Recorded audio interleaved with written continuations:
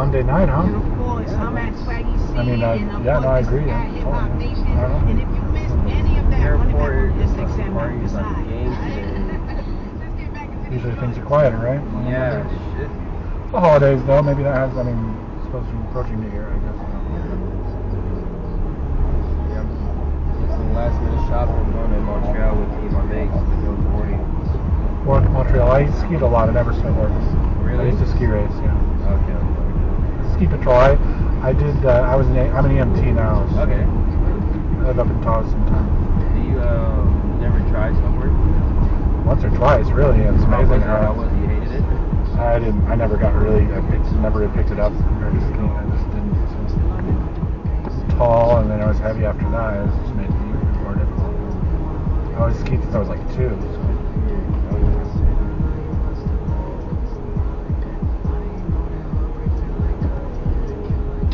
Got 25 minutes or less to your destination.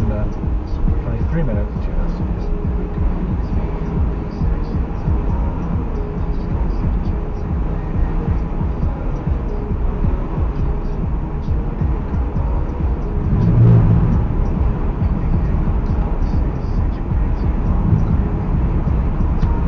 The Bay Bridge.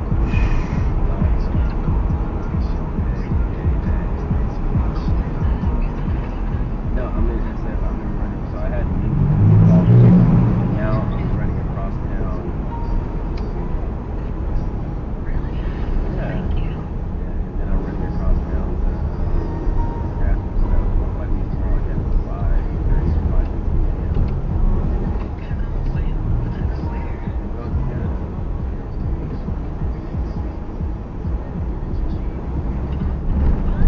I talked about this. Yes, I told you I was going again. You did listen to me.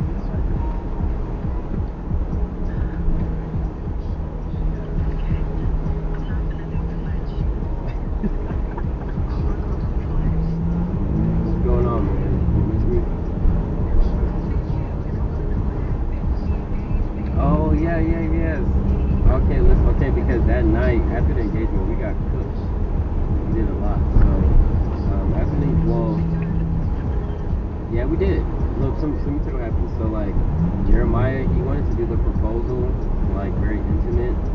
So he did that, and she said, yeah, she cried. You know, all women are gonna cry. But she cried. And then, he came to the Airbnb lounge where we were at, and her family, like, close homies. And she walked in and was crying. She's like, oh my God. It was like, you know, speaking and stuff. And then we went to the address. It was very packed. Pretty much like the whole bridal party and all our homies over there. We got like 7 bottles. We like 7. And then, yeah, came at my friend's house. And, went home, slept for a little bit, woke up, almost missed my flight, heading to the airport to come here, and what else happened? And now I woke up, had meetings, and now I'm like shopping for like last minute stuff. I had to go to REI to get some gloves and some thermal stuff that I left in Houston. I didn't bring like my snowboarding gear in Houston, I forgot. So I had to go buy some stuff, bought it, and now I'm headed to my friend's house to grab some more stuff so we can head back to Oakland and start back here. I'm gonna be in Canada tomorrow, so we'll see.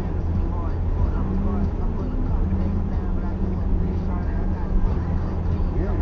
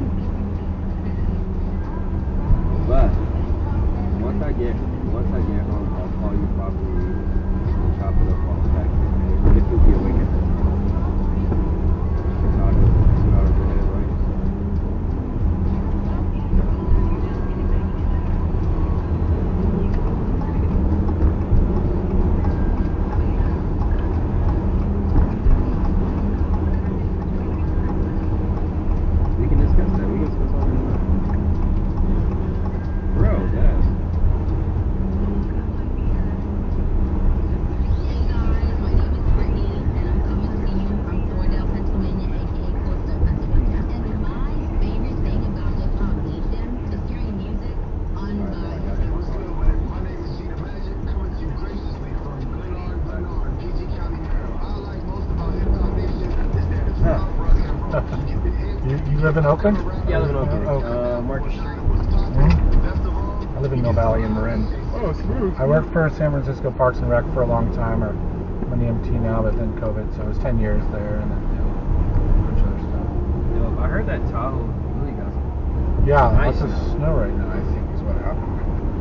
Yeah, I'm thinking, will the snow be better in Canada opposed to? Can you do that? You change your plans? Is that what you're saying? Or? No. I don't know how it is right exactly, but supposed to be. Yeah, in Montreal, it's sure. But I heard in Tahoe, like, it was nuts. Yeah, well, you know, in Los Angeles and LA, the power went out. Oh, really? Something like lost In LA? thousands of people without power. And That's not really happening in LA today. something, yeah, Southern California. I didn't quite catch the whole story.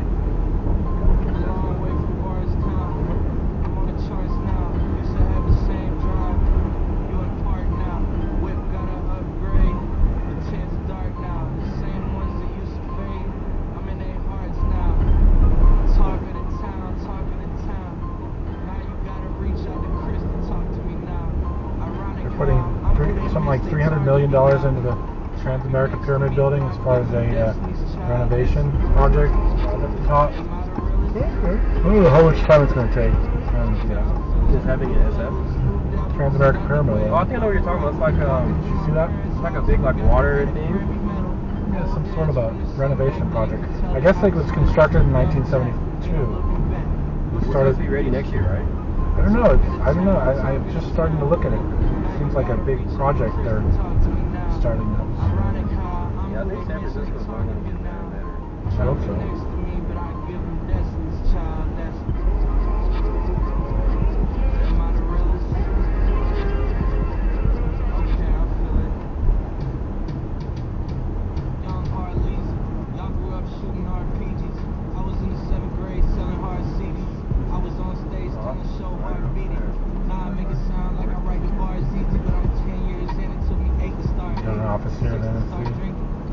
You got an office there in the city? Financial. My brother's an attorney. He used to work down in the financial district. Oh, Google. Yeah, I had a passenger. Actually, you know what? Yesterday I met a guy who worked for Google. I was flying my drone, and I went down. I took a passenger from Pier 2019 or something, all the way to the Levi's Stadium for the football game. So then I was flying my drone around, just playing with a basketball at the court. I met this fella who was Asian from mainland China who worked for Google. How was he? Was he very Google-y? Yeah, he was tech, you know. So he said he didn't live around there anymore, but he was wondering about the drone and how this works with the legal prohibitions and stuff.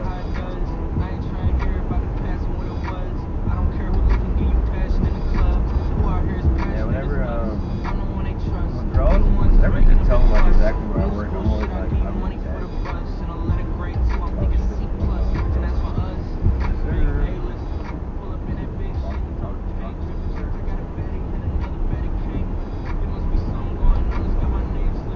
He accepted a job?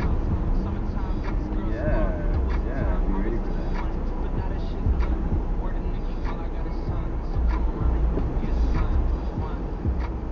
I think you can get on the far right lane because you're doing AC, right? Half a mile. Yeah, exactly. So you're gonna run it up for like how many minutes?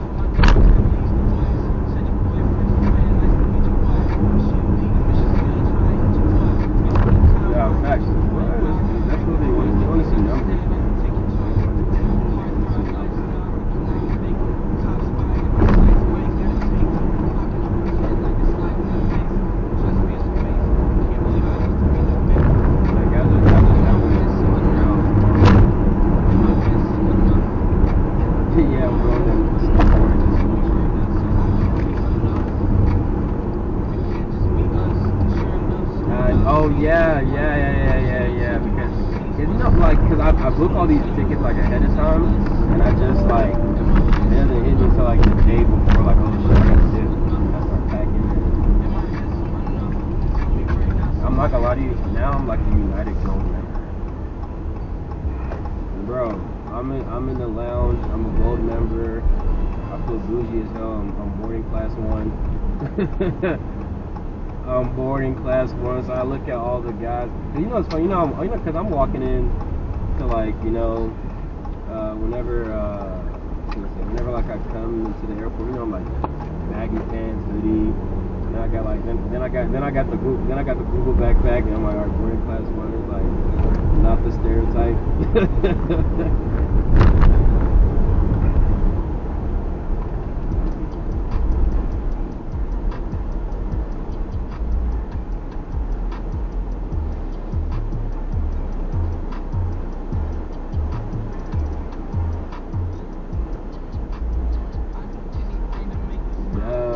I've been flying crazy anyway. Like, you know, I'm gonna be out there from Tuesday to Sunday, so it's supposed to be hot. The snow's touching down pretty good, so.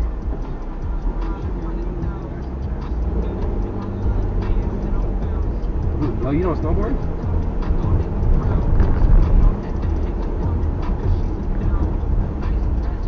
Yeah, snowboarding is just really just like core.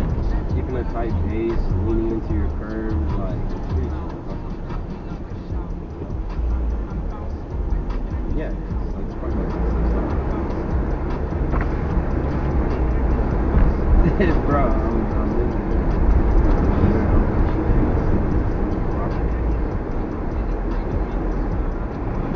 like Tuesday, Saturday, I left my GoPro at home, had to buy another one.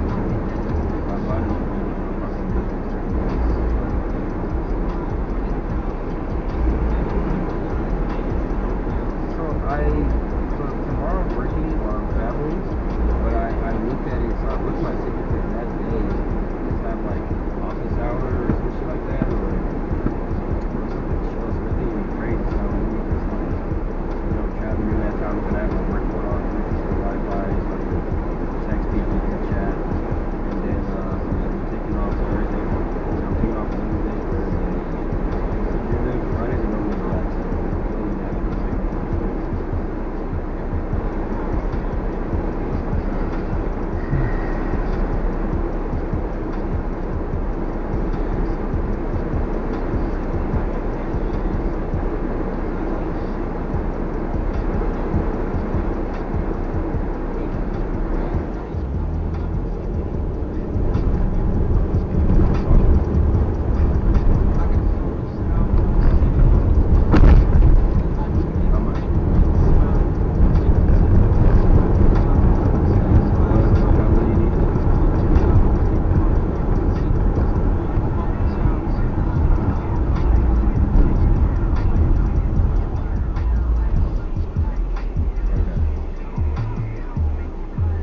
Yeah, I got you. I could send it, let me send it after this trip so I can know, like, everything, because I'm probably going to be spending bread while I'm out there. Yeah, so, like, probably, like, Sunday, Monday, remind me. If I can't send it full to 800, I'll send, like, 6 or 4.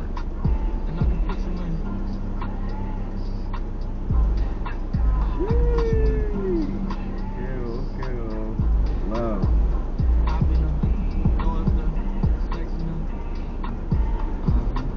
It's really not, because when you really break it down on film, man, like, when you ask somebody for cash, the person you're asking, you definitely know, like, okay, this person's not gonna judge you. And you know what I'm saying? And you know, I think it takes a lot, trust me, even me too, like, even before I got the gig, man, I had to talk to that guy. But I only ask certain guys that wouldn't just play me in the future or some nonsense.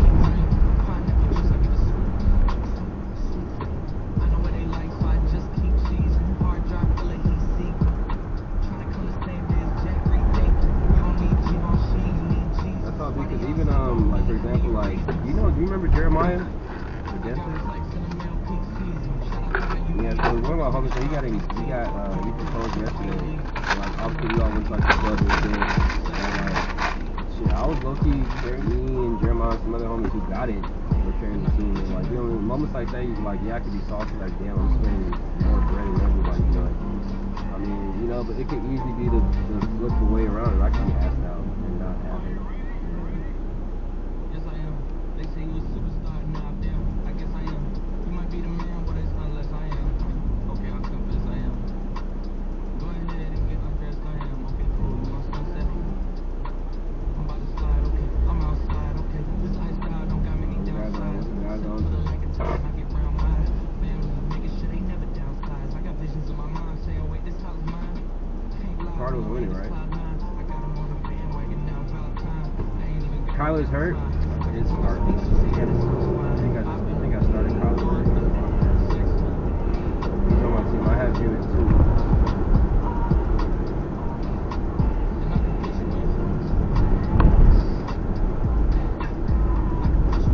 Diop at 0.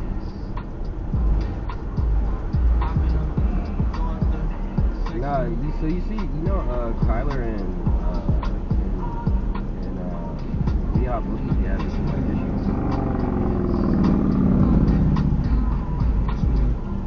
Yeah, he was talking about, bro, you gotta pass me the ball, bro.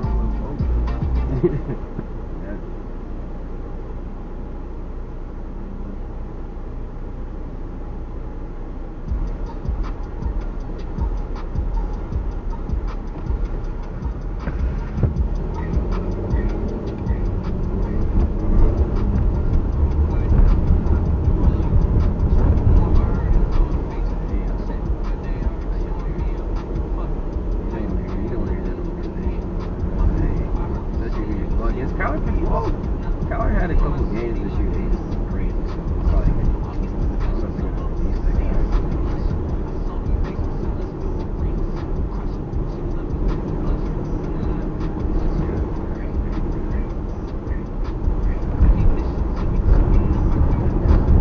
You have to. I need to push up to play mob with you. Give you the shorties, man.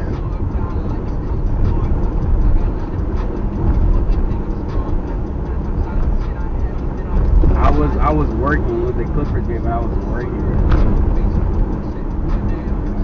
Guys were definitely in the trenches working. I was working.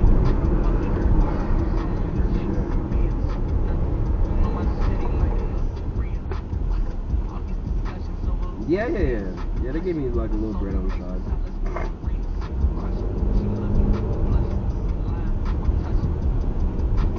Yeah, so like to the point. Yeah, to the point. I've built a relationship with, like, for example, like the Warriors. Raymond Ritter, I work with him. He's a VP of like operations and media, and I showed him some of my work. And some people from the Rockies reached out to me, and they're like, yeah, we like this stuff too. So I kind of just like went from there, and you know, I was able to shoot like some games and stuff and everything. Met Steph, met his family, met Clay, Draymond, all those guys. Yeah, I met Steph after the game. They were just chilling in the back, and then Raymond introduced me to him, said what's up, all the little Curry boys. Yeah, it was crazy. It's crazy. Like, cause it's so crazy because most of these moments, I be thinking like, damn, I want a recorder. I wish somebody was recording it. But it's like most of these moments I have with these guys is like, I just gotta keep them in my brain. Like, it's like I'm not gonna force them to pull out my phone because I'm the type of guy I am in real life. So.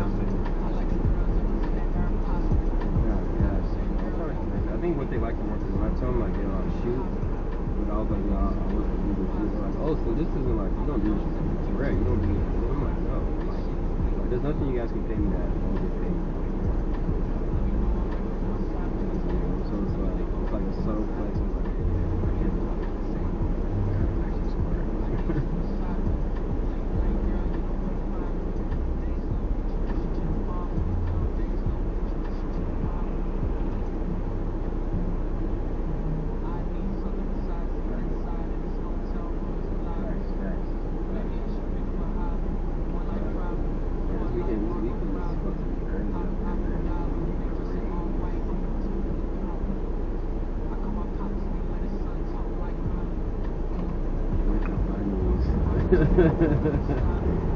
I was actually, while I'm out there, I don't got no tats. I wanted to get my dad tatted on me, like his name and like all that, like art or something. So I think like all my tats have to be like different things around there. So I'm gonna start there. I think I'm gonna get a tattoo out there.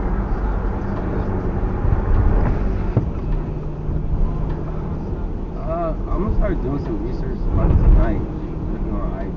I think it doesn't have to be a crazy artist. I mean, it has to be, because those crazy artists might. Cause I just want my dad's name to like the same name. I was gonna put his name in senior, you know, just like spelled out like in a different type font that I've been looking at.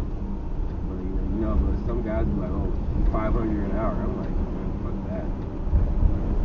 Yeah, just to spell, like, man, I'm like, you better speed that up. Shit. you can make mistakes on me. For real.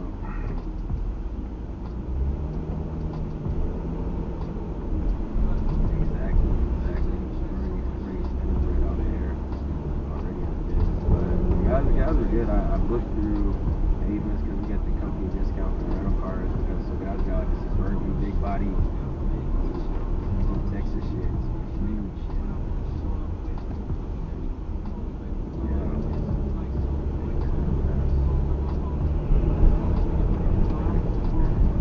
I'm about to be at my destination. I need to come home and see where my house is at. But yeah, remind me. If you don't remind me, bro, the bread's not gonna come. You know, you gotta remind me. If you don't remind me, I won't say anything. I promise.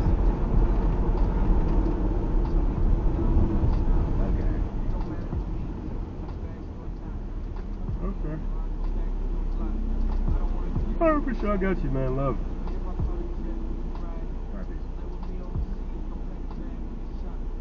Did the Warriors game last night? Yes, I help with the team. I do media photography Wow. on the side, so I shoot film. Oh, cool. Yeah, I shoot nothing but film. A lot of the homies hate me for it. I was a theatrical technician for a number of years. I was in stage acting, and then now I'm EMT, but done some drone photography with my friends' bands up in the open Sonoma and out, in the farms and schools, and about 5 different videos. So now I've got the Mavic 3, which is a good, solid drone with a Hasselblad camera. So I got some good cinematography trying to go. Some good camera. Multitasking. There's Steph. Not as Wiggins. Oh, that's weird. I can't tell because I'm driving, but yeah, it looked like Steph, but it's hard to tell. Cool. So they won last night, didn't they? Yeah, they did.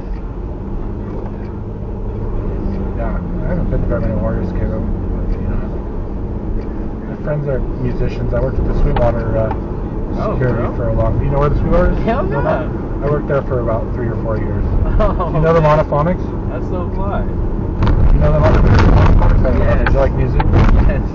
My friend's Ryan. You know Ryan? Wow, that's so crazy. One of my friends actually put me on to Yeah, well, he's into the Warriors. He loves the Warriors. At least he used to when I worked with him. when they were in Oakland. Yeah, totally. That's when I went to the game. A lot of people that live in Oakland, from Oakland, they kind of have mixed feelings about it. They kind of wish they stayed in Oakland. But I guess their reason was obviously the more money. They're like, oh well, it's around the ghetto, quote unquote. But in my head, I'm like, this improves the ghetto. This helps people that are in apartments, neighborhoods, and increases their home value. So now they're getting well. They got a brand new stadium, but that seemed to me originally my original idea was that the traffic would change everything. It just seemed like driving everybody into that part of the city as opposed to Oakland. It seemed different. I don't know. Oh yeah, because everybody put S7. Got to cross the bridge or go through, and then all that parking. God, it's a lot right down in that area. I gave a ride to sound engineer for Def Leppard before their show down at the baseball stadium last summer.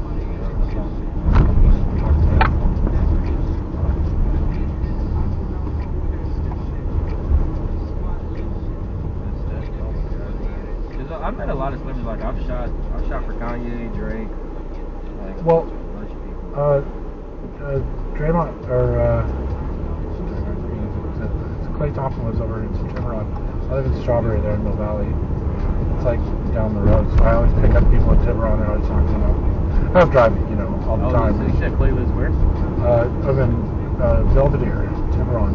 On the other side. Belvedere? On On the other side of the bridge, yeah. Oh, other So side he of the stays bridge. on his boat sometimes. He has a boat over here in Marin, yeah, Mill Valley, Okay. Marin. So the north of the Golden Gate Bridge. Okay. It's yeah, Thompson. Right? Another, I don't know. I guess Steph lives in East Bay, over by Berkeley, behind Upland.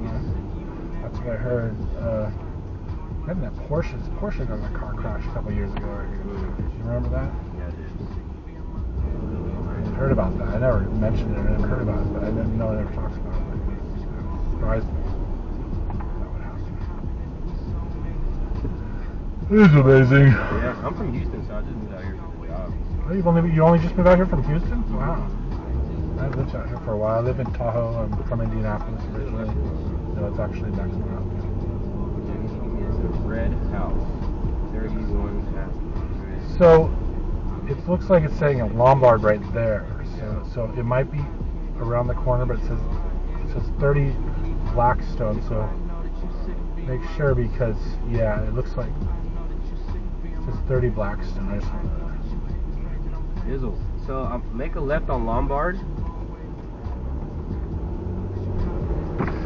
I'm asking you, shit.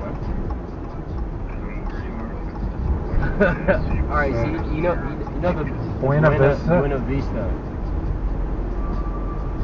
Tell me you're at the Buena Vista. I'm at the Buena Tell me it's Vista. right up here. Okay, Buena Vista. So it's you This- said it's a this- red house. This is your destination. It's red.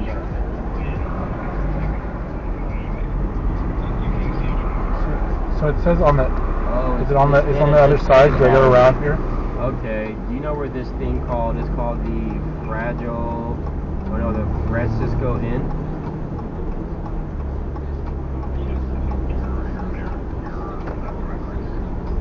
I'm gonna turn right here. Yeah, we're gonna make a right. Oh, I can't. Okay. Well, I'll just You want to hop out? Yeah, I'll hop out. Okay. Sorry, Appreciate it, man. cars behind me. Okay, good night, man. Stay safe. Happy holidays. Thank you, boss.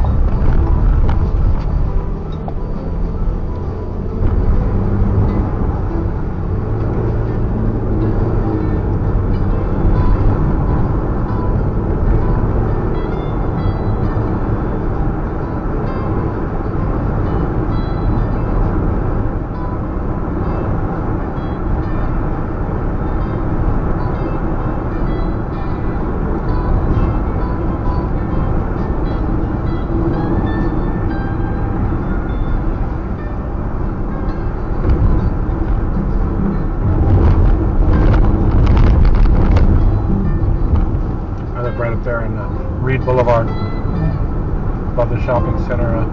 Went to school there at Strawberry. Actually, my brother's kids are going to school there, and in Mill Valley Middle School too.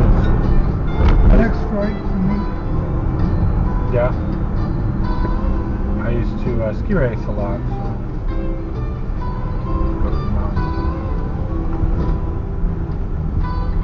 me go right here at the gas Yeah. station, is that right? Sorry, just the map isn't loading, so I can't see it, that's all.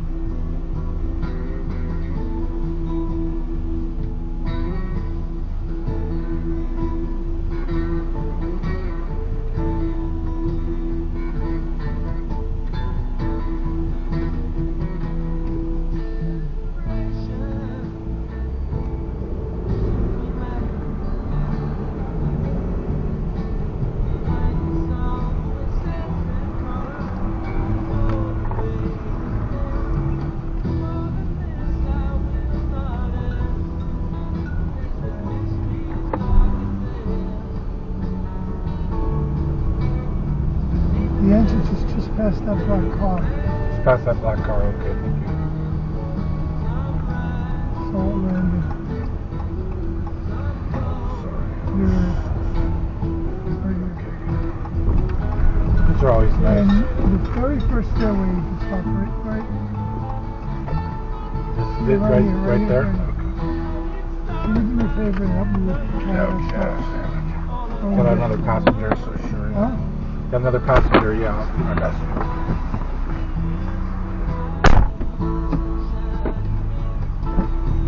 Oh.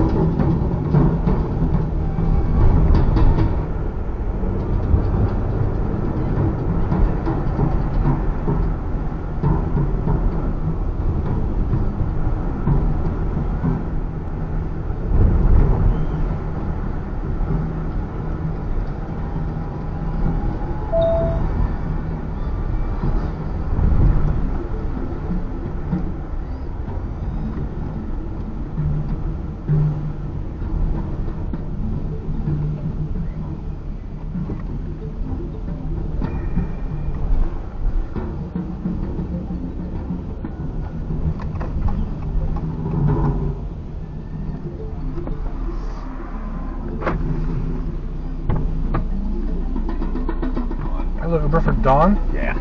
It's 23 Lower Via Casitas, Greenbrae. 213. That's it. Okay. All right. Thanks for. You're welcome. Sure, I live here in Strawberry. I'm just driving for the evenings. So I just in the car. I got that new tablet there. It's supposedly called a Octopus. So it's they give them away, but then they, you can get play games or whatever, and then it's prizes and things. So I haven't quite explored it yet, but I don't know what people think of it. So, Well, I don't know. Maybe not that interested. yeah, it's Just like kinda trivia chilling out. trivia questions, simple stuff. I don't know. I love to go through things. I just took a flight and the guy next to me played games on his phone the whole time. And I don't know. Not for you, huh? Yeah. So, I live here in Strawberry. I work as an EMT right now, and then I do this as well. So, I just dropped the car off for a friend. back home for the holidays. No. I mean, I've lived around here. I've lived in Tiburon. I'm in San Anselmo now. Okay. So, but I have a car over right behind Bon Air Shopping Center. Mm-hmm. So I'm gonna top in that, and then I'll go back to San Anselmo. Go get it. Got cool cars. But my daughter, she lives right up here near with her mom at Del Mar. I was trying to get her to give me a ride. She's got plans. Oh wow. It's the holidays, I guess. I don't know. Yeah. 16 years old. Oh. Boyfriend. She's Driving too already, huh? Is that it?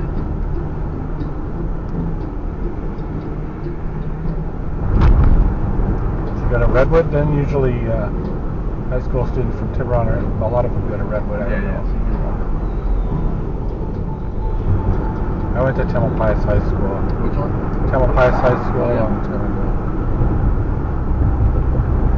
There was infection. They had to amputate again about the knee. And then she was in the hospital after that. So that was like from January, late January, then the second amputation to March. She got out of the hospital in March all the way home. I worked in a hospital, I've mentioned that one in Tiburon it's a convalescent home for 2 years. There was a possibility that she could go there, but you know, the thing is, it's better at home. It's just the cost is different. Insurance will cover that more if she was at the hospital. And she's at home right now, which is actually probably better spiritually, I guess you'd have to say. But the hospital, you know, there are advantages. She would have, you know, definitely a more, you know, medical type of care for the 24 hours a day, and but you know, I don't think that, you know, it's just tough because it's such a drawn out process. So somebody's at the house now, like 24/7. 3 different caregivers, 24/7. She has people so coming and going. Like, is there a room for them? Pretty much, yeah. Sometimes they'll sleep in the seat next to her bed. Sometimes the sofa there in the other room. So is she like mobile? It's actually not. She has a wheelchair and she exercises with her physical therapy person who she's been known for years now, Tracy, and so she had that today.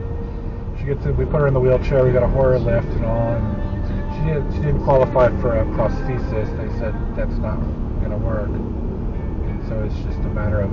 Originally, she was going out of the hospital. They're saying, well, it's going to be about 6 weeks. And so now she got home and.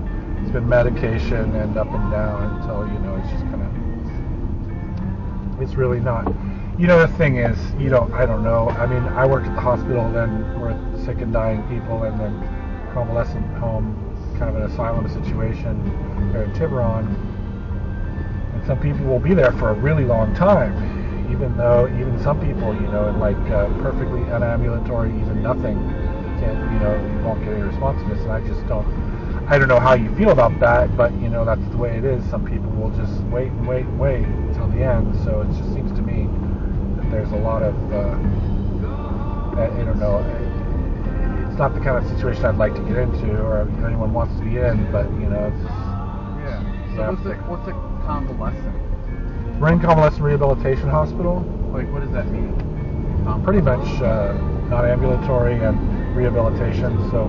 Maybe somebody will have a traumatic head injury or traumatic multi-system or body injury they can recover from. So they go to that hospital. Maybe it's rehabilitation, but there's also convalescence. So convalescent is usually definable as maybe dementia and other things that people get old and then so it's end of life, pretty much. Yeah, that's all right. So, my son just 3 months ago fell off a cliff in Encinitas, cracked his skull. Encinitas in California? Where is that? Yeah. Down in Southern California? Yeah. By Orange County, right? Yeah. And he was out by the water or the ocean or what? Yeah, he was with his friends at night downtown. And how old? 22. And he's at college then? Right. He just finished Santa Barbara or something? He was getting ready to go into his senior year. Santa Barbara maybe, or? No, he's in University of Oregon. Oh, so he was visiting then friends? Yeah, but he was working for me in LA. Oh, shit. And then just took off for the weekend, and his friend that lives down there had to meet him at the beach when they were going to Uber back to the house. And, so Devin went to the beach, but he was a couple blocks down. But it was very dark, poor visibility, and he fell off like a 40-foot cliff. 40 feet? Yeah. Landed kind of on his head, some sort of thing? Rocks and... skull in 2 places, raised artery. Where is he now? He's in Tiburon. Where? At home? He's at home. I just took him to speech therapy. It was 2 weeks ago? This was in September. He was in a coma for a month. Oh, God. So I was down in La Jolla we were at Scripps Trauma Center. He was in there for almost 6 weeks. Well, that hospital there in Tiburon does treat, does deal with patients. I mean, it sounds like he's at home now. But, well, you know, we got him it's into close by. I don't know if like a you said rehab in Chicago.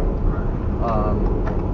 After, you know, when he was ready, and he went to a really great rehab in Chicago, and now he's back. He's been back for maybe 4 weeks, and we're looking for PT. Well, that's definitely OT. something they haven't. When convalescent, usually they stay there though, so I don't know, but yeah. Yeah, he's pretty good actually. I mean, I'm amazed. He can walk and talk and do all this other stuff, but he's having problems, with his memory and also, I don't know, just the speaking and. Aphasia, I think it is. Yeah. Is there medications and then pain at all? He is not in pain, and he got off all his medications. Oh, he did. Well, Yep. that's So- pretty quick for at least some. They say it's because he is 22. Like he lost a lot of weight, but he's back to working out. He had a broken clavicle, 4 ribs, flat. Way. Yeah. Wow, that's from the 40 feet. So I'm a ski racer. Used to be a ski racer and ski patrol. It's the kind of thing you don't really expect to see, but skiing, it's kind of common where people will crash, but you kind of expect crashing. The problem, I'd fallen on my head before when I was really little. I was throwing a rock at my brother. We lived at that 7-Eleven there in Strawberry. You go up Milan, that apartment complex. Yep. So I was on the corner of this, ledge where our apartment was. It was just cement, and I was like playing with my brother, and I fell on my head. He was 2 weeks in bed. Head injuries are never. God, it's so awful when you have a head injury. Yeah. Wasn't exactly in the hospital or anything. I went to the hospital a couple of times. Skiing, I landed really hard after jumping like maybe 150 feet, landing on my head, in snow. And the other time was at the ice skating rink. I slipped backwards and landed on the back of my head. I was in the hospital in Tahoe Forest Hospital for a couple of days. Just a head injury, not cracked or anything, just pain. But I think if you ever get hit in the head or that pain, it's just not fun. Well, yeah. I mean, I have a whole different perspective on that now. Concussions and all that other stuff. Concussion, yeah. But it's I can't believe that. I'm so thankful that he's here. He really backed himself up. Somehow, yeah, he's got to reflect on that and then just figure out maybe if there's anything, I don't know, you never want to, don't expect it, right? The doctors, those nurses just watching him 24/7 and like adjusting medications and things. Yep. Like, that was amazing. Did he go to Redwood then? Yeah, he went to Tiburon. Yeah. I played water polo for Town Pius High School, so, yeah. yeah. That's just, one of the things that there's a lot of people that have had issues. There was a guy, a water polo guy from Drake, got in a car accident in August and lost his leg. He was in His leg? Yeah. Oh, wow. Just like a student? Had been just got so out of he was Drake? and he was, I think he was really into water, like polo. God, yeah, I'm never going to play water polo. Stefan, his name was Stefan from Drake. But yeah, he's just going through similar stuff to my son. So you think, we're so resilient, but life is so Can't fragile. take it for granted, right? Turn left on El Porto, then up behind the hospital. Yeah.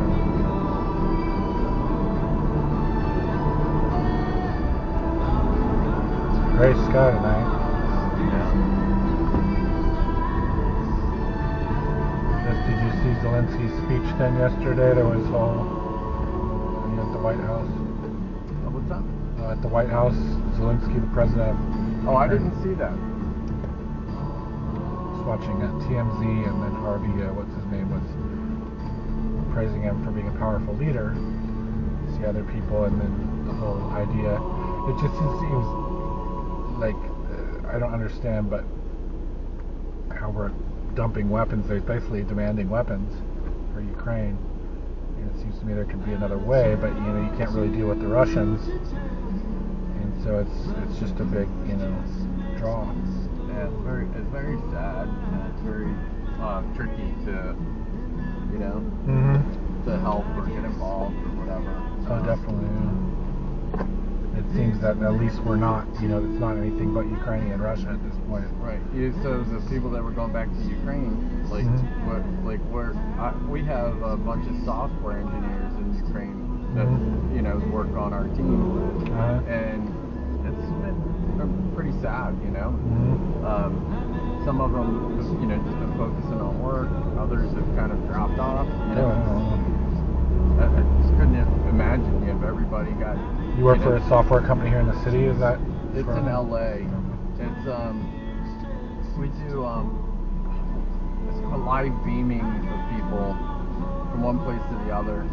They show up, you know, they beam from LA and show up in Canada at a comedy show or something. I have a drone. I've done a lot of that, and then we've done live performances with that on YouTube, and I'm getting really into that. And then instruments and music with my friends. And the drone is really good, and you can do live drones. I mean, you have to have over so many if you do it on YouTube, like 1 million or something. But this is more like, so it looks like you're. Do you remember? Like Coachella, there was Tupac came out on the stage. It was, you know, he's been dead, right? But 1996, it looks like they're right in front of you, but they're not. They're like we beamed like Elon Musk from Texas into his Palo Alto board meeting, and it looks like he's right there. Pretty wild. What kind of cameras are you using? Is that? We're just using like regular, like I feel like it's like a Sony like AX7 or something. With a big zoom telephoto like type? a 4K camera. And then we have like a capture card and you know, and then the software part of it. But yeah, it's not a sophisticated camera. It's just a, you know, it's a quality camera. And we're able to transport that 4K. I got this. This is 1080, but this is AZDOME, and then that's and then it's a nice camera with double, and then it has a for the rear too that I haven't hooked up. Oh yeah. I have a quick cam that's 4K. It does 6K and 30 frames, and then the DJI that I have is amazing. It has a Hasselblad camera on it. It's like a $3,000 drone, and I can do 4K 60 frames a second. No problem, and upwards of there with stills and programmed functions that will do amazing. Just push of a button, it'll go anywhere with a you can program it, or just click on a subject and they'll kind of fly around doing master shots. It's really interesting. I've flown over the Salesforce building twice now. Oh yeah. And yeah, that's really cool. Like, yeah, it's great. It's great. Look, one of the things that we do is we take this 4K video and stream it so fast that you can have it's like a phone call, but it's actually you're standing in front of somebody, and that requires a lot of RAM then and a lot of there's stuff, little special more stuff in the background. But I'm up right there on the left. That you can pull right over to the left behind this black car if there's somebody behind you. This is it. I'm at the Audi right in front of it. Okay. Okay, Don. Well, yeah, glad talking to you, and I hope your son comes out all right. Yeah, thank you, and I hope things go well with your mom. I know it's it's a little while there. Tough stuff. Yeah, part of life. Yeah. Anyway, the company I'm working for is called Proto. Proto. Yeah, if you look like Hologram and Howie Mandel, you'll see stuff. Oh. He works with us. He's kind of crazy, but it's fun. Cool. Thank you so much. I really appreciate the ride. Okay, yeah, thanks, Don. Take care. Stay safe.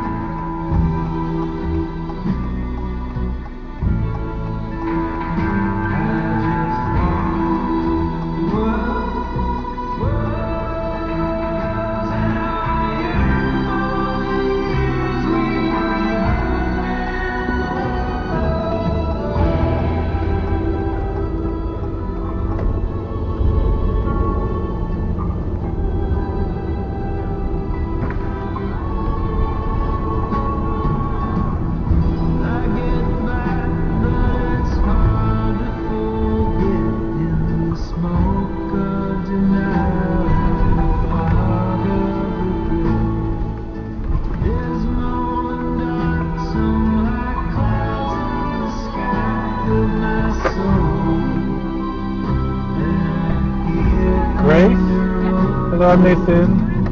It's up to you, yeah, no problem. Just 8 minutes then to the Apple store in Columbia. Just there last night. Really? How was it for you? I bought another light. Smart lights are really cool. The colorful app lights, I don't know what they're called now.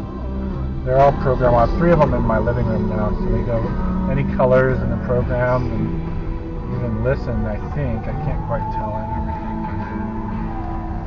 They're really pretty, man.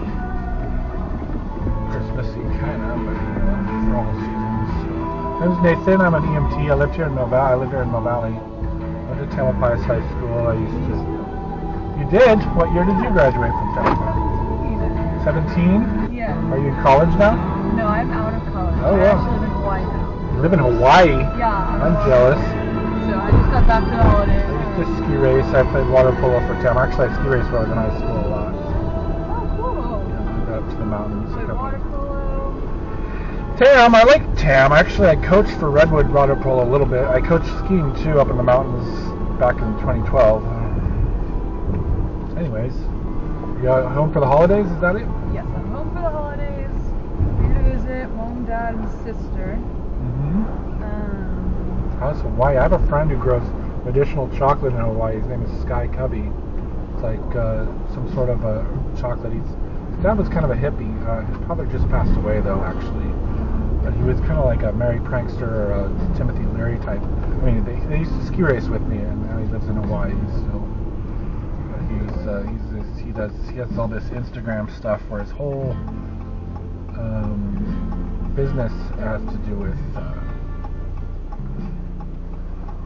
medicinal chocolate that he grows. It's actually other stuff too, right? You know what island he's on? Hmm? You know what island he's on? I can look it up. I think it's Hawaii. I'm not sure. No, I don't. Interesting. Yeah, I know. You don't hit, but I have another friend who has a chocolate company there too. It's interesting. Yeah, I never would have thought of that. This guy, let's see. I think the last time I saw him,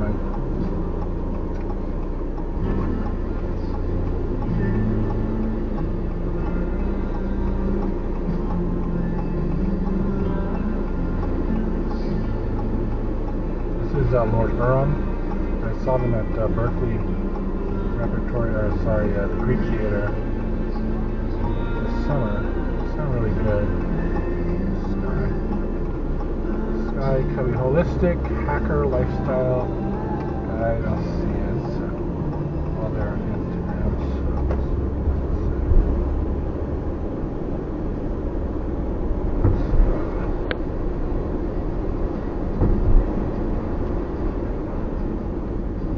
Mauna Kea. Oh, Mauna Kea. So Big Island. Yeah. Oh. Yeah, Mauna Kea has snow on it right now. That's the picture I see here. Yeah, usually it's not. Oh, beautiful. That's Yeah. worse than I thought. He's got these crazy videos that he sends. His daughters are in college now. They must have just graduated from high school there in Hawaii. Do you surf? I do surf. That's part of the reason I moved out there. I went to Santa Barbara. Oh, Santa Barbara. My brother graduated from Santa Cruz. Santa Barbara? Santa Cruz. Oh, Santa Cruz. He's an attorney here in Santa Fe.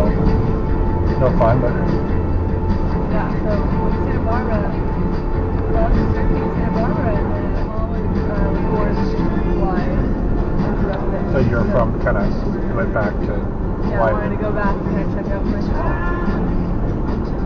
Cool. And it's Grace? Nathan. Nice to meet you.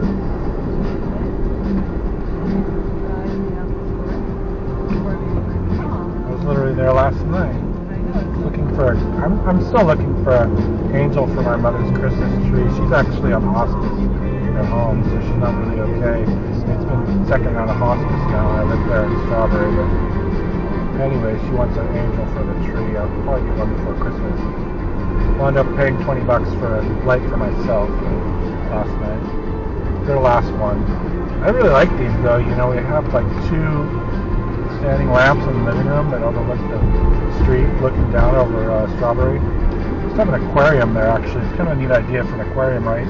Looking down over a hillside. That's where my house is. I live in Reed, yeah. Oh, I live on Reed Boulevard. Which 116 is where? I was Do you know the 299, Petrocellis? 299 Reed Boulevard. Do you know the Petrocellis? Michael Petrocelli, they live up on the top, Ricardo and Reed, I think. Oh, yeah. They own the Book Passage. I went to school with Michael Petrocelli. Oh, yeah. He was TAM class in 1993. He lives in New York now. I think he's a journalist. I think he even works for the New York Times. But then so I actually, the Book Passage, I had books signed by Salman Rushdie of all people, books signed by Chelsea Clinton for my brother's kids, and the city. There are two Book Passages. One of them's right here, one of them's in the city. Yeah. And so the Petrocellis, they have their emails sent out, and these people come in and talk, or signing, book signings. Something you'd see on C-SPAN 2, maybe. So, did you just get back from Hawaii? So I just flew in. And then that was my mom's buddy, who was actually in the city on a doctor's appointment, so I brought it to her, and then she drove me back to Marin, which was so nice of her. And now, I am normal to get the apple store. Oh, you're gonna go meet your mother there, so. She's getting a phone, taking care of over there. And so all the stars aligned, and all the places I need to be were very close. This was really connection.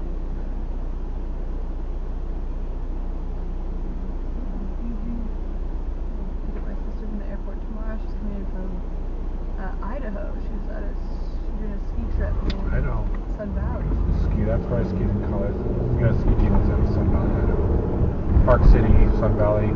Actually, not Sun Valley, Idaho. Sorry, that's wrong. Salt Lake City, Utah.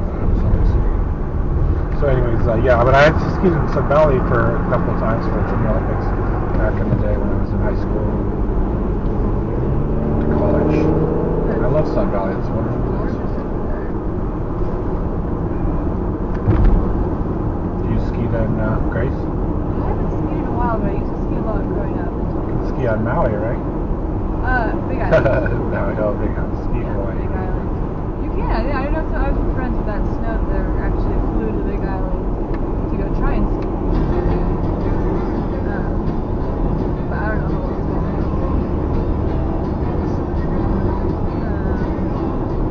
So you graduated from high school in 2016 at TAM, you said? Yeah, 2017 from high school, and then So that 2021 means you were born probably in 1993 when I was graduating from high school.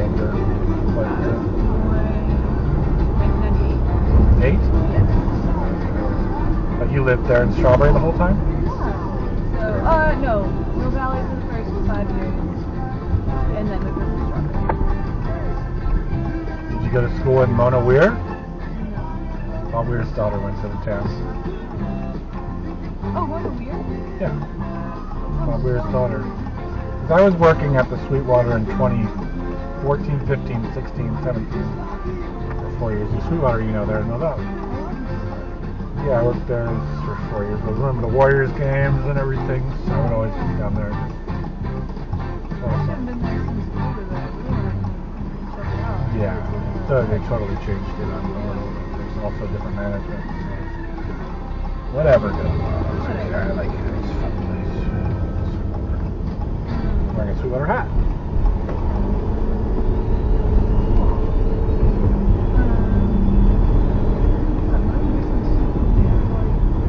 Two daughters, Chloe and Mona. Mona did go to TAM as far.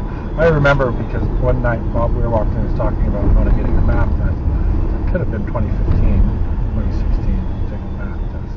It's crazy because Bob Weir, he's like, associated him with high school. Although when I graduated from high school, then it was different. We all went to Grateful Dead shows.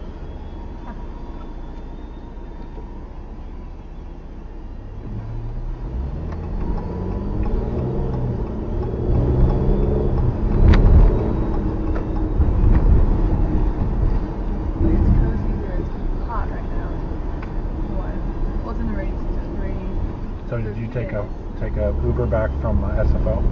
No, so my friend's mom was in the city at a doctor's appointment. He has admitted that he's lied. And all these people who are accusing him, they're politicians. They're lying. They're all liars. For those who didn't vote for Santos, deep frustration and resignation that this is the new norm in American politics. Very discouraging, but not surprising. Ever since the election of Donald Trump, it's been a total swamp. Our thanks to Miguel Marquez for that story. And joining me now, Republican New York Congressman Anthony D'Esposito, who was the first sitting House Republican to call on Santos to resign. His district also neighbors Mr. Santos' district. Congressman, thanks so much for being with us. We appreciate it. Let me ask you this. I want to get your reaction to this New York Times story that Santos allowed his campaign to do a background check on him. They had all these red flags saying that, you know, he should drop out of the race. He kept going. What was your reaction to that? And I was, you know, had you heard any of these rumblings that there was all of this checkered stuff in his background? I didn't, and I know that I spoke to party leadership here in Nassau County, and we didn't hear about any of those rumblings either. You know, listen, George has come out again and again and said that you know, there were things that were made up. He uses the term embellishment. Listen, I was born and raised here on the South Shore of Long Island. Embellishment is talking about you know, going fishing and how big, making sure that you talk about that your fish is a little bigger. That's an embellishment. Private load board to significantly reduce detention and delays at customer facilities. Plus, take it.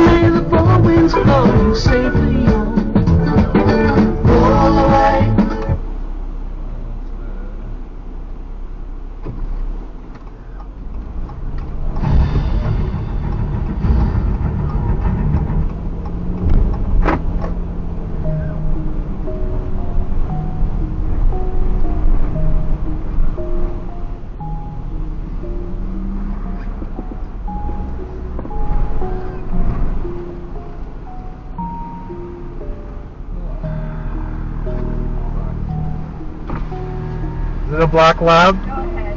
A black lab? She's a mix. She's a mix. What's her name? Great Mastiff and Great Beautiful. Thank you. Just thinking about that. We used to have Goldens and Irish Wolfhounds. What's her name? Her name's Scarlett. Scarlett? Awesome. Yeah. Thank you. Have a good one. You too.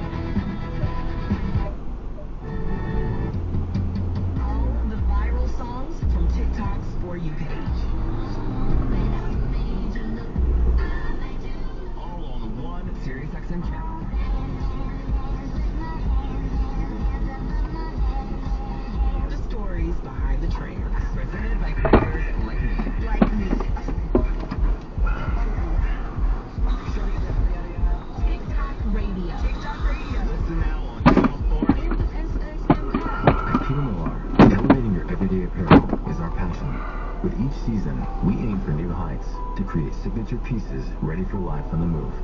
Our latest lineup captures a casual sophistication with a focus on versatility and fine craftsmanship you've come to know from Peter Millar.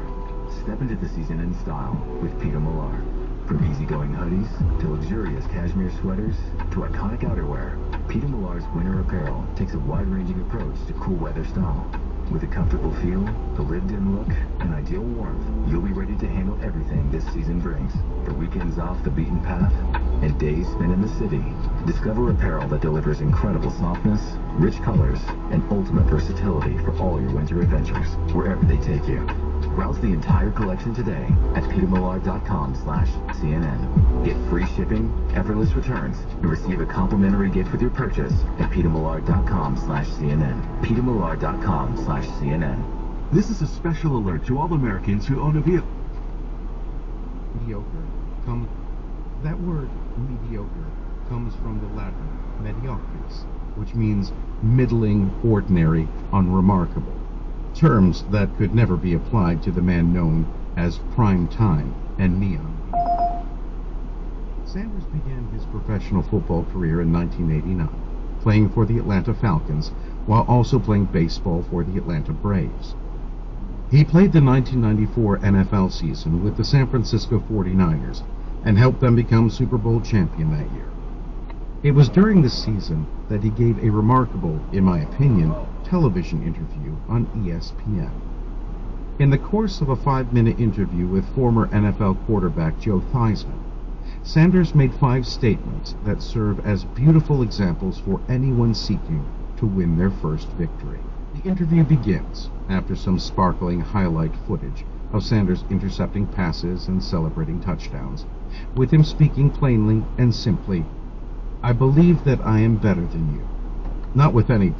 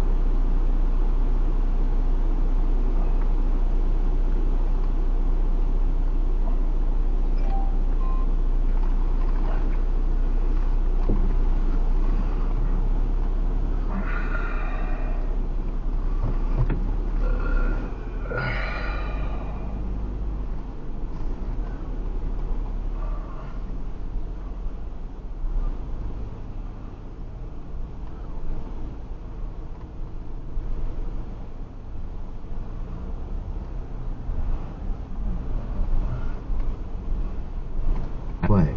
Again, that specific play. Again, as a plain as day statement. Barely 20 seconds later, Theismann, the interviewer, starts to set up his next question by beginning with, "When the ball is up in the air," but Sanders doesn't even let him finish. He interrupts and delivers one of the most insightful comments I have ever heard from any performer. Sanders says, referring to the ball in the air, It's mine. It's for me. It's not for him. It's for me. It was meant to come to me when the ball is up in the air. I think that's the attitude a defensive back must have. Fourth, Sanders replies to a question about his foot technique at the line of scrimmage by saying, I change it up all the time.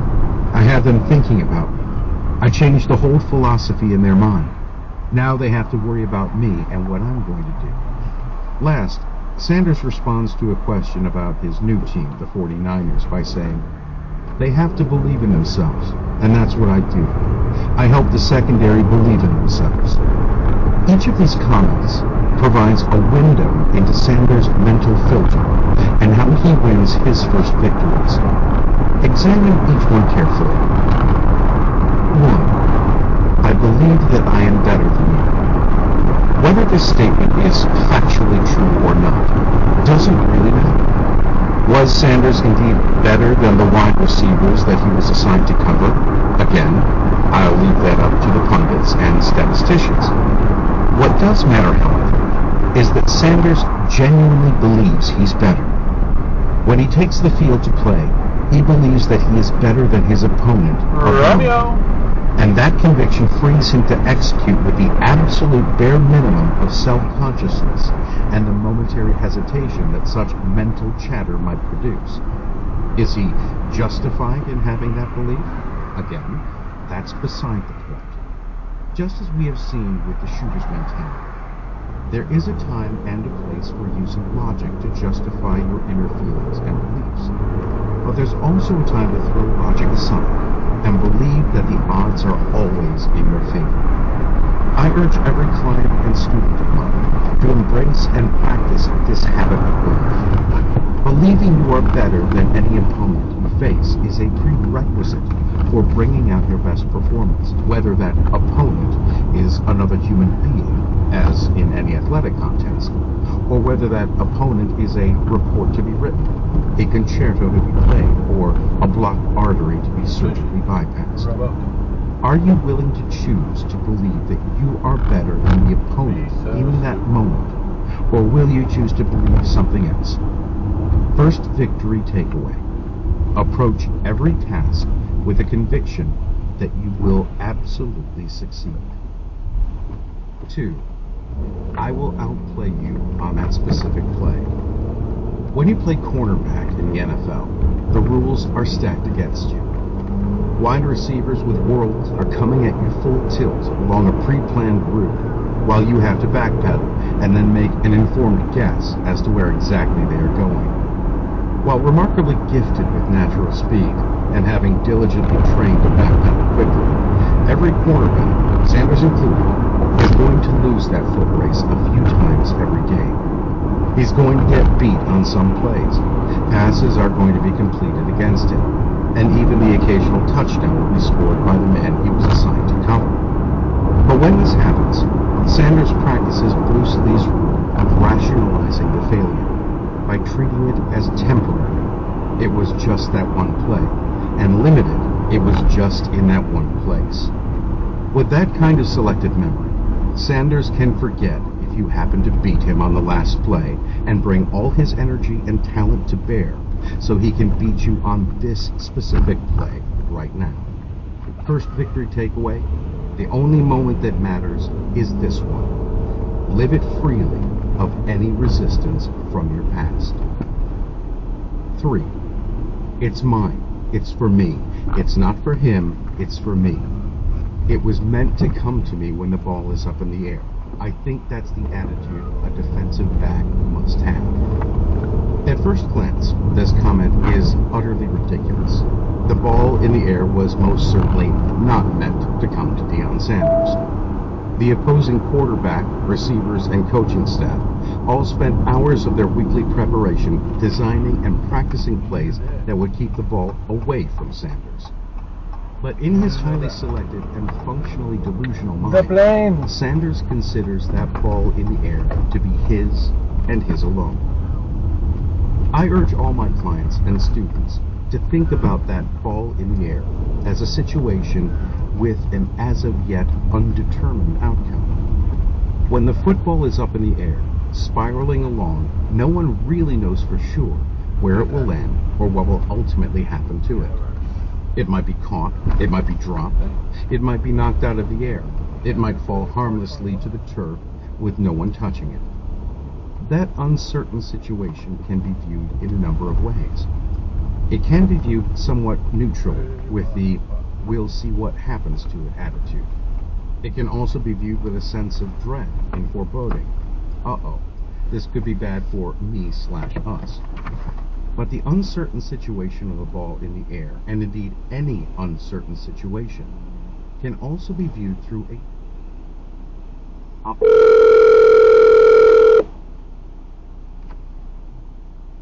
Hi. Hello, Uber for Delta? Yeah, I'm right Oh, behind. hello. The mountain bike? Yep. Okay, hi, I'm Nate. You're right there.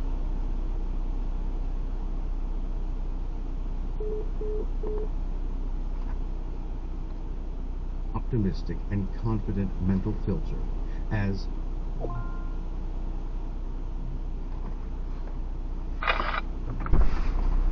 Hey. Hi. Okay. Delta, I am Nate. Salinas Street. Okay. You live here by the seaplanes? Yep. My cat is in the back of the car. His name is Romeo, so I let people know. I actually took him with me to my Uber inspection a couple of weeks ago. Oh, cool, right? So he's a chocolate spotted Aussie cat. Oh. Okay. this was meant to turn out in my/our favor. Please pause. How are you doing today? How was your New and Year's? consider Everything what okay? uncertain situations you face every day in your work I live or in your Strawberry. practice or your I went professional to life. TAM. Do you share Deion Sanders' "it was meant to Sorry come to for me" all the water. attitude It's been really about flooded future? recently. I I don't think every that could be your athlete fault. trying out for a team to think Yeah. that roster I like the spot was meant for me. precipitation. So. I Rain counsel is good, every especially athlete for on the the team to ground. think that spot on the starting lineup is mine. And I counsel every starter on any team to think that All-League or All-American award is mine. Deion Sanders says, "I think that's the attitude a defensive back must have." Dr. Zinser says, "I think that's the attitude every athlete, every professional, and every performer must have."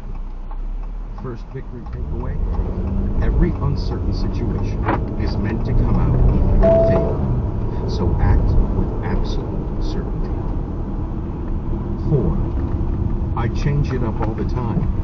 I have them thinking about me. I change the whole philosophy in their mind. Now they have to worry about me and what I should do. I'm not sure if Sanders actually changes any of his opponents' philosophy, but I agree completely with the principle he's working from. Rather than think, okay, I've got to cover blank, insert Randy Moss, Jerry Rice, Andre Ricin, or any other top-level wide receiver of Sanders' era, and make sure he doesn't burn us for big plays. Sanders' attitude come game time is that Randy Moss, or whoever, is going to have his hands full trying to beat me. He's going to have to up his game a ton if he's going to get anything on me. Rather than think that he has to elevate his game to match any opponent or situation, Sanders, and any mentally tough pro, takes the view that a new opponent or new situation has to come up to his present level of competence. The pressure is no longer on him. Now it's on the other guy. Mind you, Sanders will put in plenty of preparation and study to be ready to perform at a high level. But he will also, and this is the key, decide that his level of preparation is always enough. That's where I live. And that the pressure is 116 now on the hill. outcome. Reed Who are Boulevard. your equivalents of the top-level wide receivers that Deion Sanders was covering? Who are your opponents and competitors, and how do you tend to think about them? Are they obstacles or forces that require you to dig down deep to find some special reserve of strength or smarts that will allow success? Do you put pressure on yourself by thinking, I have to really be great in order to be so-and-so or make that deadline? Or do you allow yourself a little peace of mind by thinking, that opponent has to beat me. All I have to do is play my game / do my work, and I'll be fine. Is the pressure on you, or is it on the other guy to beat you? Is the pressure on you to make that deadline, or is the pressure on the deadline to try and crack your composure? For an alternate look at this attitude, there is a wonderful scene from the movie Men of Honor, the true story of Carl Brashear, the first African-American, and the first amputee to earn the U.S. Navy rank of Master Chief, Petty Officer. Brashear suffered a severe leg injury midway through his 30-year Navy career during the recovery of a nuclear warhead from the ocean floor off the coast of Spain. Rather than leave the Navy with his dream of making Master Chief unfulfilled, he insisted that his injured leg be amputated below the knee, convinced that he could still be effective as a salvage diver once he trained himself to run, swim, and dive with the proper prosthetic. At the scene depicting his official hearing to determine his readiness to return to duty after surgery and rehab, Brashear's character, played by Cuba Gooding Jr., responds to a question from the presiding officer, a skeptical Navy captain, who doubts Brashear's fitness for the physically demanding job of a Navy salvage diver. You're almost 40 and you have one good leg, the officer starts. Do you really think you can keep up with healthy divers half your age? Brashear's answer, whether the invention of a Hollywood scriptwriter or an actual statement at the time, comes right out of the Deion Sanders playbook. The question is, sir, can they keep up with me? First victory takeaway. The pressure's always on the other guy. Just play your game the way you know how. Fine. They have to believe in themselves, and that's what I do. I help the secondary believe in themselves. I have to be careful here. While Sanders exemplifies the self-confident athlete, I don't know what kind of teammate he was. While doing the research for this book, I was unable to find comments from his former teammates complimenting him for his positive influence in the locker room or the meeting room. On the contrary, there are plenty of comments about how Sanders was far more concerned about his own stats and accolades than he was about the success of the teams he played in. So what are we to make of his statement, I help the secondary believe in themselves? I think the first victory takeaway here is this. Projecting genuine confidence, which Sanders How you doing back there? and modeling optimism and mental resilience whenever the breaks go against him or his team or James are both valuable contributions to any team or we're all on one team or another, and in some cases several. Even the individual sport athlete, golfer, tennis player, has a coach / mentor, and most likely a partner or spouse. So does the individual artist and solo proprietor of every small business. Every musician, even those who perform solo, relies on a team of lighting, sound, and recording crews to make performances happen. Every surgeon works with a team that includes an anesthesiologist and several nurses. These teammates who are working with you and supporting you should get the benefit of your belief in yourself. They don't deserve to be the ones who see you at your worst or whom you complain to in your loneliness.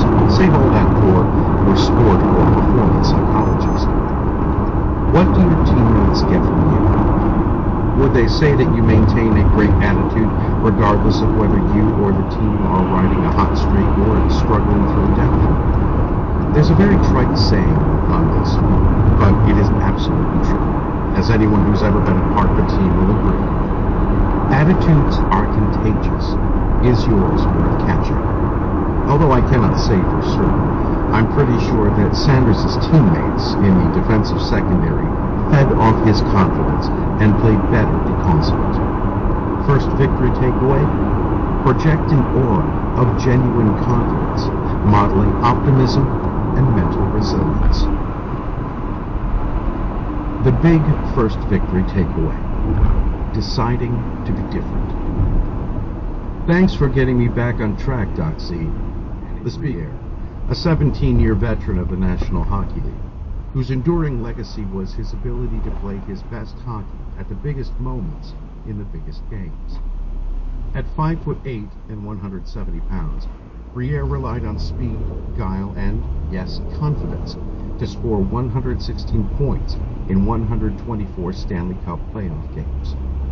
Briere had been exposed to sports psychology early in his pro career as a member of the Phoenix Coyotes, and the confident mentality he developed helped him become a top-tier NHL player and captain of the Buffalo Sabres from 2005 to 2007. But when he signed with the Philadelphia Flyers in 2007, things changed. It was a new team in a new city with a new coach and a very big contract. And all those adjustments turned into distractions that brought Danny Briere's confidence down. Arizona? Instead of taking the ice with the attitude that he was twice the size of any other player, Briere began to doubt himself, and those doubts affected his performance and production. But those doubts didn't last very long. Danny Briere and I went to work on his attitude and rebuilt his mental bank account with a steady diet of quality envisioning, constructive self-talk, e.g., I deliver when the game's on the line, and by adopting Deion Sanders' idea that the ball was meant to come to me. In the final game of the 2010 regular season, which the Flyers had to win to make the playoffs, Danny Briere's confidence, the result of this unconventional but constructive thinking, came through. That game ended in a tie and proceeded to a shootout, where each team selects 3 players to take an unopposed penalty shot against the other team's goalie. The teams alternate shooters, and the highest scoring team wins the game. Danny Briere was the first shooter up for the Flyers, and as he prepared to charge down the ice and take on Henrik Lundqvist of the New York Rangers, the best goalie in the game, the magnitude of the moment crept up on him. I knew this was a pretty big deal. I knew everyone was watching me, that our playoffs hopes were on the line, that there was a lot riding on what I was about to do. And then he changed his mind. This is where I'm supposed to be. I was meant to be the difference maker. This moment was meant for me. Briere took the puck, flashed it past Lundqvist, and the Flyers won. Briere went on to have one of the greatest postseason performances in hockey history, recording 12 goals and 18 assists as the Flyers advanced to the 2010 Stanley Cup Finals. Reflecting on that, Danny Briere told me, I can't thank you enough. Our work really made a difference, and it's weird that so few players think this way. Briere is dead on.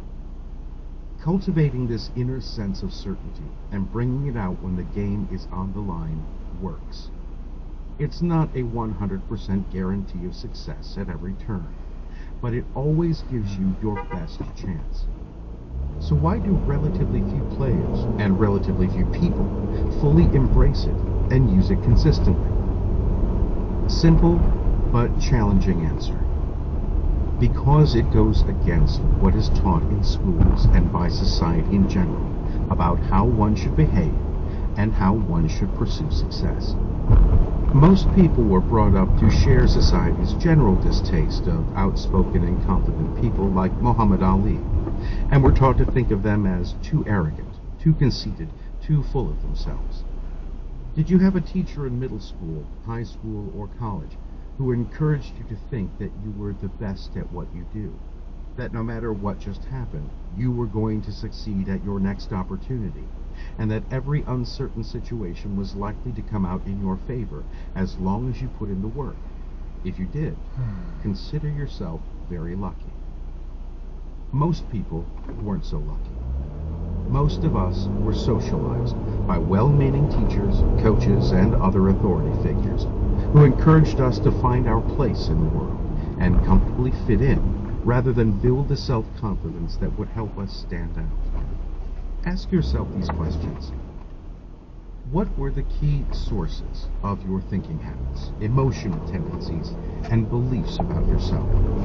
How did you learn to think the way you do?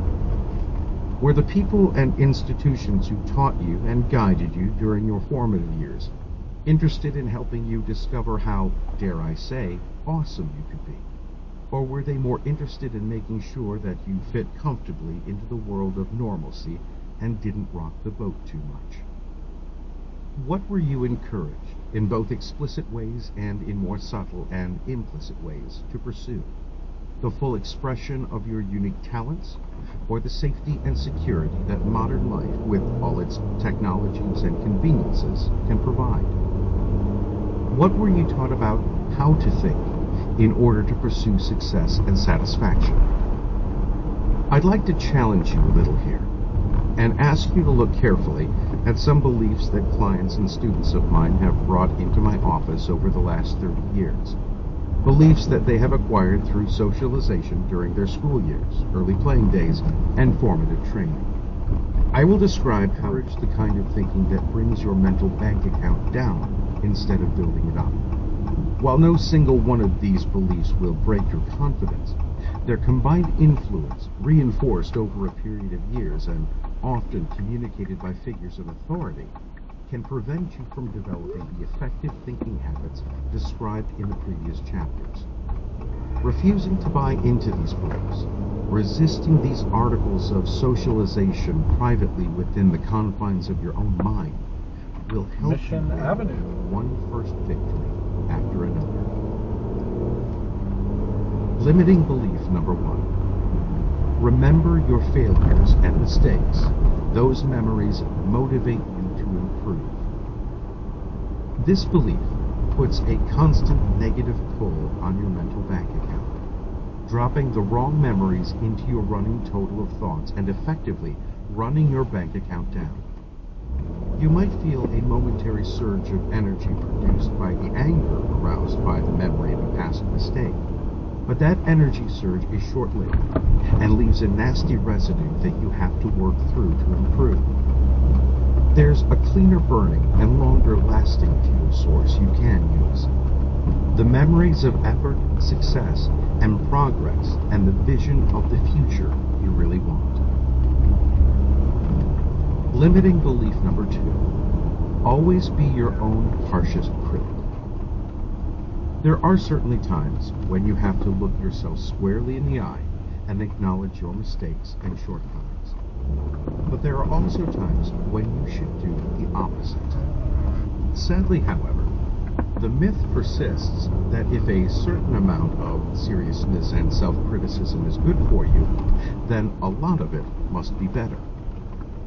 As a result, a steady stream of self-criticism can become your default setting, with you believing that you are actually helping yourself by maintaining it. In reality, though, you're just buying into mediocrity by beating yourself up and drawing your mental bank account down. Face it, if you criticize yourself all the time in practice and think about all the things you have to improve when you're away from practice, then you shouldn't be surprised when you don't feel any confidence on game day.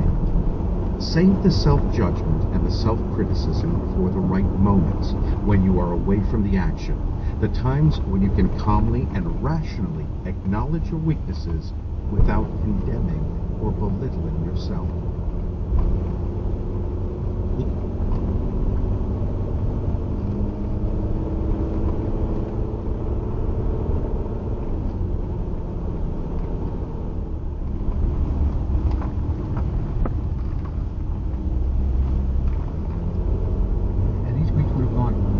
Delta? He also found ironworks. Ironworks. Right? So these people were manufacturing tools also of various kinds. This was an industry city where they had the distribution right there. So Petrie discovers this lost city. Right? It's an important, very important. Now, Babylon is eventually destroyed. It's destroyed. Right? So they don't have to worry about the Babylonians now, maybe. But we have a new threat, right? We're in the third phase of this dynasty. We've seen the Assyrians occupying, Thrumwell, right? Babylonians. Babylonians are now going to be destroyed. Beautiful. I live on top of this hill. The Persians. Persians. Right? So this is a new threat. Right? So we have a new threat. Right? We're in the third phase of this dynasty. We've seen the Assyrians occupying, Thrumwell, Babylonians. Babylonians are now going to be destroyed. Beautiful. I live on top of this hill. The Persians are coming. Now, during the reign of Amasis, as general, have you ever seen? So you've been on the airplanes before? There at the seaplanes? But they're not yet there. You have? But when he dies, his successor, they go to Lake Tahoe. III, inherits the Persian problem. You know, it's like in the Mel Brooks. Oh, good. You know, it's great to be king. Sometimes it's well, not so nice good to meet you, Delta. Have a nice day. Enjoy your new year. And he is defeated by the Persians. Stay safe. He goes to fight them very much. You're welcome. at Pelusium. It's in the Delta, right? Eastern Delta, trying to keep them out of Egypt, the Persians. A new threat. And he loses. He flees. He goes back to Memphis, hoping that there's a fortress there that will hold him. But he's captured. He becomes what I believe is the first king in the history of Egypt to be captured by foreigners and taken out of Egypt, captive. He is brought back to Susa, the Persian capital, and this dynasty ends with the Persians in control of Egypt and their king on foreign soil in chains. Next time we'll see what happens with the Persian threat.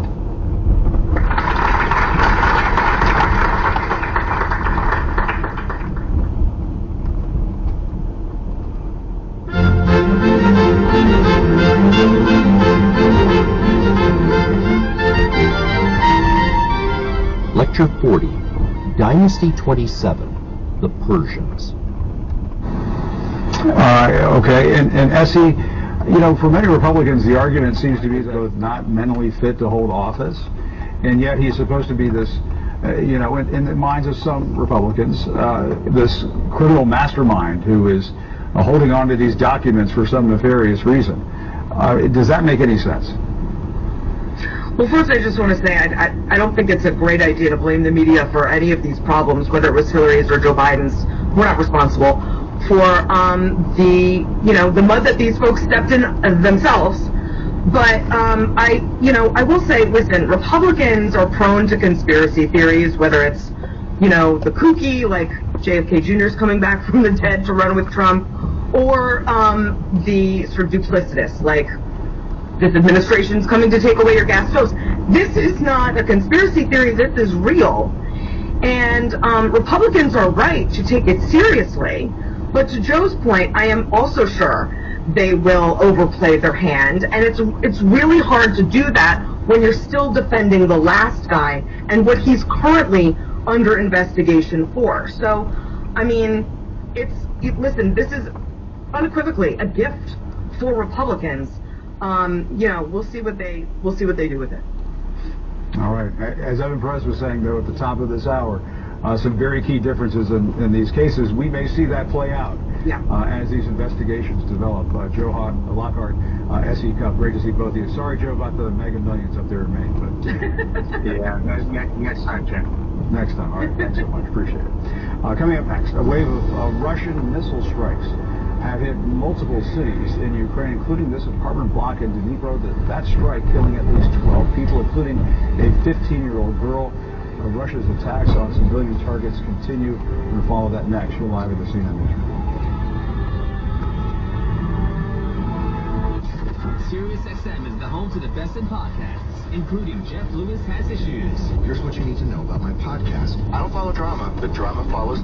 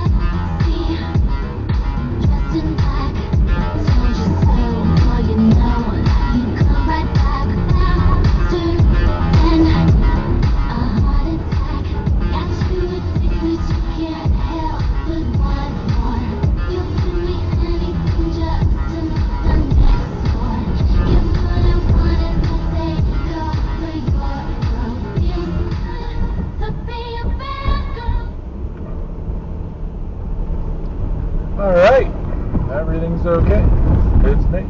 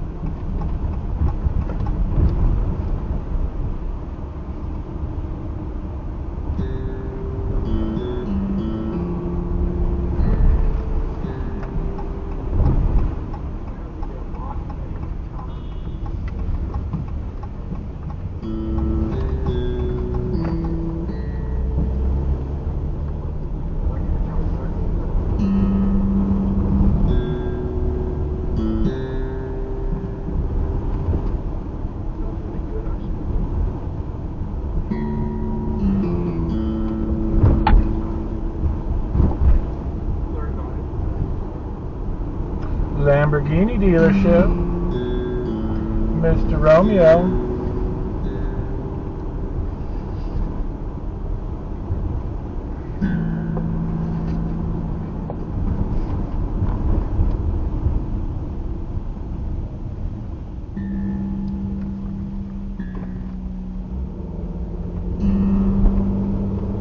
All right, the Best Buy.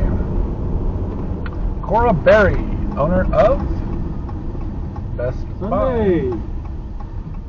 Alright, it's Sunday. Thank you, Best Buy. Thank you, Cora, for my drone.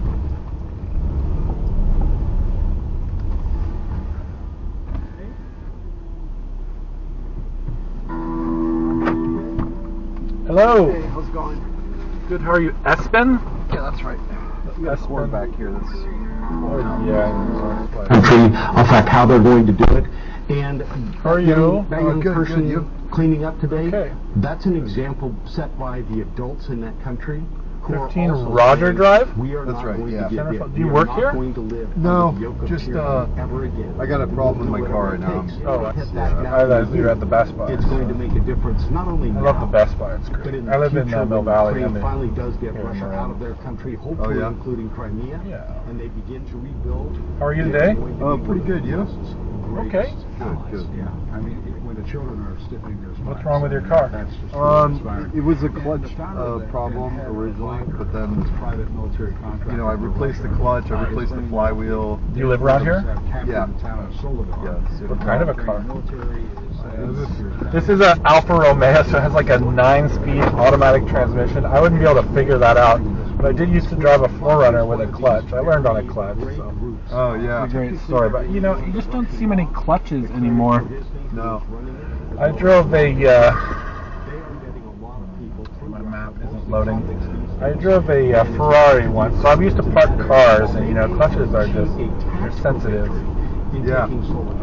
Yeah, they are. Plus, you know, when I drove my Subaru, I think we replaced it 2 or 3 times. It's like ridiculous. Yeah. But then, you know, I did the flywheel, the clutch, and all that. But then I damaged the steering column, and that was like a special part I had to order. What kind of a car is it? It's a Volvo, it's a 2004 Volvo. 4? That's 60. Good story. We went to Europe in 1998. My mother, brother, and I with an XC90. With her XC90, we went to Gothenburg. Oh yeah. And we bought the Volvo there in Gothenburg at the Volvo plant. Oh nice. Yeah. In Sweden. We drove it across Sweden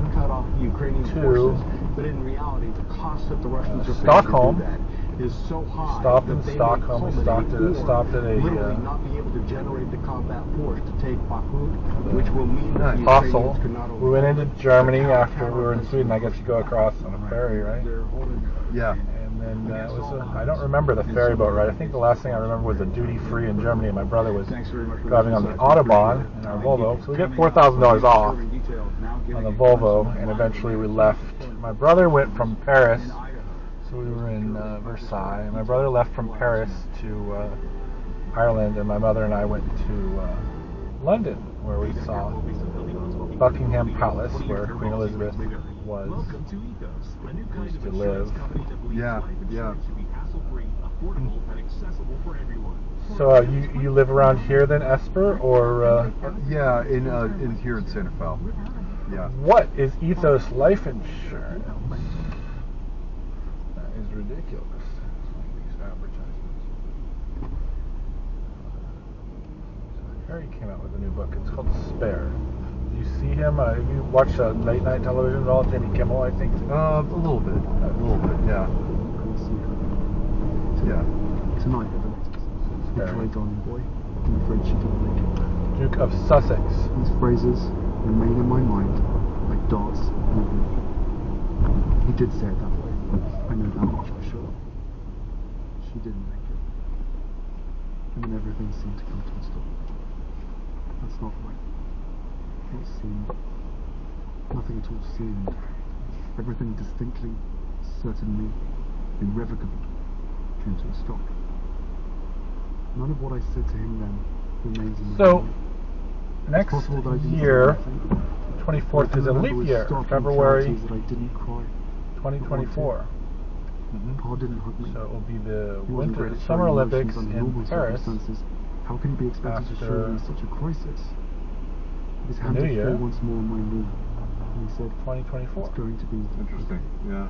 And then we'll have 2026 in Cortina, which is Italy. I'm not exactly sure where Cortina is. I guess Italy is, but where's Rome? Right? All roads lead to Rome. We were in Paris. I was like standing there at the Arc de Triomphe, reading the names engraved in it. I guess the cathedral in Notre Dame has sort of a facelift right now. It's got a skylight. So it must have remained. It's just snowing there in Paris. Yeah, because they're putting wood in. I wish I could remember what he played. Maybe it doesn't matter. With bagpipes, it's not true. So did you see that then, Esper, in Los Angeles? That Black Lives Matter with the cops, I guess, that tased the fella who was founder of Black Lives Matter? What, recently? Just yesterday. Oh, no, I didn't. It's bad, so I don't know what's going to happen, right? Because you remember Floyd. Floyd, and they're like suing, they were suing for $200 million, so that was, Kanye West, or suing Kanye West. It was Sunday, so as always, we went to church. A loser club. He gets to join Elon Musk. The most amount of money ever lost. Losers. Donated decades early by Victoria. I have a cat in the back of the car, by the way. I'm sorry, it's broken. I should have told you. In case you're allergic. Say again? I have a cat in the back of the car. He's in the carrier. Oh, no, I'm not allergic. It's fine. Which I never understood. I've seen photographs of us going into the church that day, but they bring back no memories. Did the minister say anything? Did he make it worse? Did I listen to him or stare at the back of the pew and think about him? On the way back to Balmoral, a 2-minute drive, it was suggested that we stop. People had been gathering on gates. Some had begun leaving things. Stuffed animals, flowers, cards. Acknowledgement should be made. We pulled over, stepped out. I could see nothing but the back here now. Yeah, he's in the he's in the carriers. I could hear nothing but a rhythmic clicking across the road. I reached for my father's hand. Maybe this is the destination. I cursed myself because that gesture I'm gonna ride my set bike. off an explosion of clicks. I'd given them exactly what they wanted: emotion, drama, pain. Inspired. Love this area. I used to live out at San Pedro, so not for very long. I was later, Paul left the Okay, have a nice day. Stay safe and enjoy your New Year. Yeah, thanks a lot. Appreciate it. Have a good one. Okay, bye. They needed to learn more about the Oh, crash. whoops, sorry, So yeah. they said You were telling me, yeah. to arrange for the return of Mummy's body. Body? I kept using that word. It was a punch in the throat. No bloody lie, because Mummy wasn't dead. That was my sudden insight. With nothing to do but roam the castle and talk to myself, a suspicion took hold, which then became a firm belief. This was all a trick, and for once, the trick wasn't being played by the people around me, or the press, but by Mummy. Her life's been miserable. She'd been hounded, harassed, lied about, lied to, so she staged an accident as a diversion and run away. The realization took my breath away, made me gasp with relief. Of course, it's all a ruse, so she can make a clean start. This very moment she's undoubtedly renting an apartment in Paris, or arranging fresh flowers in her secretly purchased log cabin somewhere high up in the Swiss Alps. Soon she'll send home on road. It's all so obvious. Why didn't I see it before? Mummy's not dead, she's hiding. I felt so much better. Then doubt.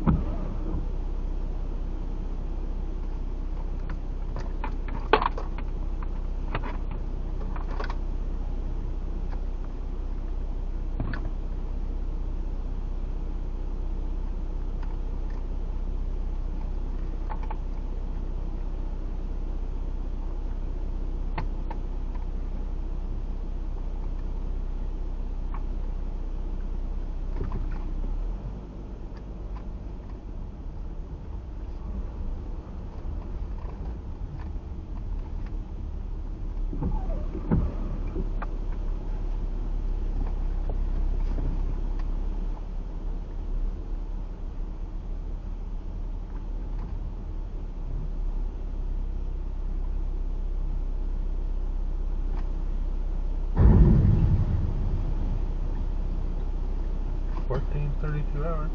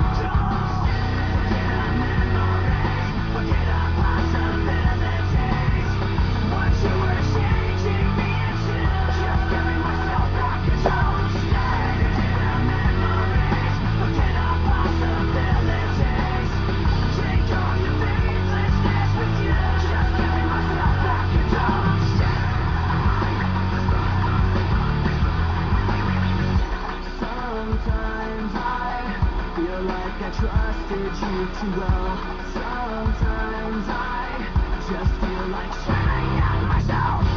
Sometimes I'm in disbelief, I didn't know. Somehow I need to be alone.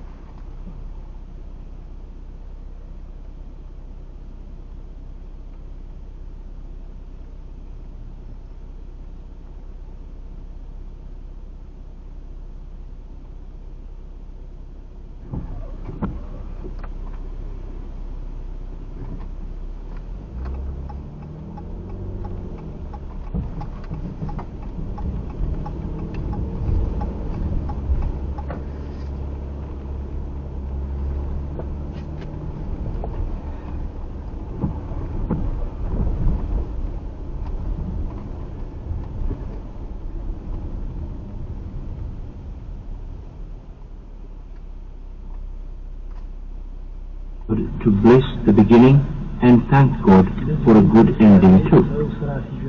We believe that all people, in all of their responsibilities delegated to them, will begin and finish their work in God's name. I give you a brief answer.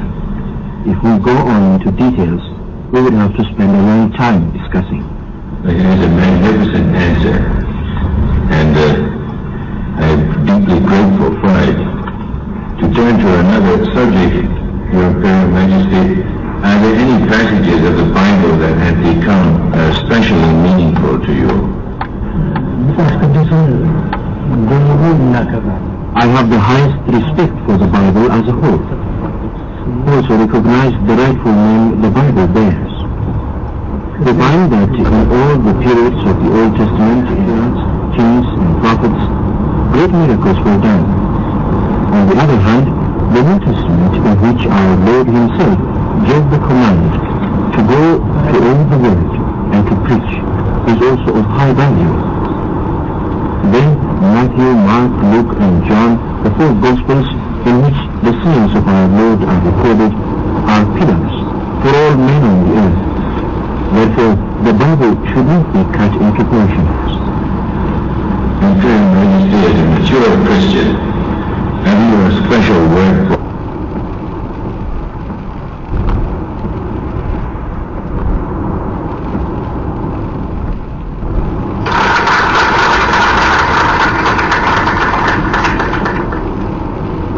Welcome back. Remember last time we left our story with the king of Egypt, Psamtik, captured in Susa by the Persians? I want to talk today about the Persian domination of Egypt.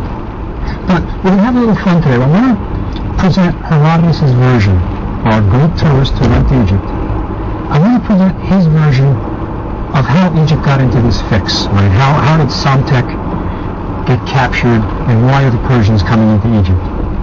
Now, we have to go back to the time just before Psamtik is captured. If you remember, the previous king is Amasis, the general who took over.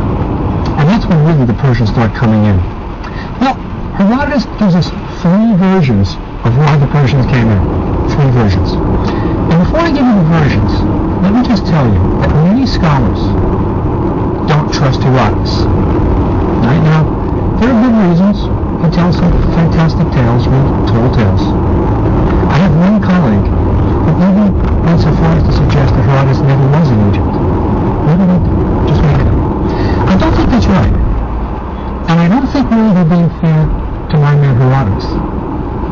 I think that Herodotus basically should be viewed as a reporter. He reports what he sees and is told, and I think he tells it honestly. He may have been told a lot of nonsense sometimes. He reports it. But I don't think he's as bad as people think.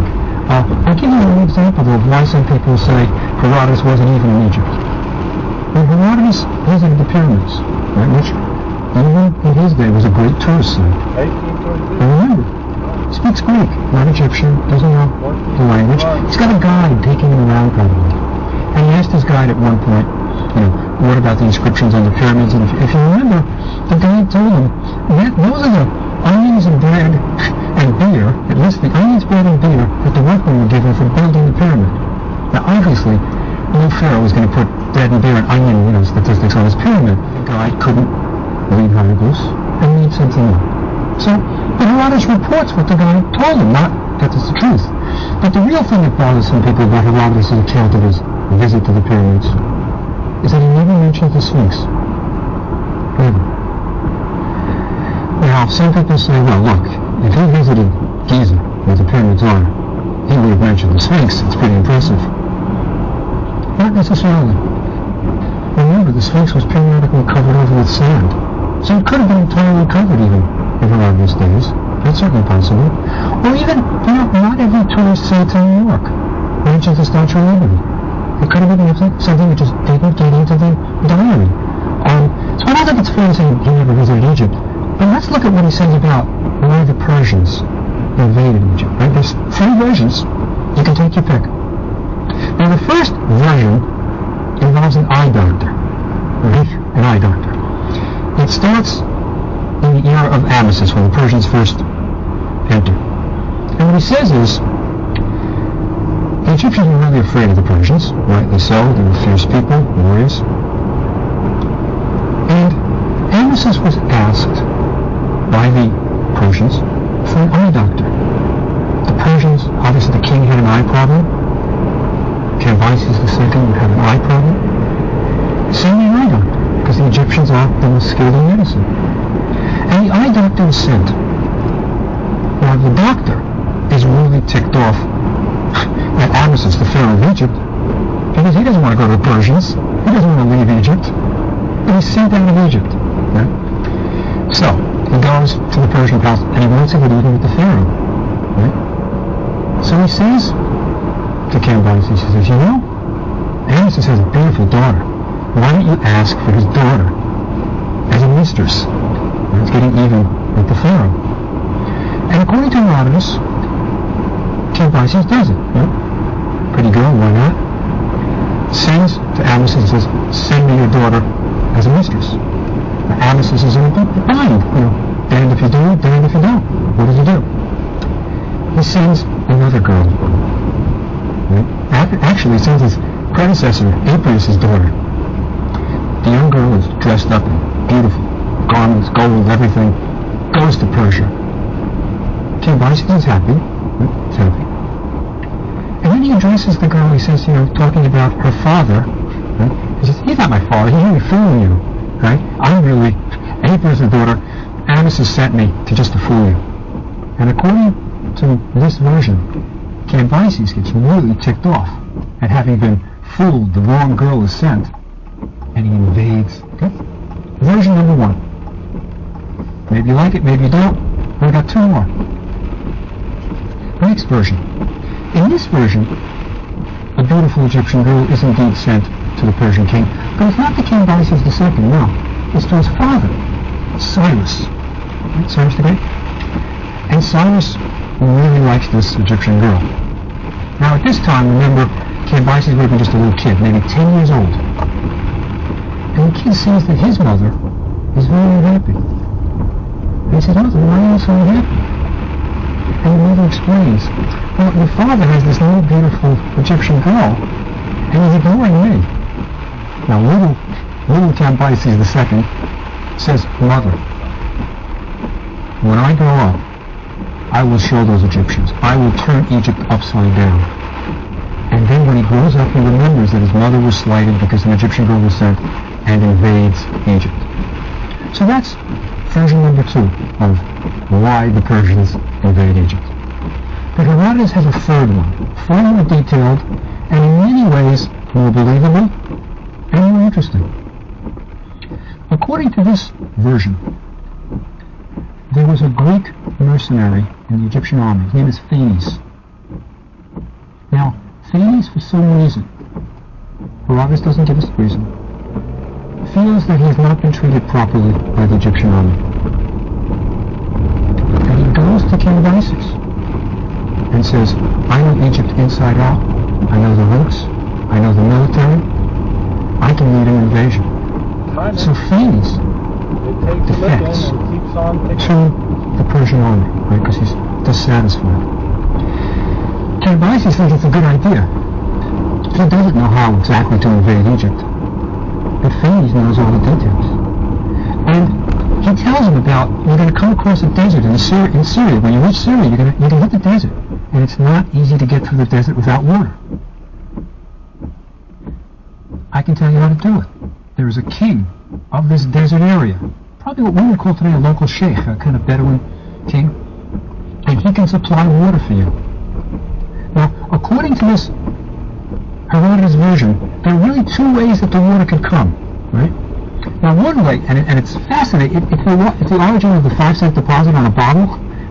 What Herodotus says is that into Egypt came amphora, wine jars, from Phoenicia, from other areas. All these jars come in, but you never see an empty one in Egypt. You think they got wine, you never see an empty one. What happens to them? It says, well, the deal is this. The mayor of each town is supposed to send all the empty to Memphis in the north. It's like a a depot, collecting area for the empties. And these empty amphora in Memphis are filled with water. And they are sent to this desert depot, and that's how people can cross the desert. You can always amphora with, right? So it's like a deposit, the 5-cent deposit, they go back out. Now, what Herodotus says, though, is that this was a time of year where there weren't a lot of these jars in the desert, so that's not going to work. So what Phanes explained to him was that this Bedouin king, this sheikh, king of Arabia is actually how it's called, can have camels with water skins waiting. And that's how the Persians are going to be able to enter into Egypt.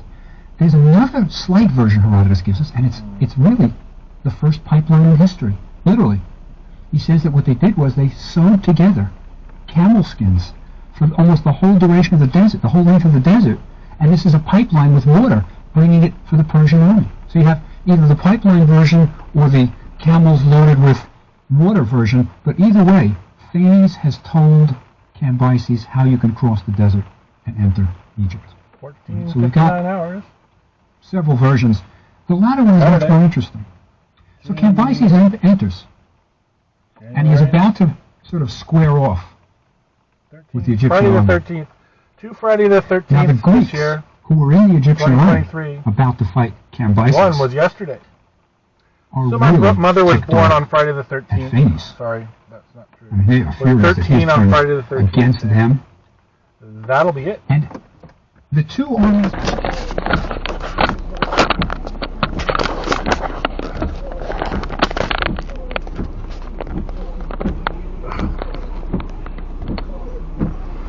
Okay.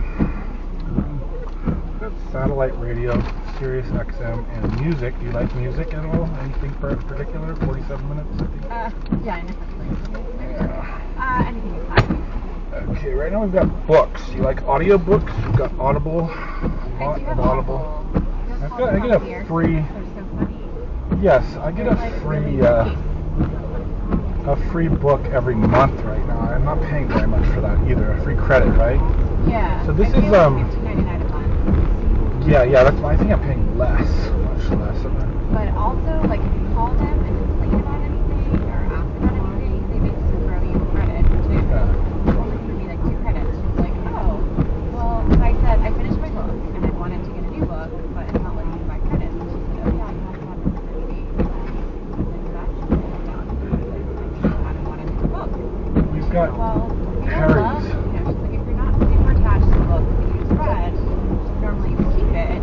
You can go ahead and return it. She's like, I'll return it for you, give you another credit, and I'll give you another credit for free. And I was like, We've got Harry's book here, Prince Harry.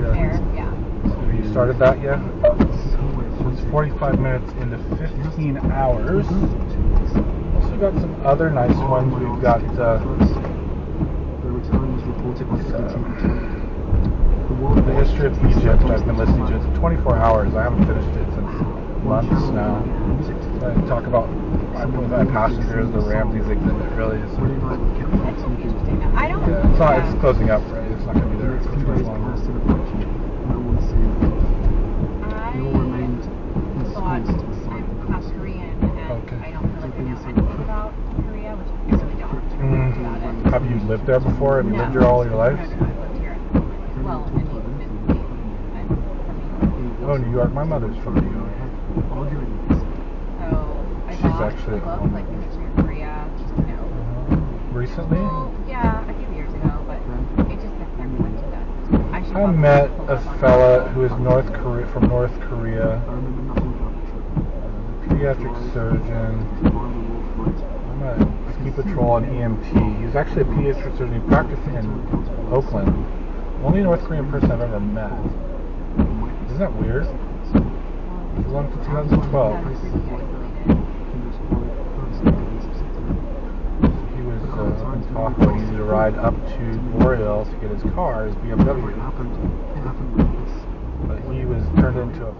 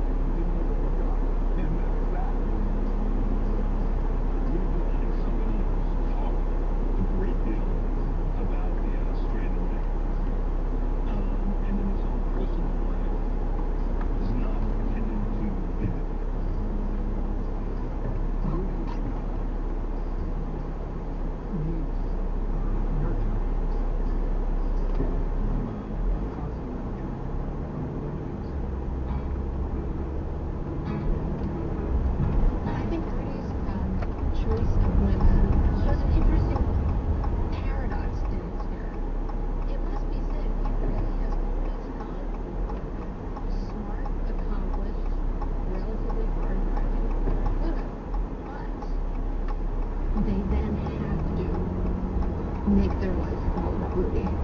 I think in his personal life as in his professional life, he is the king.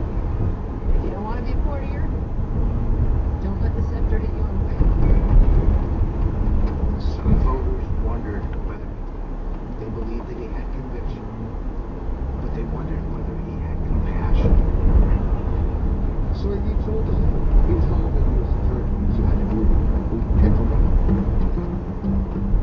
He was humble and drunk diet Coke and ate pizza. I also had to learn to release more of myself. I was a pretty private person, even though I was U.S. attorney. Only a certain segment of your life is covered. You have to learn how to show some emotion and release it to be real. And let him know how much you care. It worked, and it softened his image. He's a family man. Donna Hanover was Rudolph Giuliani's second wife. We met when I was associate attorney general, and she was Echo Money. Donna had a major role in that campaign. The message tonight is a lot of thinking women have decided to vote for Giuliani, and we want other concerned women to think about it too. She was very, very media savvy in her own right. The kind of man I want to be the father of my children. And Rudy was such a great day. I wish all those people who think he's so tough would see him as children. That's the real Rudy. Rudy, Julie, Sydney. Your daughter's first piano recital?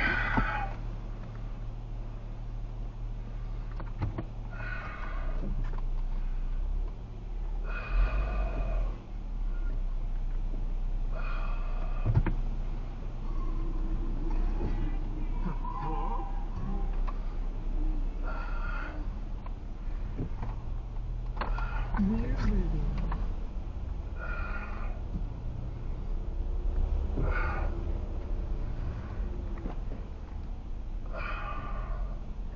An in-house receptionist. Only better, because we turn every interaction into a relationship. Experience Ruby for yourself. Visit Ruby.com. Or better yet, call us. 866-GET-RUBY. Let's see, if something costs less, but people are happier with it, that sounds like something to look into, and that's Medishare.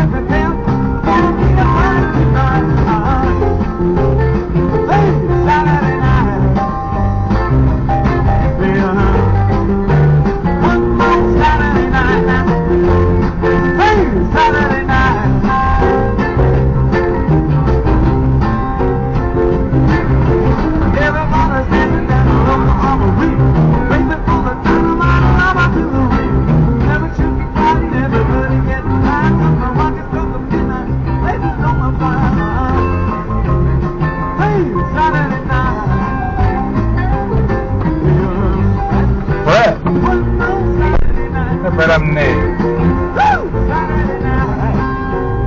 We got 13 minutes, 721 Baker Street. Okay, how you doing tonight?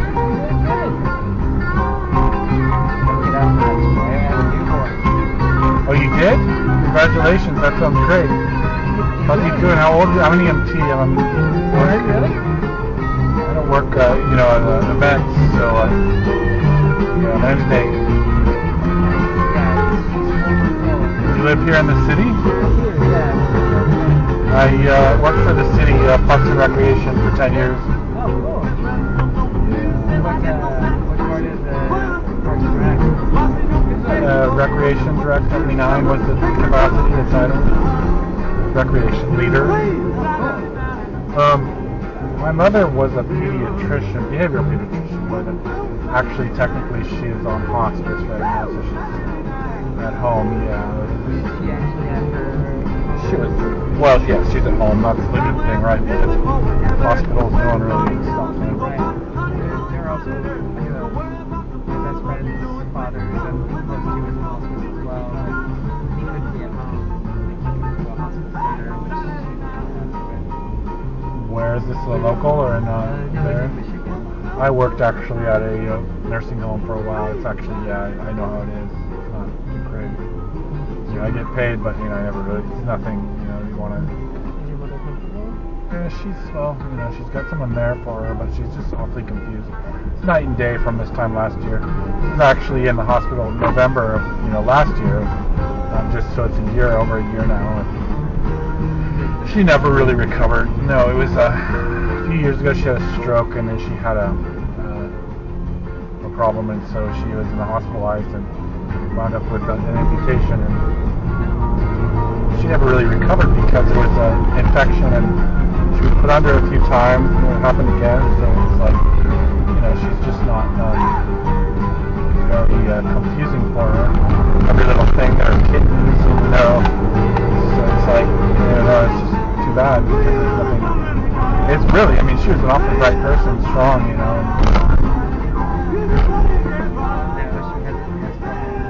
anything. Yeah. What, That must be really hard for you. It is because, it's just not, it's not like, it's not very solid. I don't know what else to say. So it sounds like not confused generally. Yeah, pretty much. It's an end of life scenario. I don't know. You don't know how people let themselves do this. And she kind of let herself sit into depression. And so that's kind of what, I would never have, I fight. Everyone fights when they have to, but, it's a little girl, little boy then. You're 4 months old? Is that? Yeah, 4 months. Infant? Yeah, I'm a medic, so I'll be trying to go up to the mountains to see a World Cup, and then I ski. I used to be a downhill ski racer in February. I don't know. The Palisades is a men's World Cup for slalom and giant slalom. That's all the time I got, so we'll see you later. Bye now. We're up in the Midwest skiing. The Grateful Dead channel now. I was born in Indianapolis. I was raised out here. Is that where you learned to ski? Or you were raised? No, I was raised out here. Not much Indiana. A couple of years. I spent time in Indianapolis, Indiana. But not like out here.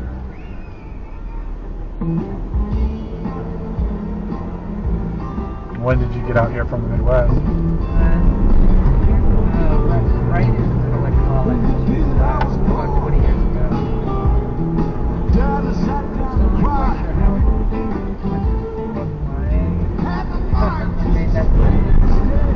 I guess I was into the Beat Poets when I was in high school. Beat Poets, yeah. Where did you go then? Like Big Sur or? Yeah, and City Life Books in Berkeley. And then I decided to be interested in college in Berkeley. Oh, did you go to Cal? I did, yeah. I played water polo as Cal guys. I played a lot of water polo. Those are great, but Cal. I couldn't have ever. I wouldn't have made it into Cal. I tried to go to Dartmouth University, but sure, people like to go to Cal, but it's like, you have to have pretty super, And I got so really lucky, I think. I audited some classes at Cal for just fun. It was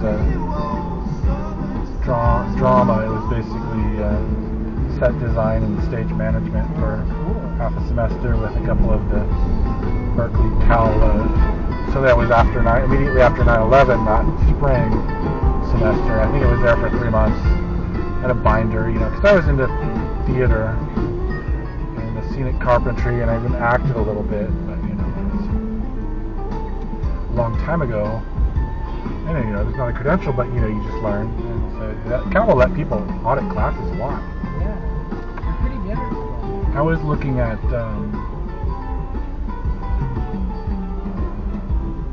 cybersecurity, Cal cybersecurity class. It was like $12,000 for a 4-month boot camp.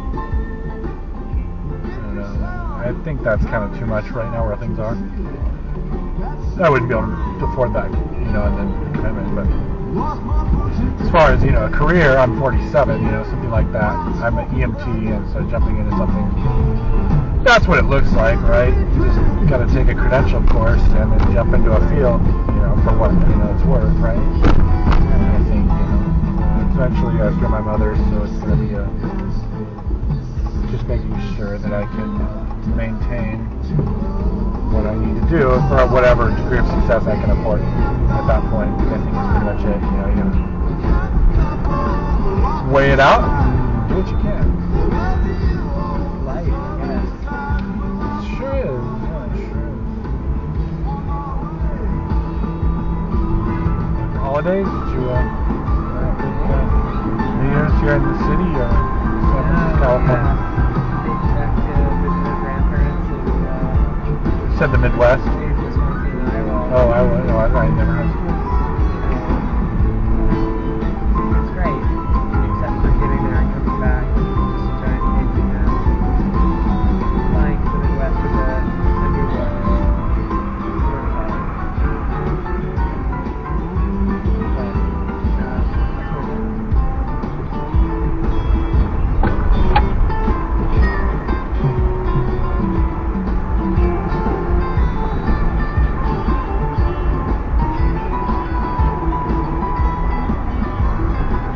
Yeah, that's got to be awfully little for an airplane, right? What airlines did you fly? United?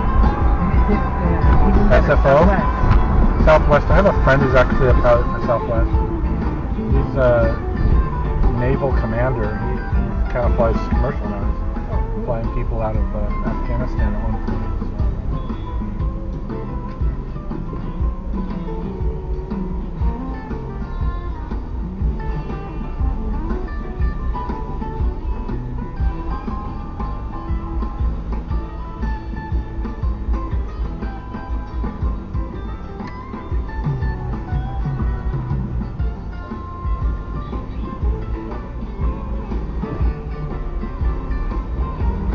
Work here in the city, Brett? Yeah, I worked for Parks and Recreation for 10 years.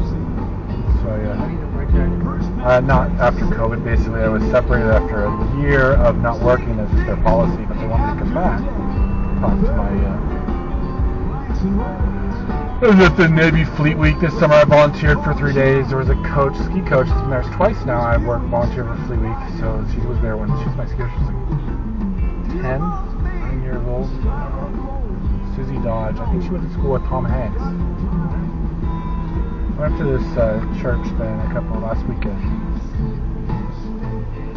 Cathedral, the St. Mary's. I was listening to, it was talking about Eggs Benedict, the power was out, and the Pope. So because Pope Benedict said something about Eggs Benedict, I think he was just being funny. But he was talking about, because actually the truth is Pope Benedict had something scandalous going on there, but I think it was kind of more related to not, I don't think you would have to call that yet, whatever they say in the church, but it's what happens in the Catholics a lot, right? It's just, you hear about it from time to time.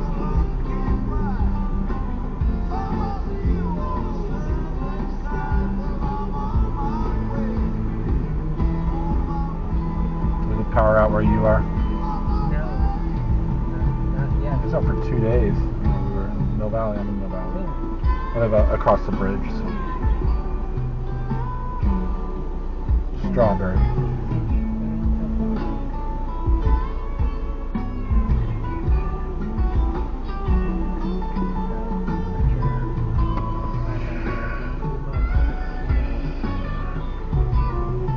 Oh, really? Yeah, well, what can you do, I guess? Make sure that sometimes try it out, but a landlord's a landlord, so they got the resources, then you got the money. Probably how it works. I'll help you if you help me.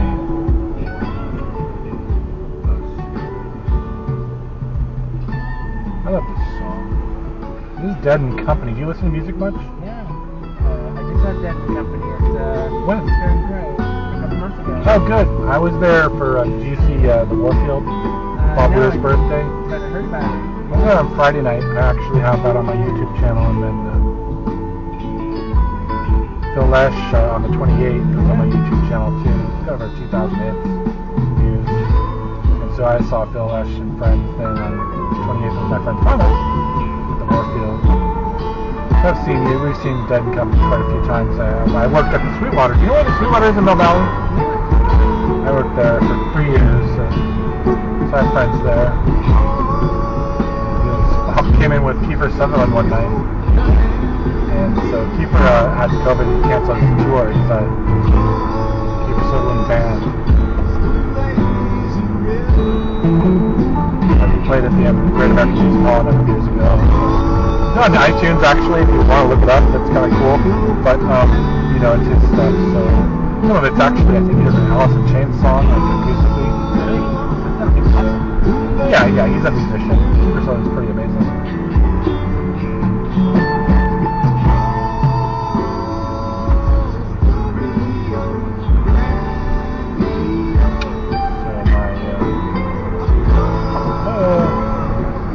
Let me know which turn this is because is it Eddie? This one? Okay. You know, my every once in a while accepted a trip, so this is the next one. Okay. Well, yeah. No, it's just you know what happens. Yeah, the system gets complicated if it's accepting a trip, and then read the map. Do what you can.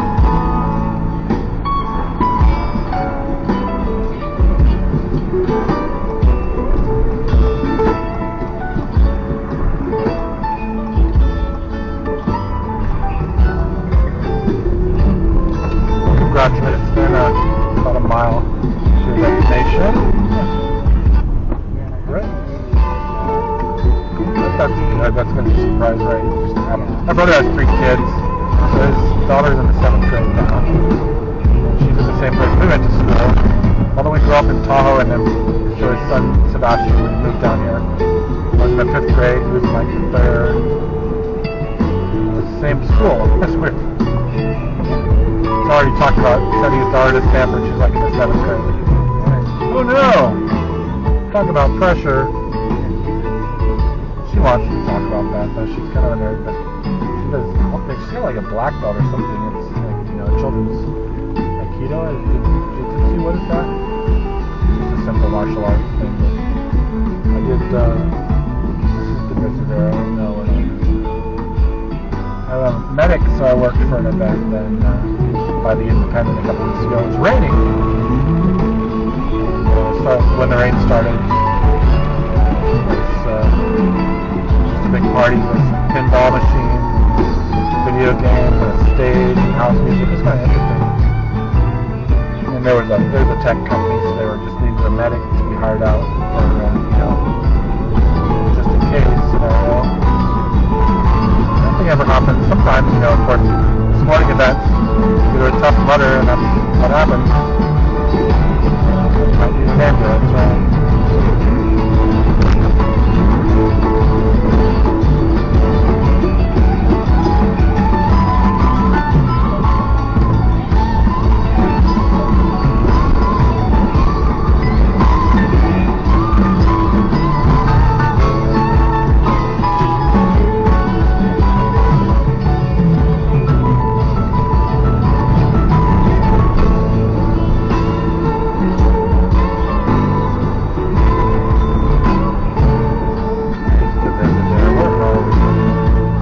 You live right up here.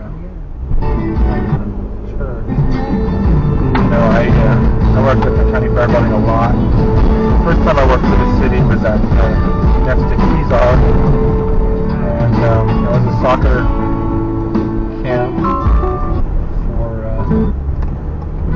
2 weeks. But then 10 years later, I'm working in the county fair building.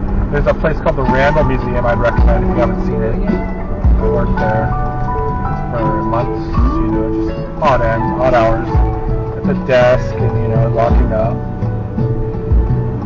The county fair building I worked a lot, so it was like, I mean, not a lot, but, you know, over 10 years. You have religious weekends, you know, all kinds of fun stuff. Crystal Fair. No, I was just in Emporia, which is like... I worked there love for the first time. You know, I'm a medic, and I was just talking about it. I was on the visit. It was raining just like this. Yeah. And there was a big party for like a tech company. Oh, I got the vibe that it's just, you know, a Saturday night. That place is cool. It's like, did you see it? Were you in there? Yeah. You've got like pinball machines and a outstage and a... That place is cool. For the first time. I was looking at the Star Wars pinball game. I was like stuck looking at that. I was shocked because there was a straight up Stranger Things pinball, and I was like, that seems... Oh, I'm sorry, your phone. You're going to want to delete that. Sorry, I left your, I didn't hang up. I was just leaving you a message. Like, there was like pinball machines that I feel like people haven't made custom pinball machines in like at least 20 years. Oh God, that's exactly what like it's Stranger Things, like pinball machines. Do you live here in the city? I do, yeah. I worked for the city of San Francisco Parks and Rec for 10 years. I live in Marin, Sarah. So, yeah, it was a COVID, and then I'm not working now because of a year. And it's the city's policy. It's like, go back to work. They want me to come back. Like, I have to pay bridge toll and things. It's just not the thing. I don't know. You know, I like to work for the city, but it's, you know, it's not that much fun.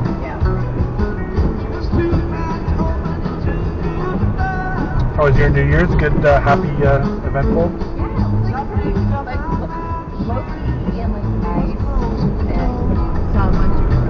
I am from the area, so I have friends and got like hang out with all of them, see a few people around the neighborhood and everything. How are you? So you're native to San Francisco or the Bay Area? I am completely from my little park. Oh wow, that's good. Yeah, a little far down. Did you go to school as far as college away from some here, or did you? Well, I went to middle school down there. Oh. I went to SI. St. Ignatius. Actually, I did work there as a medic, just briefly. There was a Jesuit, right? There was a funeral, so it was for someone who worked there, maybe a priest or something. I don't know. But you know, they hire out a medic, so the people are okay. Just if somebody has a heart attack, they feel good. Oh, Berkeley, good for you. I was talking to someone who went to Berkeley. I saw a Berkeley graduate. I was telling him I wanted to go to Dartmouth. He said, sure, I'd love to go to Berkeley, but you know, there are other things. Plus, there was no way I would get in. I mean, I had a passenger the other day. Her son was taking the SATs again after getting a 1400 because he's so serious about getting into Berkeley. He probably will with that kind of a score. But you know, was it 1600, right? It was over 1500. I don't know, honestly, I'm like, but you know, yeah, it's different. Well, he was looking for some sort of a tech career, and I don't know. But you know, Berkeley. I applied to Berkeley with like as a woman, quote unquote, in STEM. Did you get your degree? I started and applied to theory as a but they don't like and so I was told oh. Well, let me tell you something. I had a passenger just a couple weeks ago. She was days ago. She was on NPR. Her name was Marianne Wolf. She was on Ezra Klein. Have you heard of Ezra Klein on NPR? So she does. She has a whole podcast. Maybe you would be interested. It's about reading and brain activity. I haven't listened to it yet. She was talking to me because it was about interactivity as far as the computers and iPads and the way students are so targeting because of what's happening, you know, with people retention levels and brain activity. I mean, COVID. Yeah. You get the Zoom classes and things. So yeah, that was an interesting conversation. But I think I audited some classes at Berkeley that were theatrical back in after 9/11, immediately after 9/11, that spring or something. It was actually that fall. Wow, that was like September, right? Maybe it was during 9/11. Shit. But I was working in a theater at the time, and I was auditing some classes at Berkeley to see, you know, if I could get. It was just. It was actually a Cal, so it was their drama department with Kate Edmonds and the other Kate. So they were two. One was scenic design, and the other one was stage management, effectively. So theater, you know, I'd worked in theater just offhand as a technician, so maybe scenic carpentry, lights and sound, and a little acting for a number of years as just a stagehand kind of a thing. You know, I just got a job at a theater company, professional theater. I worked there for 3 years, and then I did that, and there's an act on stage, and everything. But it was a long time ago, so I worked for the theatrical union. I called them actually the other day because the theatrical union is Yahtzee Local 16 in San Francisco, and they will accept a resume until June right now. But you know, that's kind of like labor basically. I mean, it's skilled labor. It's a lot of technical work. So you've got carpentry and lights and sound and moving in and moving out, you know, all that kind of stuff.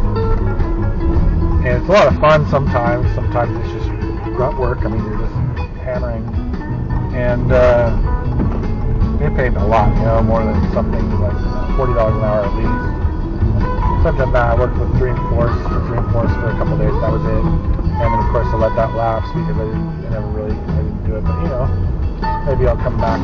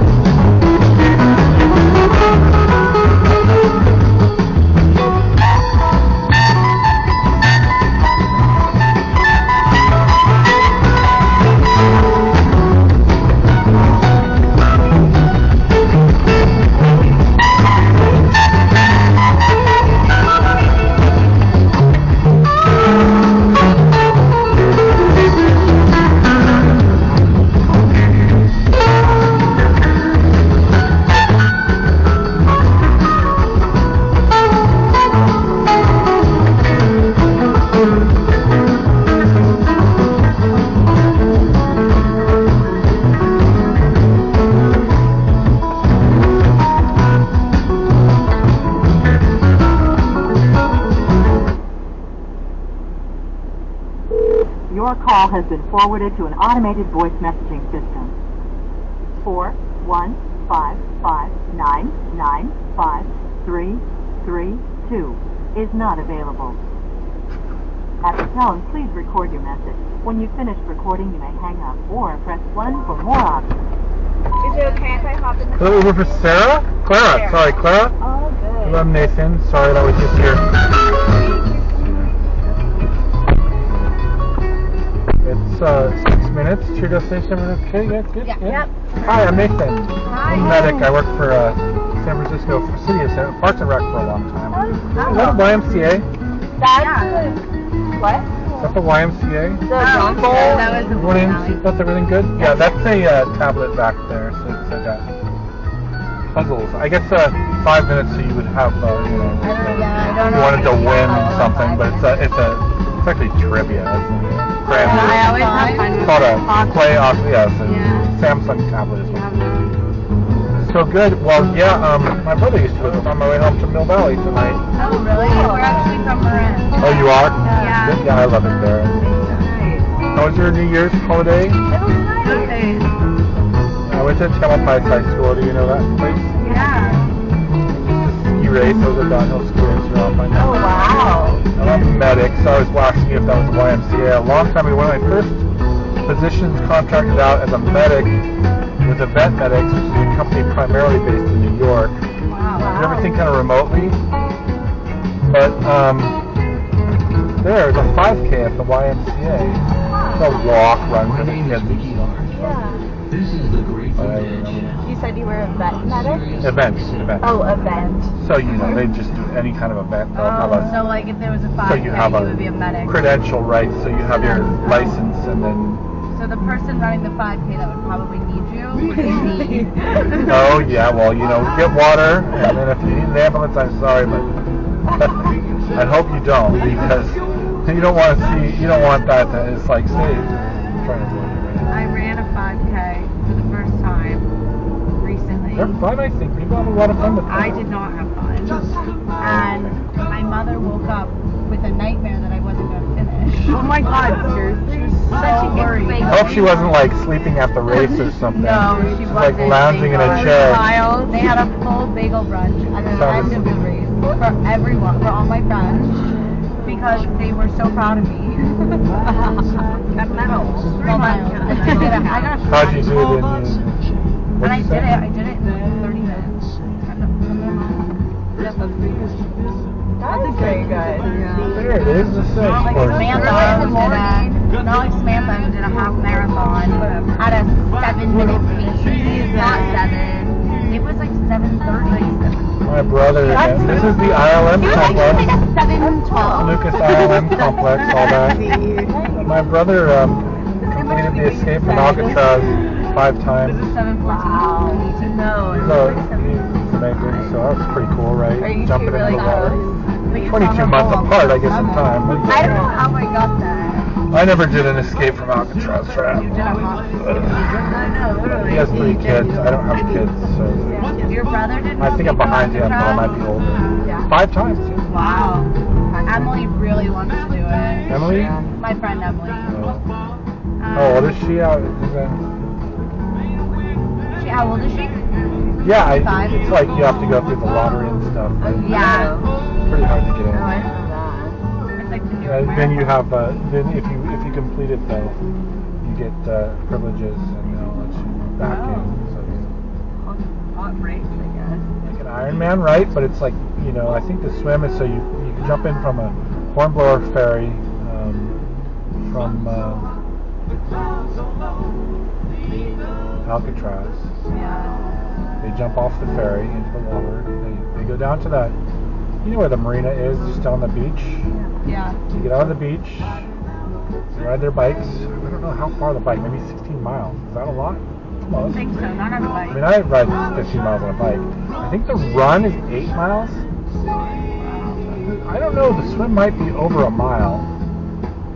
Kind of a long ways for that distance, between Alcatraz. My grandfather did that.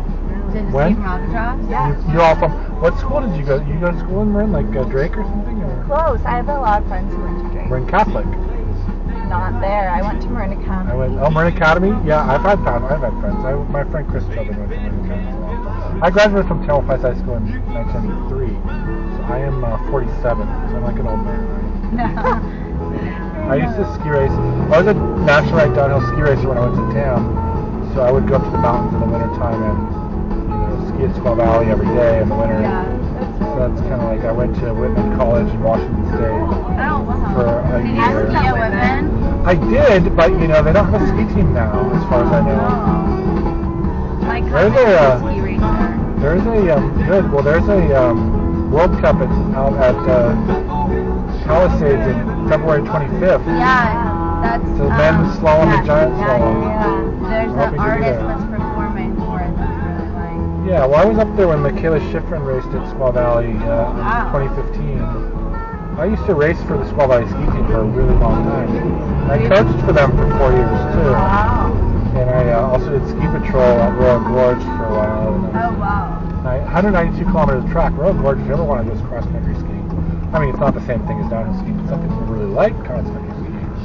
Actually, it's kind of like fun hiking, but you're out in there and it's like wide open, so you just kind of enjoy the fresh air. We have a lot of friends who are into touring. It's a lot less expensive. I don't know what a ticket is there, but it's not $120. You're not I'm really going into up a ladder. lottery tickets now. Well, that was $1.25 billion. We didn't win though. That's not everything. I hope you didn't spend too much, right? This is good. I did a lottery ticket. I won the other day, $5. Oh, wow! Okay. Uh-oh. I think, I didn't never win. That was okay. Good night. Take care. Stay safe.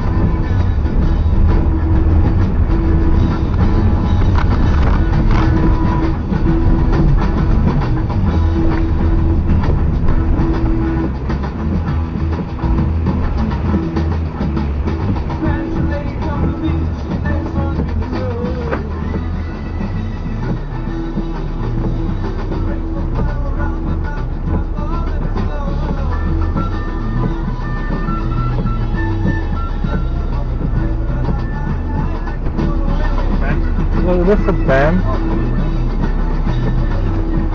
Ben, both in? With everyone? Yeah. 2 of you? So 15 minutes to your destination, Corte Madera. Yep. So like pizza. I hate to say it. Wish. That smells good. I'm hungry and thought about it. I live in Marin. I need to get dinner. I live in Mill Valley on my way home. Yeah. It's 11:17.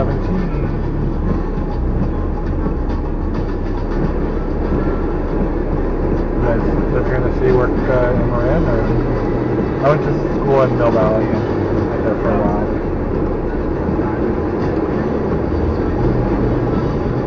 I worked for Parks and Recreation for 10 years in the city, and now I'm a medic, so I work remotely then, or different events, different places, sometimes in the city.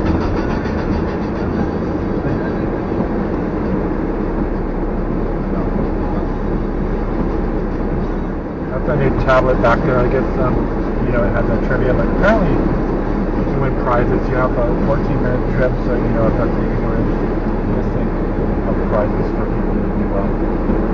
I haven't quite explored it. It's about a week there now. So.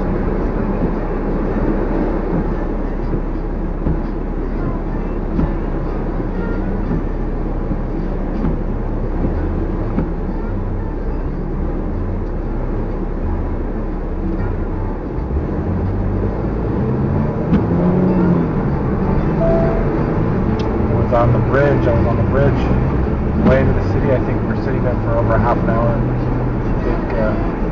Apparently some truck jackknifed the bridge. I was like sitting there. We were literally at the headlands, you know, where the bridge actually starts going south then. I think we were sitting there for 25 minutes in that one place.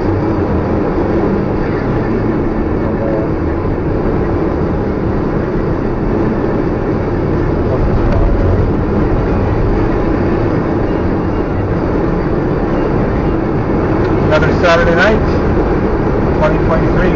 Holidays good? New Year's.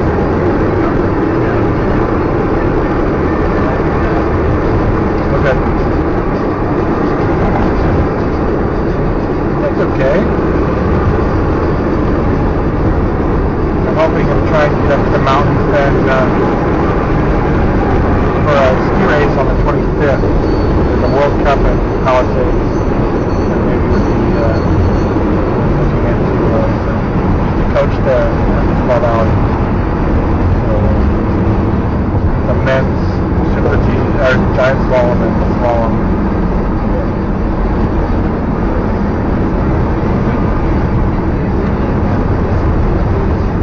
Oh wow.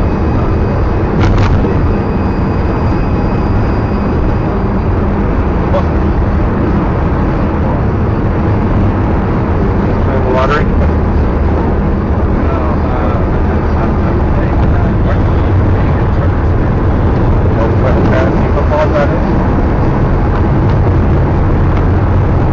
That was a big game tonight, wasn't it? Something happened. Did they come back to 27 points, I heard? It was Chargers that lost in Florida? Is that in Florida? So, what does that mean towards the Super Bowl right now? The Niners kind of close? I don't watch football really.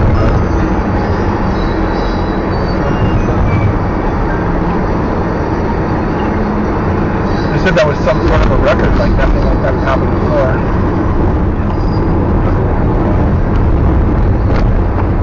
I was literally getting off the bridge after sitting there for listening to that. We went through the tunnel that actually happened, which was weird.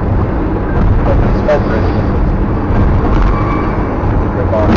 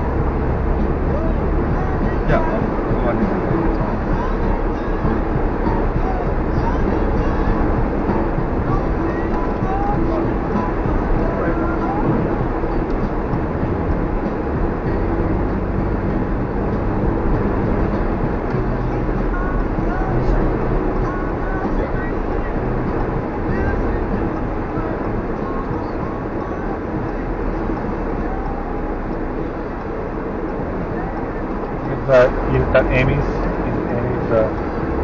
I'm sorry, the vegetarian burger place.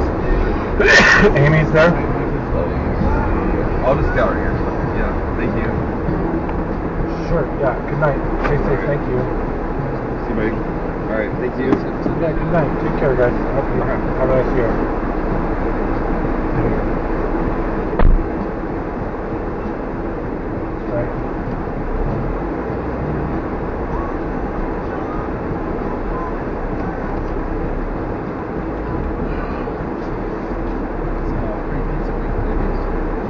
Pizza? I thought that was a hamburger, vegetarian hamburgers.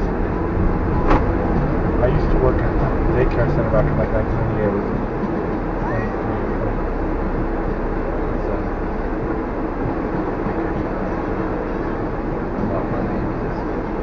Right here where I'm taking it out.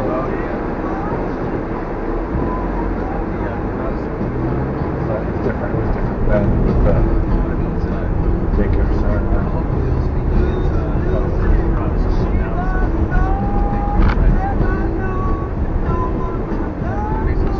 Montessori, maybe? Was it Montessori? Yeah, Montessori. That was it. It's only a little while. Back in the day, you ever go up on Ring Mountain? Yeah, there. The walk. Did you walk all the way down? How far down? Did you guys? Yeah, I'd like to walk down further. I go to Deer Block and to the west side. I see people running out there. It's a long trail. Nice little backyard mountain. Plus, yeah, you ride your bike. It's tough to ride your bike on that hill, right? It's kind of steep.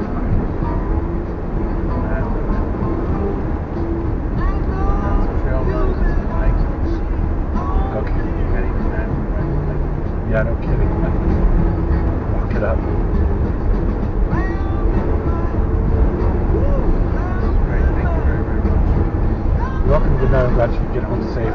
Take care. Stay. Have a nice all those New Year's Eve. Okay. Take care. Good night, man. Thank you.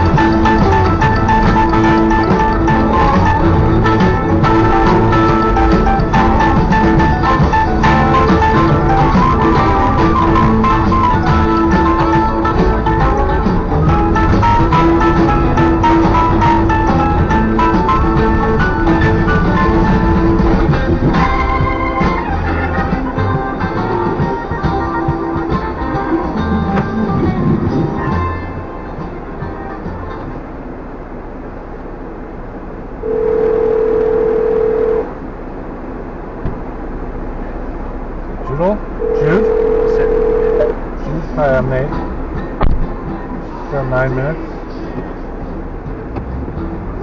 How you doing? Pretty good, how about you? Okay. New Year's? Yeah, it's been great. I lived here in Mill Valley and then just got back from the city going home. I heard they closed the bridge. I was actually sitting there for an hour. I got over the bridge and it was right at the end. We were listening to the game. It was Chargers and Jacksonville. It was some crazy comeback with 27 points. Yeah. Never happened before.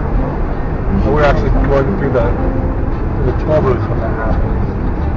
It was like a truck rolled over or something like that. I didn't see it. We were it was cleared up. We're literally sitting there on the, going south, as the yeah. Sat there for maybe half an hour, right there, just at the bridge. And then all of a sudden, they cleared it out. And it was clear. How bad was the wreck? I didn't actually see it. I'm gonna have to check. I have that dash cam. We'll look and see, but I was driving by, and so I see what happened. I hauled it out really quickly after they got it. I don't know what it was, but it was on. We were looking at Waze, saying we had plenty of notes. I didn't actually see it. Oh, I can't believe I didn't watch the Chargers game. Oh yeah. You a Niners fan? I like to watch football stuff like that. I haven't watched it. So they're a good chance of getting the Super Bowl this year. Yeah. Did you see that? So what happened after Jimmy Garoppolo got hurt? He is out for the season. Yep. He was actually down there that day because the day after he got hurt, so it was in Santa Clara at Levi's, and gave someone a ride to the stadium. It was the next day. Who's the quarterback now? Robbie Ray. So he's doing well. He's doing great. And Kittle's doing really well. Kittle's doing great. Was there Junior? Sorry? Junior? Junior, I don't know. I think about names of players. I don't really watch football. So what happened with Tom Brady? He kind of lost a lot of money there with some FTX thing. Divorced his wife. Not doing well in the games either. He's in the playoffs. Oh, he is? Yeah. I thought that would be needed. Tom Brady was played as a 49er, but some people don't like the 49ers. I thought that would be kind of cool. Is it kind of like the last season for him now? It's been the last season for him. 3 years? Yeah. He's got some serious number of records going on there. I gave a ride to a guy over part of the city that was just having dinner with supposedly with the Montana Sunday from Montana. Really? So he was talking to me about doing his diet and after this long conversation about going to Yosemite and doing this meditation for me to lose weight. I was talking about losing weight. I'm a ski racer, so I was talking about ski racing. And he knew Kozrowski too, the CEO of Uber, so he's a grumpy guy. Oh, really? This crazy stuff. This guy was telling me a story of going into a helicopter. He was in a helicopter in Los Angeles and a drone flew by.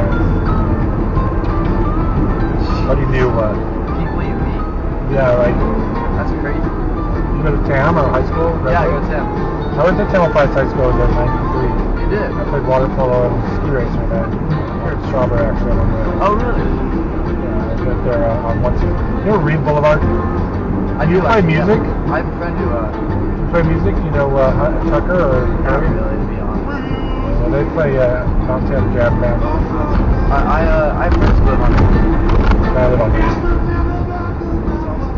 It's a great. I went to TAM a long time ago. Yeah, I've always I worked at the Sweetwater for 3 years. That's just for fun, I have my mom knows the guy who owns it. Oh, Michael Klein? Or maybe not. Martin Sachs. Not sure what it's for. It's different now. I worked there for 3 years, so yeah, Jeannie was, there was a lot of, a long time ago it was owned differently, it was a different place, right? I worked there too, and then in JB, I worked at the door, I don't know, I just go down to, sometimes work at the bar. I'm an EMT, so I do that. Kind of what I do do for a living than other than this. I'm in theater company. I work for the City of San Francisco Parks and Rec. Oh, that's all sorts of fun stuff. Parks and Rec was good. In the city, County Fair building down Haight. Looked at the Keysar Stadium. Different Parks and Rec facilities in the city. A place called Randall Museum. It's up on Sutro Tower on the hill there by the Zero. Yeah, by it's the Castro. Yeah, plenty of good places.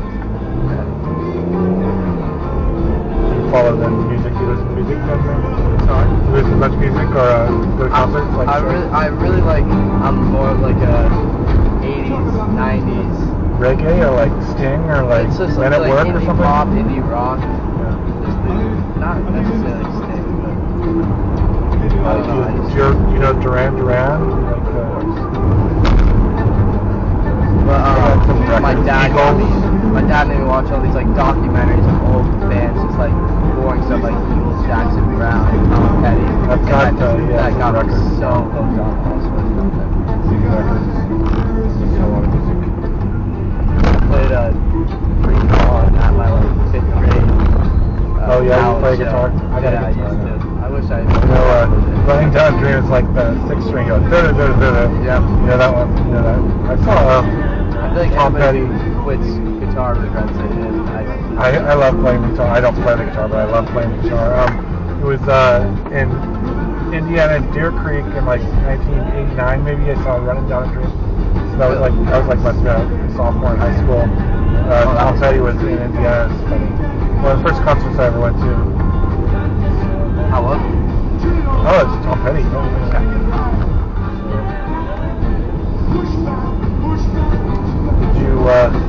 yeah, there was a kid named Jeff Omi. I grew up in this neighborhood, so Jeff Omi used to live right there. I don't know if his family still does. I grew up, we had a little skateboard, so I kind of got to off.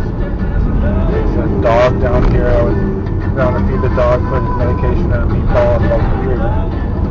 Played water polo at camp and team captains. I played water polo. Bonehead, coached for Redwood at one point, water polo. I played with these guys in East Bay Mass now. I like to play water polo. There will be the Olympics, then Summer Olympics in Paris after next February 29th, 2024 is a leap year. That would be kind of cool if you like sports. I don't know.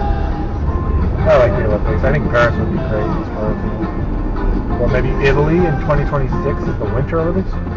Great. Cortina.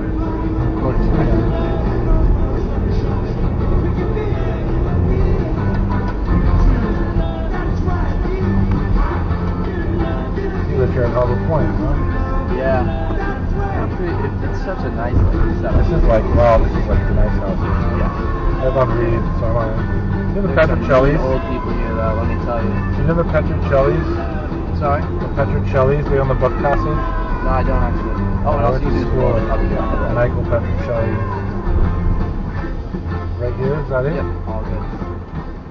Thank you so much. Okay, man, good night. I'm glad you had a good evening. Stay safe. Happy New Year, I guess. And take care. Have a good school season, I'm sure. Yeah, thanks.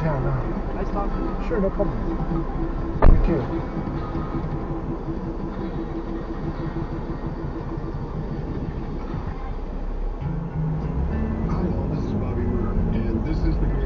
I remember when Jerry took me out behind Mickey's barn and played Alex of My Life for me the first time. I was just thunderstruck.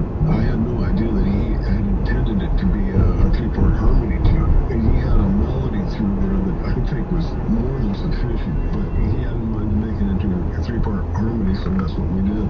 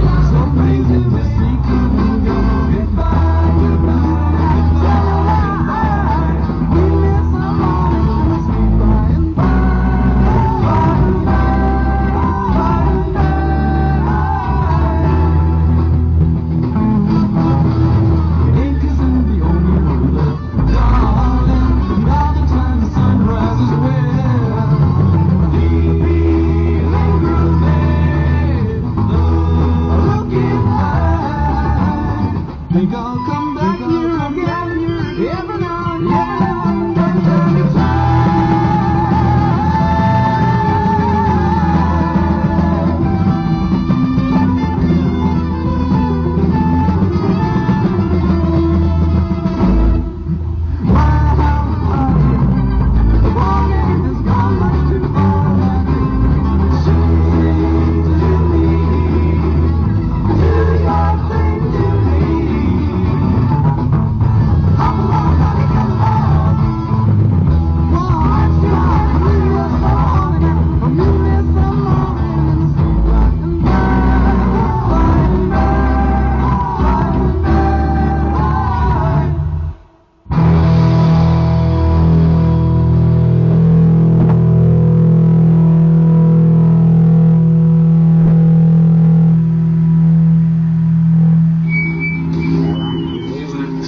XM's Grateful Dead channel.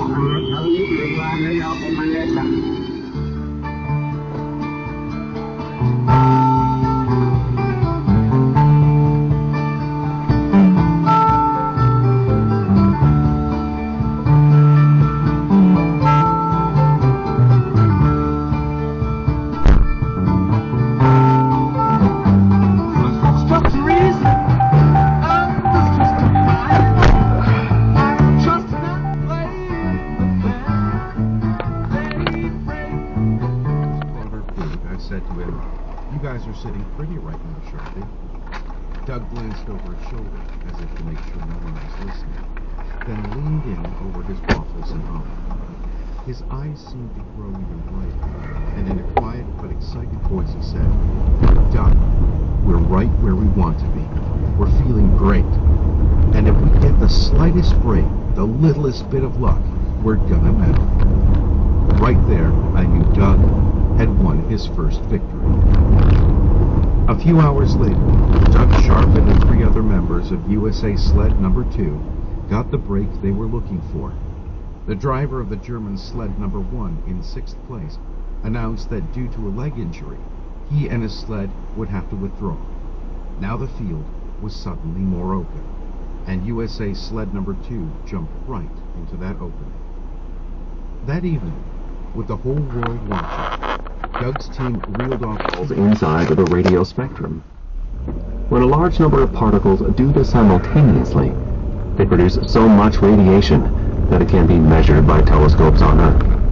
And since different combinations of atoms produce different kinds of radiation, depending on their chemical makeup, our radio telescopes have revealed that there's salt floating around somewhere out there in space. Not only salt, sugar, too. Arrive at Chabot Space and Science Center. And alcohol molecules, and many other incredibly complex compounds. As with Orion Source 1, they are produced inside the so-called protoplanetary disk. The term describes the material that's left over when a star is formed out of a large cosmic cloud of gas and dust, which collects in a disk around the young star, and eventually becomes the material from which planets emerge. All sorts of atoms whiz around there, chiefly hydrogen and helium, the most abundant elements in the universe, but also diverse other elements, including sodium and chlorine. There is, on the whole, too much room in space for 2 of those atoms to come together. But alongside atoms of protoplanetary disks also contain diminutive ancient dust particles, which formed back when the star was but a twinkle in the cosmic cloud's eye, and individual atoms can attach themselves to these dust particles and bond over time. This is how a large quantity of sodium chloride, as well as potassium chloride and other types of salt, equivalent to the amount of salt in all Earth's oceans taken together, came to exist in Orion Source 1's disk. What we don't yet fully understand is how exactly this salt came to exist in the first place. Until we discovered this salty star in 2019, we'd assumed that the conditions in a typical protoplanetary disk were unsuitable for the formation of salt particles. Perhaps Orion Source 1 is simply an extremely atypical case. But perhaps we'll find more young and salty stars one day. It would force us to reconsider what we think we know about protoplanetary disks. 73. Lich. A dead star's phantom planets. When the Polish astronomer Alexander Voshan encountered 3 planets orbiting the star Lich in 1992, his colleagues were bemused. They should have been delighted. After all, they'd been looking for extrasolar planets, that is, planets that orbit stars other than the Sun, for a very long time. And now, at last, they found some. However, Lich is an uncommon 41 star, hours. and those orbiting it could really be described as planets. The word Lich is Old English for corpse, and is really the perfect name for this celestial body. It's a dead star, a so-called pulsar. Once upon a time, a little less than 2,300 light-years from Earth, there lived a large star of much greater mass than the Sun. When the fuel that powered its nuclear fusion process ran out, it collapsed under its own weight. It turned into a neutron star, which is now compressing roughly the same amount of mass as the Sun into a space just 6 to 12 miles, 10 to 20 kilometers across. Will be, is the star spins very quickly and regularly, and some emit electromagnetic waves into space at regular intervals. Their magnetic field is churned up by their rapid rotation and ends up sending radiation out into space in the form of 2 beacons of light, just like a lighthouse, though we can only perceive them using radio telescopes. The regularity of the star's rotation results in a very regular winking. Yet Alexander Voshan noticed that Lich wasn't pulsating as regularly as it should. There were small divergences, such as could be caused by the presence of other celestial objects in the area, making the neutron star wobble a little with their gravitational force. A close analysis of the signals suggested that 3 objects were involved in this case, one of them a little lighter than Earth, the other 2 of about 4 times our planet's mass. Lich was evidently being orbited by 3 planets. Only, there shouldn't really be any planets there. When a star collapses into a tiny pulsar, it happens with a mighty explosion. During such a supernova, any celestial bodies orbiting the star are destroyed. And it was entirely unclear where a corpse like Lich could have gotten hold of new planets. To this day, the matter remains unresolved. One possible explanation might be that the supernova left behind enough rubble, gas, and dust to allow a second lot of planets to be formed. They, too, would then be a kind of ghost of the now defunct planetary system. This idea was seized upon by members of the South Tyrol Planetarium, and when the International Astronomical Union launched a competition for the naming of alien planets and their stars in 2015, they called the star Lich, and named its 3 planets after wraiths and undead creatures, Dragur, Poltergeist, and Fogator. Most astronomers now agree that Alexander Voshan's find does not, in fact, constitute the first observation of extrasolar planets, if for no other reason than that Lich isn't a proper star, but merely the last remains left over after the death of a star. In the decades since, we have discovered just 2 other pulsars orbited by ghost planets, which suggests that the emergence of celestial bodies such as these is a very irregular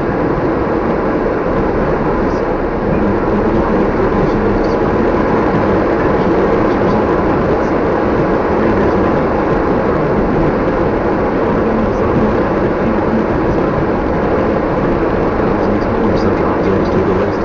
Yet astronomers haven't given up exploring the ghost planets of the stars. For, even if they can't tell us much about ordinary solar systems, they can teach us a few things about how stars and planets operate.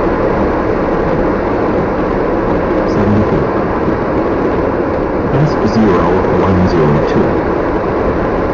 The star gazing into the abyss. S0102 is a cosmic Usain Bolt. It hurtles around the center of our Milky Way faster than any other star. done much to augment our understanding of the astonishing creature that dwells there. At the heart of the Milky Way, there's a more than 4 million times heavier than the Sun. We long surmised the existence of these gigantic objects, but we're only able to confirm our suspicions beyond any doubt by closely observing the stars adjacent to the center of our galaxy. Imagine our Milky Way as a disk, with a large sphere at its center. Inside the disk, the stars, including the Sun, are arranged in spiral arms, and the center is located in the so-called bulge, a ball-shaped region about 10,000 light-years wide. There are many more stars there than in the spiral arms, and they're more closely crowded together. And right in the middle of all these stars is the central supermassive black hole.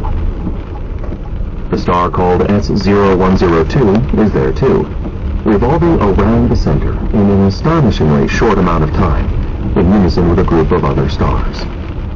The Sun needs about 220 million years to move once through the whole Milky Way, but S0102, as the American astronomer Andrea Ghez and her colleagues discovered in 2012, does one lap of the central black hole in just 11.5 years. This makes it faster than any other star we know of in the region, and thus a priceless source of information. A star such as S0102, unlike the black hole itself, which we call black, precisely because nothing, not even light, can escape from it, is reasonably easy to observe, and we can deduce some of the black hole's characteristics from its motion. It's because of stars like this that we know for certain that there's a black hole in the middle of our galaxy.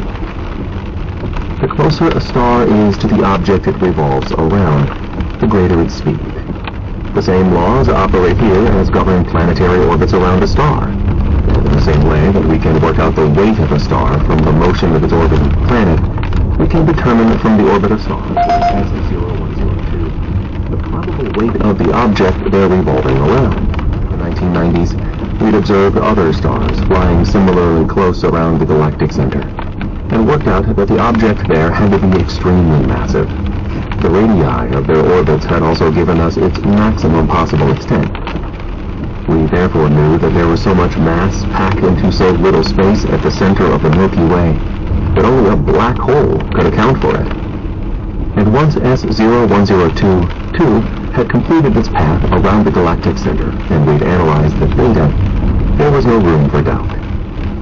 Furthermore, having the observational data of 2 complete orbits available, Ghez and her colleagues were able to calculate that the black hole has a mass of 4.1 million suns. At the center of the Milky Way, then, there's an unbelievably massive black hole. This much is clear. These days, we're convinced that these objects exist at the center of all large galaxies, but we don't yet understand exactly how black holes of such monumental mass come into being in the first place. All we know is that they aren't produced by collapsing stars like other normal black holes, because there are no stars gargantuan enough. S0102 and its fellow stars can therefore rest assured that they'll continue to receive a lot of attention from astronomers, and they'll doubtless help us to uncover this or that other secret someday, just as long as they don't get too close to the black hole and are devoured. 75. GRB 010119. Quantum gravity and Planck stars. Astronomy has a significant problem.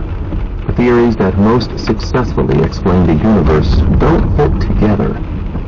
There's the general theory of relativity, which we use to describe large cosmic structures, and which explains the evolution of the entire universe from the Big Bang to today. And then there is quantum mechanics, which describes the behavior of the fundamental building blocks of matter. Both are excellent theories, and have been confirmed time and again by countless experiments. However, we know that they have their limits. Quantum mechanics can't explain gravitation, and the theory of relativity cannot be applied to the quantum world of elementary particles. What's worse, there are certain phenomena that necessarily require us to factor in both theories. Black holes, for instance, or the initial phase of the universe after the Big Bang. These concern massive objects, which are the purview of the theory of relativity, but at the same time involve processes that occur in unimaginably small spaces, and thus fall under the aegis of quantum mechanics. Neither of these great theories of physics can fully enter on its own, and despite laboring for decades, we've so far failed to consolidate these two ways of describing reality.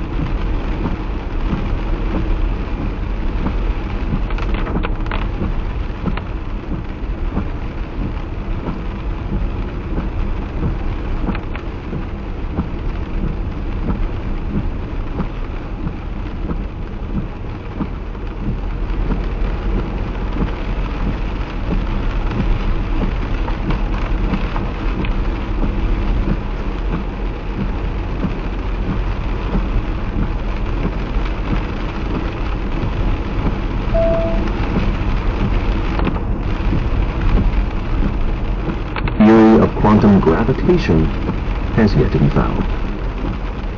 There's obviously no shortage of ideas and hypotheses about what such a theory might look like. Perhaps space and time are not continuous phenomena, as the theory of relativity claims.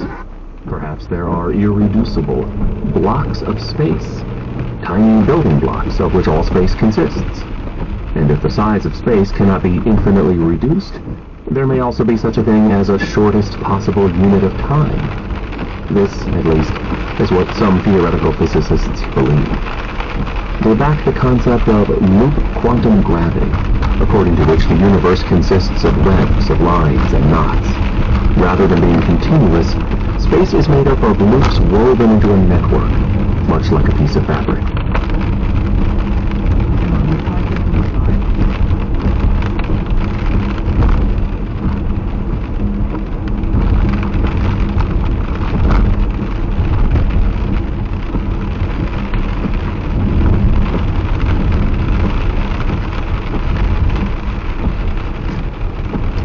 It would be impossible for anything smaller than these basic units of space to exist.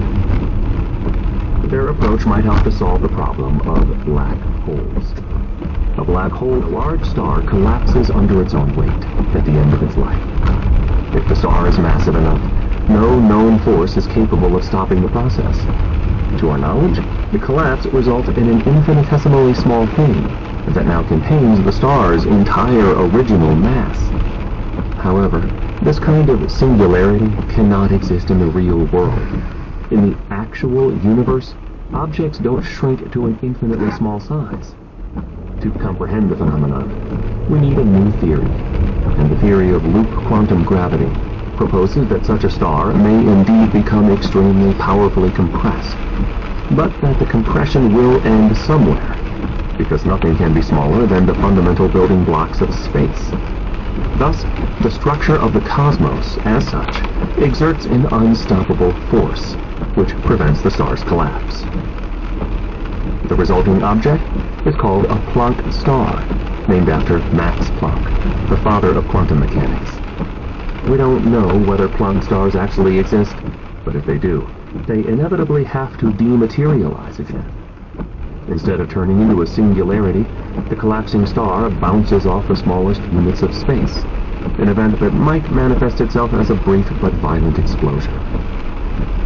We have actually observed such phenomena. The universe is repeatedly illuminated by so-called gamma-ray bursts, extremely intense light sources that irradiate the entire cosmos. Most are caused by normal stars ending their lives in an explosion or colliding with each other. But the shortest gamma ray bursts could conceivably originate from Planck stars.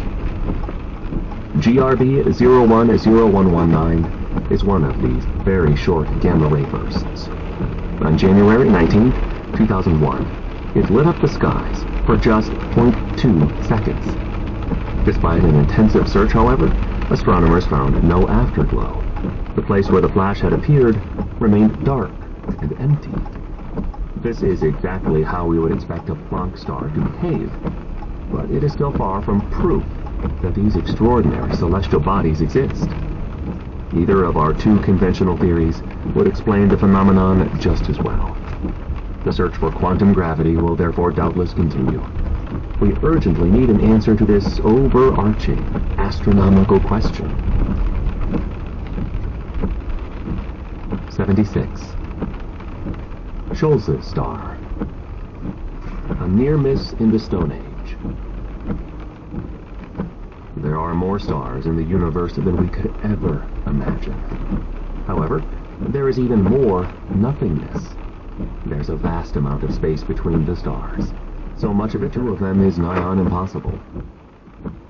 This means that there's no danger, either, of the sun ever being obliterated in a collision.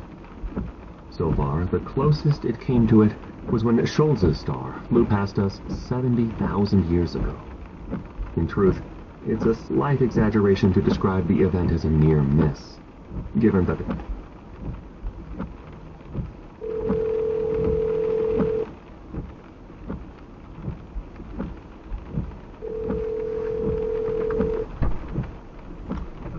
Jada?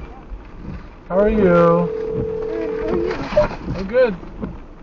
Scholz's star ever came to the sun was a not inconsiderable 52,000 astronomical units. In other words, the other star was 52,000 times farther away from the sun than our own 8 light minutes. A more than sufficient clearance, then. Even though the distance to Scholz's star comprised less than a fifth of today's distance between the sun and its closest neighbor, Proxima Centauri.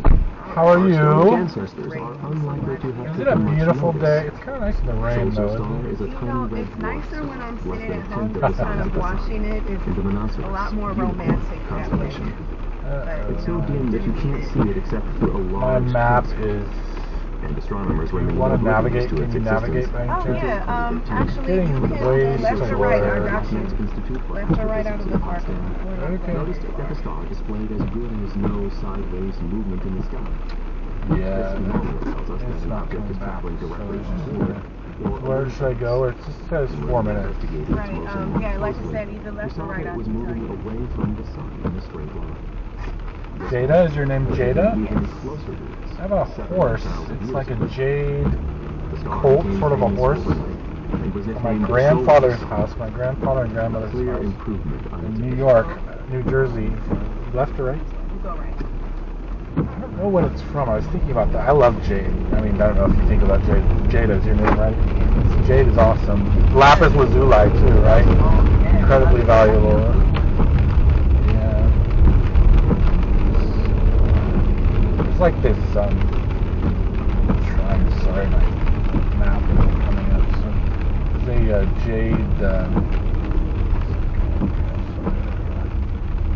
In the Forbidden City in China, there's this big slab of jade, and right, and they transported it over like 30 years or something. The horses from like, the base of the Himalayas, I don't know, somewhere near the Forbidden City. It's the biggest slab of jade in the world.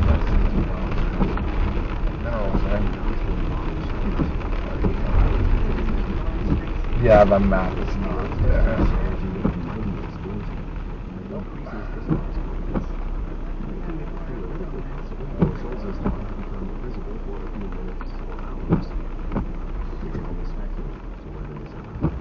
Never used Waze. Yeah, good. I'm going back home to Mill Valley, so maybe I'll just...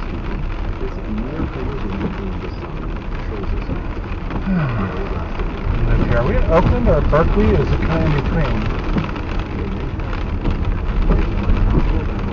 play water polo in El Cerrito. I live in Marin in the valley. These revised orbits now bring them closer to Earth. I was up at Chabot. Went up to Chabot Space and Science Center. I've been up there since maybe high school, or actually might have been like in 1989 or something. Long time ago.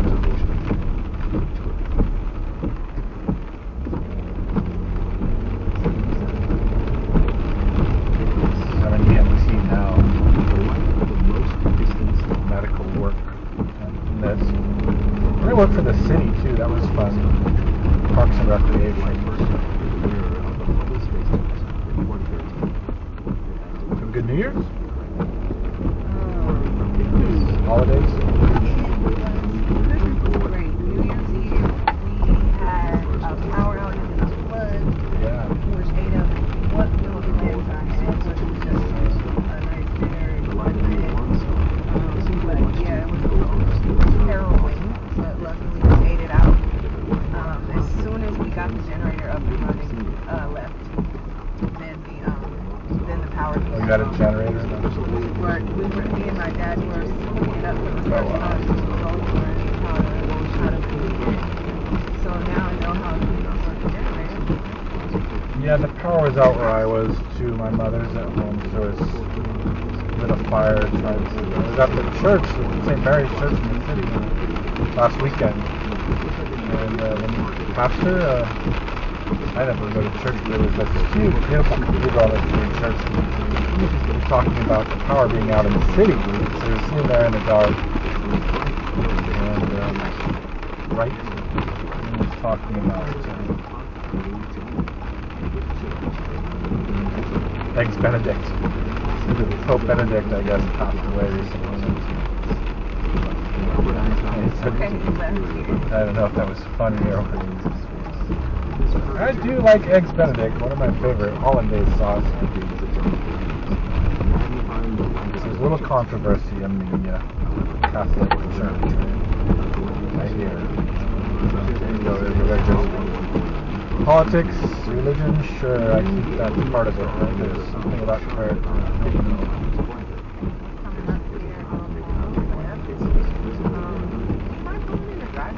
No, is that it, or this? Right behind this, whatever this red here. This one here?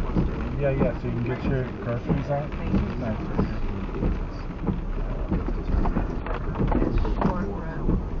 Is that it? Okay, good. Okay, have a nice day. Stay safe. I'm glad I could help.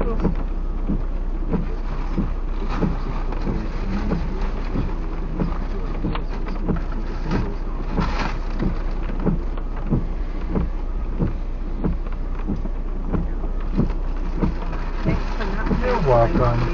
Oh no, I don't do that. Sure, no, I'm happy to help. Okay, bye-bye.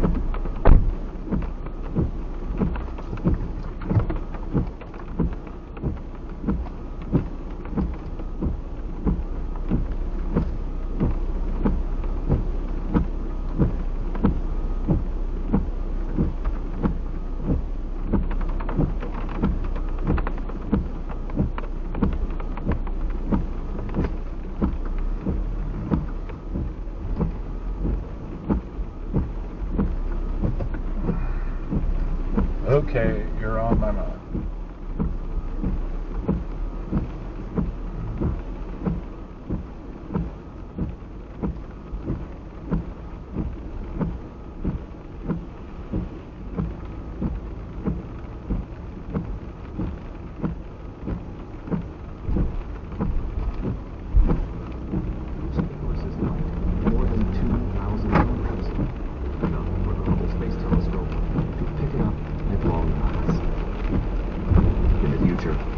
Going to conduct a targeted search for these special gravitational lenses, which can provide us with information not only about the source of the light they magnify, but also about the celestial bodies responsible for the lensing effect themselves.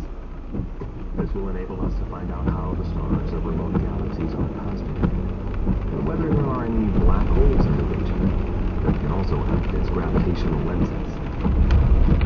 Perhaps then we'll discover how many black holes there were in the young universe, which is an important piece of the puzzle in our search for a better understanding of what happened after the Big Bang. Only very massive stars can become black holes, and how many of these there are in turn depends on how matter was distributed after the universe was formed.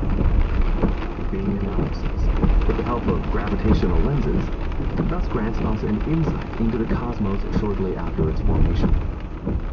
A blue giant has a lifespan of just a few 100 million years, and Icarus had therefore shuffled off its mortal coil long before its light arrived on Earth. Its legacy, though, will keep us busy for years to come. 78. Sirius. The Floodbringer's Dawn. Heliacal rise. It's a phrase you don't often hear in everyday life. However, it is one that has been exceedingly useful to astronomy for thousands of years. 4 millennia ago, no less than the fate of an entire civilization depended on Sirius's heliacal rise. Sirius commands our skies to this day. No other star except the Sun shines as brightly. It is larger, hotter, and more massive than the Sun, and a short 8.6 light-years away from Earth, which means that you can hardly miss it, which was just as well for the ancient Egyptians. Farmers in the Nile Delta used to rely heavily on the Nile bursting its banks once a year and inundating the surrounding lands. Without this flood, there would be no mud and water to nourish the fields. The Egyptians could tell from Sirius when the annual flood was due. The flooding of the Nile was triggered each spring by the arrival of the monsoon in Ethiopia, and that's when they would see Sirius's heliacal rise, that is, its appearance in the sky at dawn. Hence, heliacal, from the Latin for relating to the sun. The stars rise and set, just like the sun and the moon. They don't really, of course, but as Earth rotates on its axis, it looks to us as if the celestial bodies emerge from behind the horizon, travel across the sky, and then vanish again. Yet Earth revolves around the sun as well as its own axis. So we need to differentiate between Earth's rotation in relation to the distant stars and in relation to the nearby sun. For example, we can measure how long it takes for a specific point on Earth's surface to regain exactly the same position in relation to the starry skies after one rotation. It takes 23 hours, 56 minutes, and 4 seconds. A so-called sidereal day, from the Latin sidus, star. At the end of a star day, however, we don't see the sun in the same place as we did at the start, because in the interval, Earth has moved another notch along in its orbit of the sun. We therefore see the sun from a slightly different angle, and have to wait a while before Earth's rotation around its axis differs. This takes exactly 3 minutes and 56 seconds, and only when the full 24 hours are over is the sun day also complete. In other words, every day the stars rise another 4 minutes earlier than the sun. When the sun and Sirius, for example, emerge simultaneously from behind the horizon on a given day, we call this Sirius's heliacal rise. The next morning, Sirius will appear in the sky 4 minutes earlier than the sun, another 4 minutes earlier the day after, and so on. When a star is too close to the sun in the sky, we obviously can't see it, but a few days after its heliacal rise, we can make it out quite clearly at dawn, especially if it's as bright as Sirius. Coincidentally, and fortuitously for the ancient Egyptians living 4,000 years ago, in Sirius's case, this would happen precisely when the Nile's annual flood was in the offing. Its heliacal rise thus heralded the start of the new agricultural season, and every year on that day, they celebrated the most important holiday in the Egyptian calendar, the Sophic Festival, to welcome the new year. So it isn't any wonder that we humans have studied the stars for thousands of years. When you knew what was going on in the sky, you could plan and manage things better here on Earth.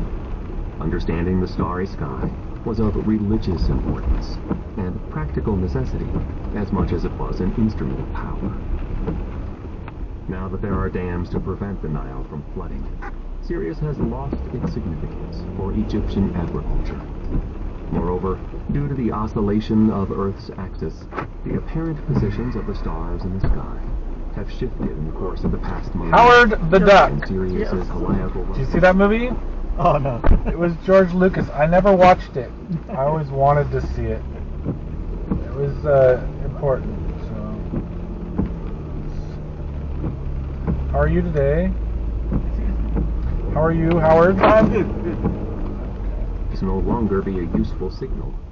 Today, almost the only people interested in the star's heliacal rise are amateur astronomers who observe the sky purely for the joy of It's called AZDOME. rather than for any agricultural It's concerns. actually from China, yeah. Amazon. Bought it from Amazon. It's a good company. 79. You live here in Oakland? Yes.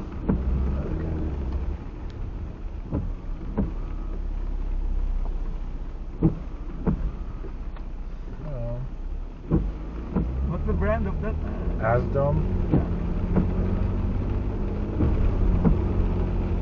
364 Cygni. Dark matter. In the Cygnus constellation, there are plenty of bright stars to attract our attention with their luminosity. But it's well worth taking a look at the feebler stars, too, for they can show us things that can't be seen. The star with the designation V1364 Cygni is one of these numerous unremarkable stars you can perceive only through a telescope. However, there is one thing that makes it stand out from the rest. It is a Cepheid, that is, a star whose brightness fluctuates in a very specific way, You like which to hear allows like us to Merit? deduce its exact distance. It You can know thus Lake help Merritt? us to solve a puzzle that has stumped astronomers Lake for Merritt, nearly 100 Oakland? years. Oh. In There was a 1933, fire the astronomer weeks ago there. There was smoke published his in the air. observations of galaxies in a galaxy cluster. Just as the planets in our solar system are shackled to the sun by gravitational force of attraction, galaxies in a galaxy cluster also exert gravitational forces on each other. How strong this force is determines how and in which direction they move. For example, the sun's gravitational pull is powerful enough for Earth to be forced to remain in its orbit instead of flying off into space. Galaxies arranged in a cluster have to be similarly attached to each other. Otherwise, there'd be no cluster for us to see. Yet Zwicky realized something quite extraordinary. The galaxies were moving too quickly. The speeds he measured there would ordinarily have caused them to scatter in every direction in space, because the cluster's gravitational force would be far too weak to keep them in check. He studied the light of the galaxies and used it to work out how many stars each galaxy likely contained. From this, he calculated the mass of the galaxies and also how strong the gravitational force is with which they can affect each other. He concluded that the force was simply not strong enough to sustain the cluster. As irrefutable as this finding was, so was the fact that there had to be something keeping it all together. Zwicky believed that there had to be some additional matter within the galaxies in the cluster, perhaps also between them. Invisible matter. Dark matter, as he called it. A few decades later, the American astronomer Vera Rubin encountered the same problem. She wasn't observing galaxies in galaxy clusters, but individual stars inside galaxies. Their movement, too, is influenced by the gravitational forces of other stars. Most of the stars in a galaxy, however, are located at its center. The farther away a star is from the center of its galaxy, the more slowly it ought to be moving. In the same way that the planets in our solar system move more slowly the greater the distance from their orbits to the sun. He discovered that the speed of the stars didn't decrease as the distance between them and the center of the galaxy increased. It changed only very, very slightly, as if the galaxy's visible mass barely had any influence on their motion, as if there were a lot more mass there than we could see. Since then, this phenomenon has been repeatedly verified, including in our own galaxy. In 2018, astronomers used the star V1364 Cygni and a few hundred other Cepheids to establish more accurately than ever before the correlation between distance from the galactic center and speed. in the case of the Milky Way. Here, too, the amount of visible matter didn't tally with the amount of matter necessary to produce the observed strength of the gravitational force. This means that there has to be a form of matter in our universe, distinct from normal matter. It has to be dark. That is, neither emitting nor reflecting light or any other electromagnetic radiation. It's essentially invisible matter, whose existence we can only determine in a roundabout way, through the gravitational force it exerts on its surroundings. Moreover, there has to be as much as 5 times more dark matter than normal matter for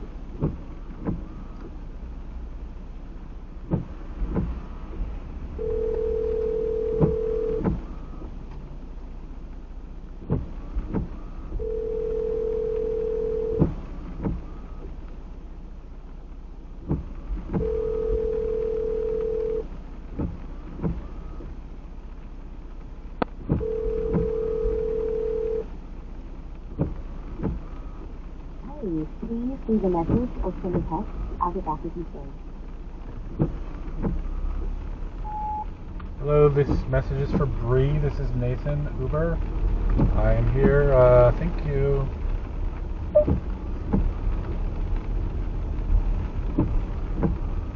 To move as they do. We don't yet know what sort of matter it is. Over the years, all kinds of hypotheses have been proposed. Far, we've been unable.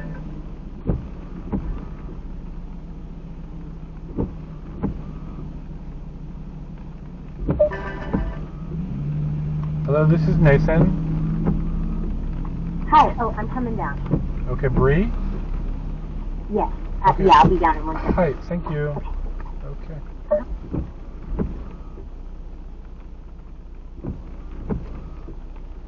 Able to verify a single one of them. For now, all we have is this strange motion of celestial bodies. Studying a sufficient number of them, however, we're sooner or later bound to have our answer. 80. KIC 846-2852. The rise and fall of an alien civilization. An alien civilization is in the process of erecting a titanic structure 1,470 light-years from Earth that almost completely envelops a star and has been designed to extract an unbelievable amount of energy. At least, this is what the media told us in October 2015. We'd never seen anything like this, commented the astronomer Tabitha Boyajian. She and her colleagues have been examining the star KIC 846-2852 in the Cygnus constellation, which is almost 1.5 times the size of the Sun, and was one of the many objects the Kepler Space Telescope was scanning for planets. Only rarely is it possible for us to obtain a direct view of the planets of other stars. We mostly have to approach the matter indirectly, and that's why Kepler was keeping its eyes peeled for minute fluctuations in the brightness of the stars. When such a change recurs periodically, it means that a planet is transiting the star and blotting out a little of its light each time it passes between the star and Earth. Although they discovered fluctuations in KIC 846-2852's brightness, these were anything but periodic, and sometimes so considerable that it was unlikely that a single planet was responsible for them. On February 28, 2013, for instance, Bree! The star's brightness decreased by 22%. It didn't return to its original I love level this until car. 2 days It's later. a Jeep Some Latitude. I've had it since operations were shorter, 2018. others longer, I used a some more Lexus marked. previously, 10 minutes. So it was a RX 350. Wasn't anywhere near like this, but my mother bought me this car. Do you have one, or do you have a car? No, I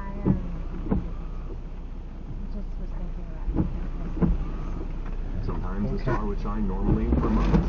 Um, At other times, its brightness would decrease yeah, several times in the space of a few weeks. There was no recognizable pattern, and astronomers were baffled. No known astronomical phenomenon. You know what? The map isn't quite loading. That's why I wrote down this. This odd behavior. which is why the astronomer Jason Wright, who wasn't involved in the project at the time, suggested alien activity during an interview about KIC. So left, you want to navigate? Is that okay? Yeah. Yeah, I saw even the way that it had come was like kind of. Yeah, is that odd? I don't know Oakland, so I just follow the. Yeah.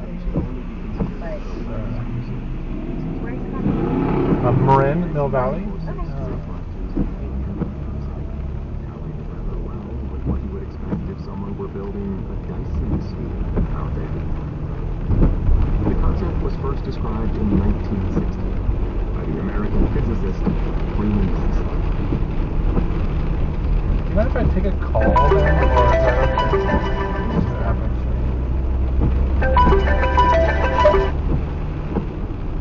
Hello, Joe. It's Nathan. I'm in the car with a passenger, Bree. How are you? I'm alright. Curious what you're up to. I don't have any plans. I was at Chabot, the Space Center, so I'm driving back from Oakland. And I will be headed home shortly, so I'm about 8 minutes. I'll be in Oakland. I'm going to go home. You up to anything today, or? Yeah, I kind of got stuck at the Mountain Home Inn here in the rain. Do you need a ride? It's kind of a little ways from here, from Oakland. You're in Oakland? Yeah, it's 3 o'clock, so I probably won't be there until, 4 or 5. Yeah, the bus gets there right at 4 o'clock. What happened? Your truck, or? Well, no, I was just dropped off on Mount Cam, and I didn't think it was going to start raining quite this fast. Oh, wow. I guess I can hike down through Edgewood. Are you, you just don't have a rain jacket, is that what you're trying to tell me? Let me see where my feet take me, and I'll catch up with you later, okay? Good, thanks, Joe. No problem. Catch you later. No problem, yeah. He's a friend of mine. I went to school in Marin, so I knew him in high school. I'm 47, so it was 1993. He graduated. Construct a shell around the sun. It would have to be a gigantic structure, a hollow sphere the width of Earth's orbit, with the sun in the center. In practice, building such a colossal structure poses all kinds of challenges. You would have to strip whole planets to obtain all the necessary. Did you grow up here in Oakland, is that? You would have to devise entirely new methods Texas? to turn it into a sphere stable enough to enclose the I have a friend, actually, my friend was in Corpus Christi, Texas. Study more awkward problems went to Navy school. It would be easier to build a Dyson swarm. A large number of energy collecting structures would swarm around a star, gathering up whatever energy they need. Instead of a single spherical shell surrounding the entire sun, we could build countless giant platforms, which would store up the sun's energy. The population. They circle it on a Dyson swarm under construction could explain KIC 846-2852's fluctuations in brightness, but it's unlikely we'll actually see any signs of an alien stellar building. I love California. I think the cold water is one of those things. It was warmer water, but then again, in Texas, I was living to live by the beach or by the ocean. I spent time in North Carolina when I was little, and that was by the ocean. We love the ocean, actually, the water. Perhaps it came from a comet, or was flown into the star's neighborhood during a planetary collision. Then again, the star might be changing the brightness of its own core. KIC 846-2852 remains an astronomical clue. But it probably won't find any aliens there. 81. Star 23. The riddle of the sky disk. Going to work today, or Sunday, right? Measures less than a third of an inch, about a centimeter across. It's fashioned of gold, 4,000 years old, and man-made. We didn't discover it in the sky, but in the soil in central Germany, buried near Nebra in Saxony-Anhalt. Star 23 is part of the famous Nebra sky disk, and despite its earthly origins, not a mite less interesting than its cosmic rise. when the sky disk, which had spent a very long time in the dark, was rather brutally dragged into the There was outside a world fire in over July here 1999. in Oakland By a couple of days witnesses ago. I was who flying my were drone over Lake Merritt. just how impressive an object. You know Lake Merritt? This Bronze There's Age a puff of smoke on my YouTube channel. I went all the way around that part. It's really beautiful. It's a really nice camera, so it's like cinematography. You go all the way around the buildings, right? So you get like glass and then like, it's kind of pretty. Prehistoric Central Actually, Oakland's really beautiful, isn't it? Just, you know, just diameter about the just glass. over But pretty day on a pretty day, right? Yeah. On its iridescent I like green Oakland. surface, There. which used to be a dark black-blue color, the sun, moon, and stars are arrayed in gleaming gold. Of the original 32 stars on the disk, only 30 remain. 7 of them are assembled in a group we immediately recognize as the Seven Sisters, the Pleiades, which are clearly visible in the sky, even to the naked eye. A large golden circle suggests the sun or the full moon, and next to it, just as large, there's a crescent moon. Detailed analysis has revealed that the disk contains encoded astronomical knowledge. It's a model of the actual I sky. bought game of Chinese checkers from Amazon, like $25. I haven't unwrapped it yet. It's still in the packaging, but you get 12 extra marbles and a little Ziploc package. Chinese. I don't actually know how to play Chinese checkers. I have played before when I was like 6 years old or 5 years old. So maybe my family, my brother's kids will try and do that. Too far. The moon and the Pleiades will be aligned in the sky. You don't. Exactly I as don't. they are. I have a long time ago. It's Yet the disk is play far more than from merely 2 a to Bronze 6 Age players. reminder to adjust your So it's calendar. like the Zodiac. Even at the time, You know, like a pentagon. Six triangles with the heavenly beings of board. So it's like a wood board with marbles basically. Everyone gets a colored marble. Power over the precious I think, I don't know how you play. It's probably like was a checkers. visible sign of I authority don't know. and legitimized its owner's mastery over the people. The sky disk has taught us that complex Bronze Age cultures existed I've not heard of only Cracker in Barrel. Egypt and I've heard of Cracker Barrel. I don't know. also in Central Europe. It's like they have Of little, course, at first many claimed that it was a forgery. African games Probably too are lunars similar. and princes, With who in that case beads, would have been bead dealt games, shorter last bead sentences. games. Among other things, however, stars I'm were sorry, free you were talking about Cracker Barrel. well, they had this game on the table where The it sky was like disk was half modified over. multiple They were like times a during its little existence. triangle. Yeah, yeah, Originally, yeah. Colors it displayed and only like the stars, get down to the one sun, and the peg, moon. and I would Later, golden arcs Yeah, I were can't added to the imagine. edges, carrying information about the times of sunrise and sunset in central Germany. Chemical analysis has shown that the gold used for the symbols representing the celestial bodies came from the same source. Except for star 23, that is, whose chemical composition Here we are. exactly matches that of the arcs added later. When you look You're closely at the disk, it's plain to see that the star must have been in the way of one of the arcs, and was consequently moved elsewhere. welcome, Bree. Have a nice day. Analytical Stay safe, analysis okay? also revealed that the disk was worked on at other times too. All in all, the production process so complex as to make it difficult to fake. The sky disk of Nebula is real, and exquisite proof that the sky has enthralled us humans from the very first.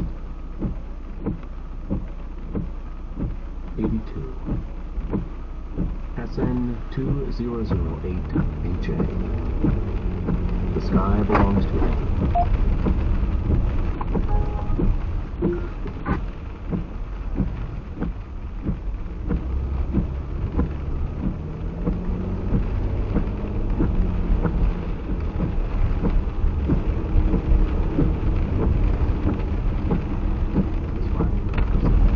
And while most teenagers celebrated the start of the weekend and did what teenagers usually do, Caroline Moore, a 14-year-old New Yorker, was otherwise engaged.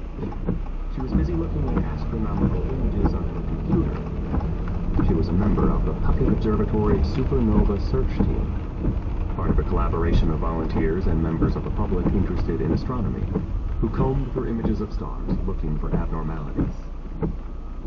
The pictures had been taken by robotic telescopes and passed on to amateur astronomers like Caroline. On this day, she'd already been working on the project for 7 months and had scanned countless images. But her concentration evidently didn't flag, because that evening, she found what she'd been looking for. A supernova. The final burst of light from a star dying in a large explosion. The two images of the same region of sky that Caroline was looking at have been captured at different times, and were identical, except for a single spot of light, which you could see in one image, but not the other. She reported her discovery, and so, in addition to the teenager's eyes, astronomical instruments now, too, cast their distinctly larger eyes in the direction of the galaxy in the Pegasus constellation, nearly 70 million light-years away, where the supernova had taken place. The discovery was confirmed. The supernova was given the official designation SM2008HA, and Caroline Moore was awarded the title of the youngest person ever to discover a supernova. Furthermore, it proved to be a truly unusual stellar explosion, much dimmer than you would normally expect from a supernova. That the life of a star could end in a bang that was more of a whimper was news to us. Her discovery thus provided astronomers with an entirely fresh insight into how stars die. It also exemplified the fact that astronomy is a science, unlike many others. You don't have to have spent years studying the subject to make a valuable contribution to it. Everywhere in the world, there are people who pursue astronomy. The hobby.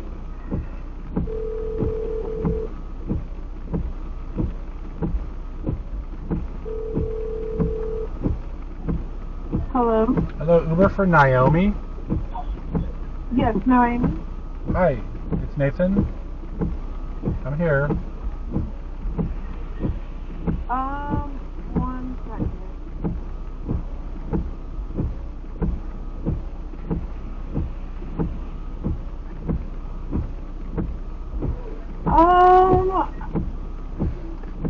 I do not see. I'm on 19. Oh, are you on the... I want to say on Pablo Avenue, so... Let's see what's going on here. I'm at the pin. Is it possible to do a U-turn? Yeah, I'm sorry. I didn't quite realize that the pin was on the other side of the street, but you're, there's a little person there, so it's on this side of the street. Okay, no worries. Sure.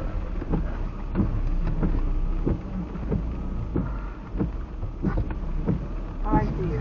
All right. Okay. Bye.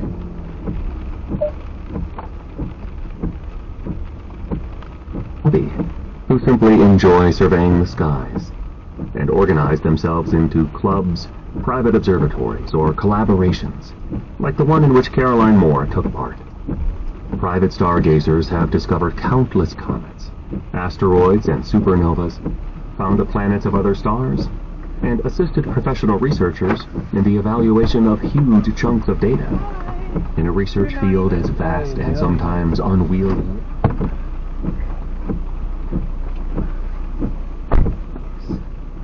That is a new tablet. For puzzles for fun. Okay. 7 minutes to your destination. How are you?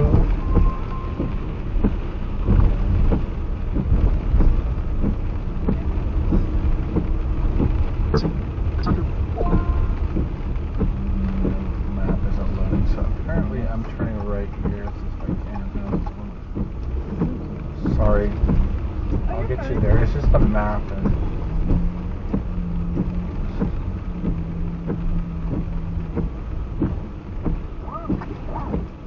The public can be so invaluable that there's now a term for it: citizen science. Unlike in many other sciences, it doesn't take much to conduct astronomical research. All you need is your eyes, a dark sky, and the desire to apprehend the universe, or merely to enjoy it. The universe is big enough for us not to run out of research subjects anytime soon. And each of us has a chance to discover something new there. The sky belongs to everyone. 83. climate change and celestial mechanics. Spica is the brightest star in Virgo.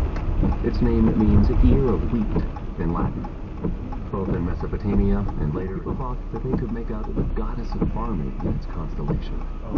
In a way, Spica does have something to do with agriculture, or at least with our understanding of Earth's changing climate.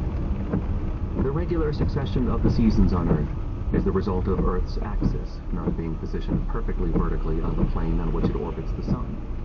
The planet's rotational axis is tilted by about 23.5 degrees. Thus, at different times of the year, the northern hemisphere of the globe is inclined sometimes towards the Sun, sometimes away from it. The same goes for the southern hemisphere too, of course, only the other way around. When Earth's northern hemisphere is directed towards the Sun spends more hours in our sky. Its light falls at a steeper angle, and can thus deliver more heat for longer. In winter, it's the other way around. Only twice a year do the light of day and dark of night last equally long. These dates mark the beginning of the astronomical spring and autumn, respectively, and are called the vernal equinox and autumnal equinox.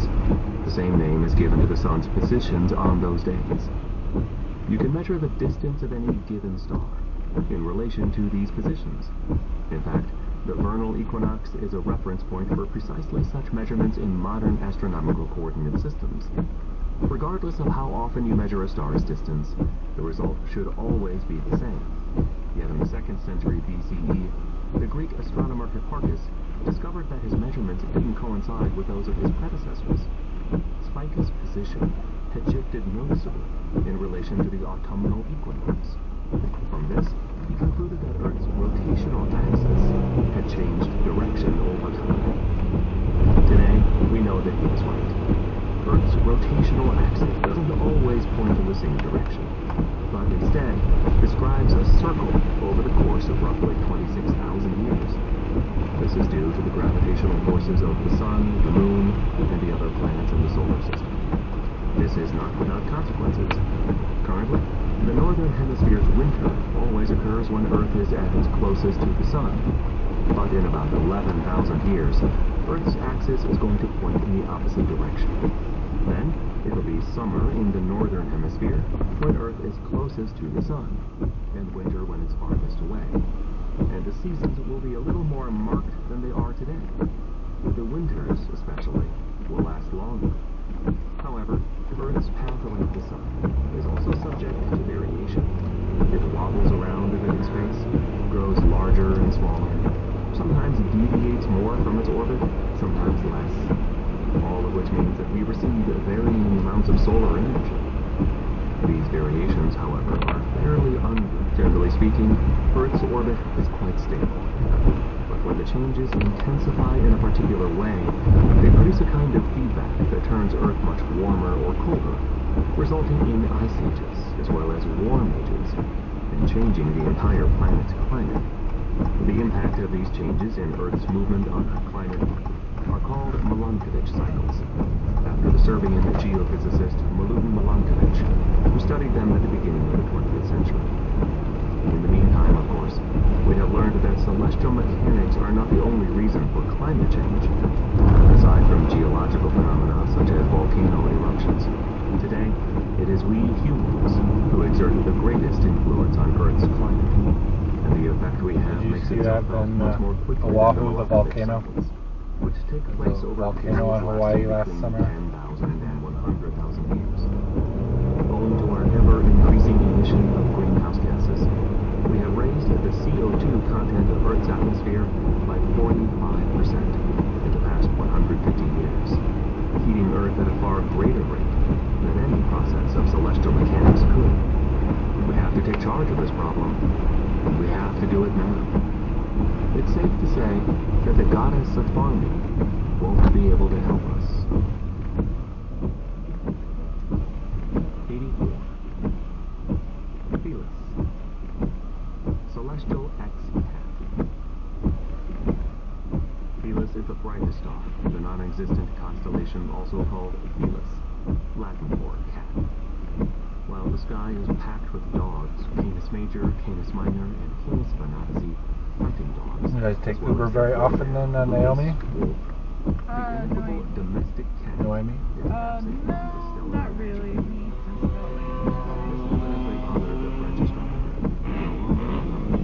These guys riding around on motorcycles. Scary.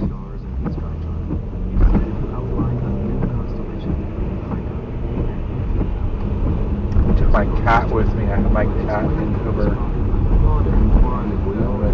Uber inspection. No, it's okay. You can have a cat with you.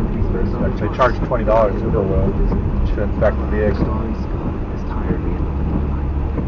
I shall now have my fun. He begged the German astronomer Johann Elert Bode to include the cat in his sky atlas.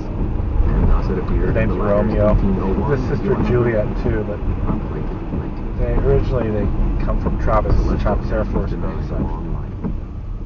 My mother used to breed cats like that. So they're show quality cats. You know. I never let Juliet out of the house. It's kind of forbidden because I think it would. They have a carrier and a backpack. Something with them both. Harness, leashes. The cat was adopted by various other European star mappers, and for a time mislabeled by one of them as a hare. You can follow its tracks on celestial globes and atlases until 1888. Yet the Americans proved rather more reluctant about the whole thing. Their reference works entirely ignored Lalonde's cat. When the International Astronomical Union reorganized the sky into its 88 official constellations in 1928, the cat's fate was sealed. Unlike its fluffy relatives on Earth, their celestial counterpart hadn't managed to win enough admirers. It was considered outdated and excluded from the universally accepted modern list of constellations. Thus, while you can find 42 animals in the sky these days, including beasts of myth and fable such as the dragon Draco, Pegasus, and Phoenix, you'll search in vain for a cat. Felis' stars were simply redistributed among the constellations of Hydra, Antlia, and Pyxis. Cat lovers have to content themselves with the constellations of Leo, Well, have a nice Leo day, Minor, stay safe. Lynx, Enjoy 2023. Take care. In 2018, the International Astronomical Union decided to officially confer the name Felis to the star, with the catalog designation HD 85951. At least the brightest star of the X constellation can keep the memory of the celestial cat and its brief career alive, if only in name. 85. WASP 12. Wet asphalt in space. WASP 12 is a sun-like star in the Auriga, Charioteer constellation. You can't see the star with the naked eye, but in 2008, the British-led planet hunters WASP, Wide-Angle Search for Planets, pointed their telescopes at the star and discovered an orbiting planet. The planet with the designation WASP 12b is slightly heavier and nearly twice the size of Jupiter, the largest planet in our solar system. This alien celestial body is a dark world. It absorbs 94% of the light that meets it, and is darker than freshly spread asphalt. Then, in 2013, the Hubble Space Telescope detected the presence of water vapor in its atmosphere. Of course, there isn't actually any asphalt there, nor are there any streets or rain to soak those non-existent streets. WASP 12b is an utterly barren world. It's a gas giant, which means that it doesn't have a solid extended so close to its star that its surface temperature is more than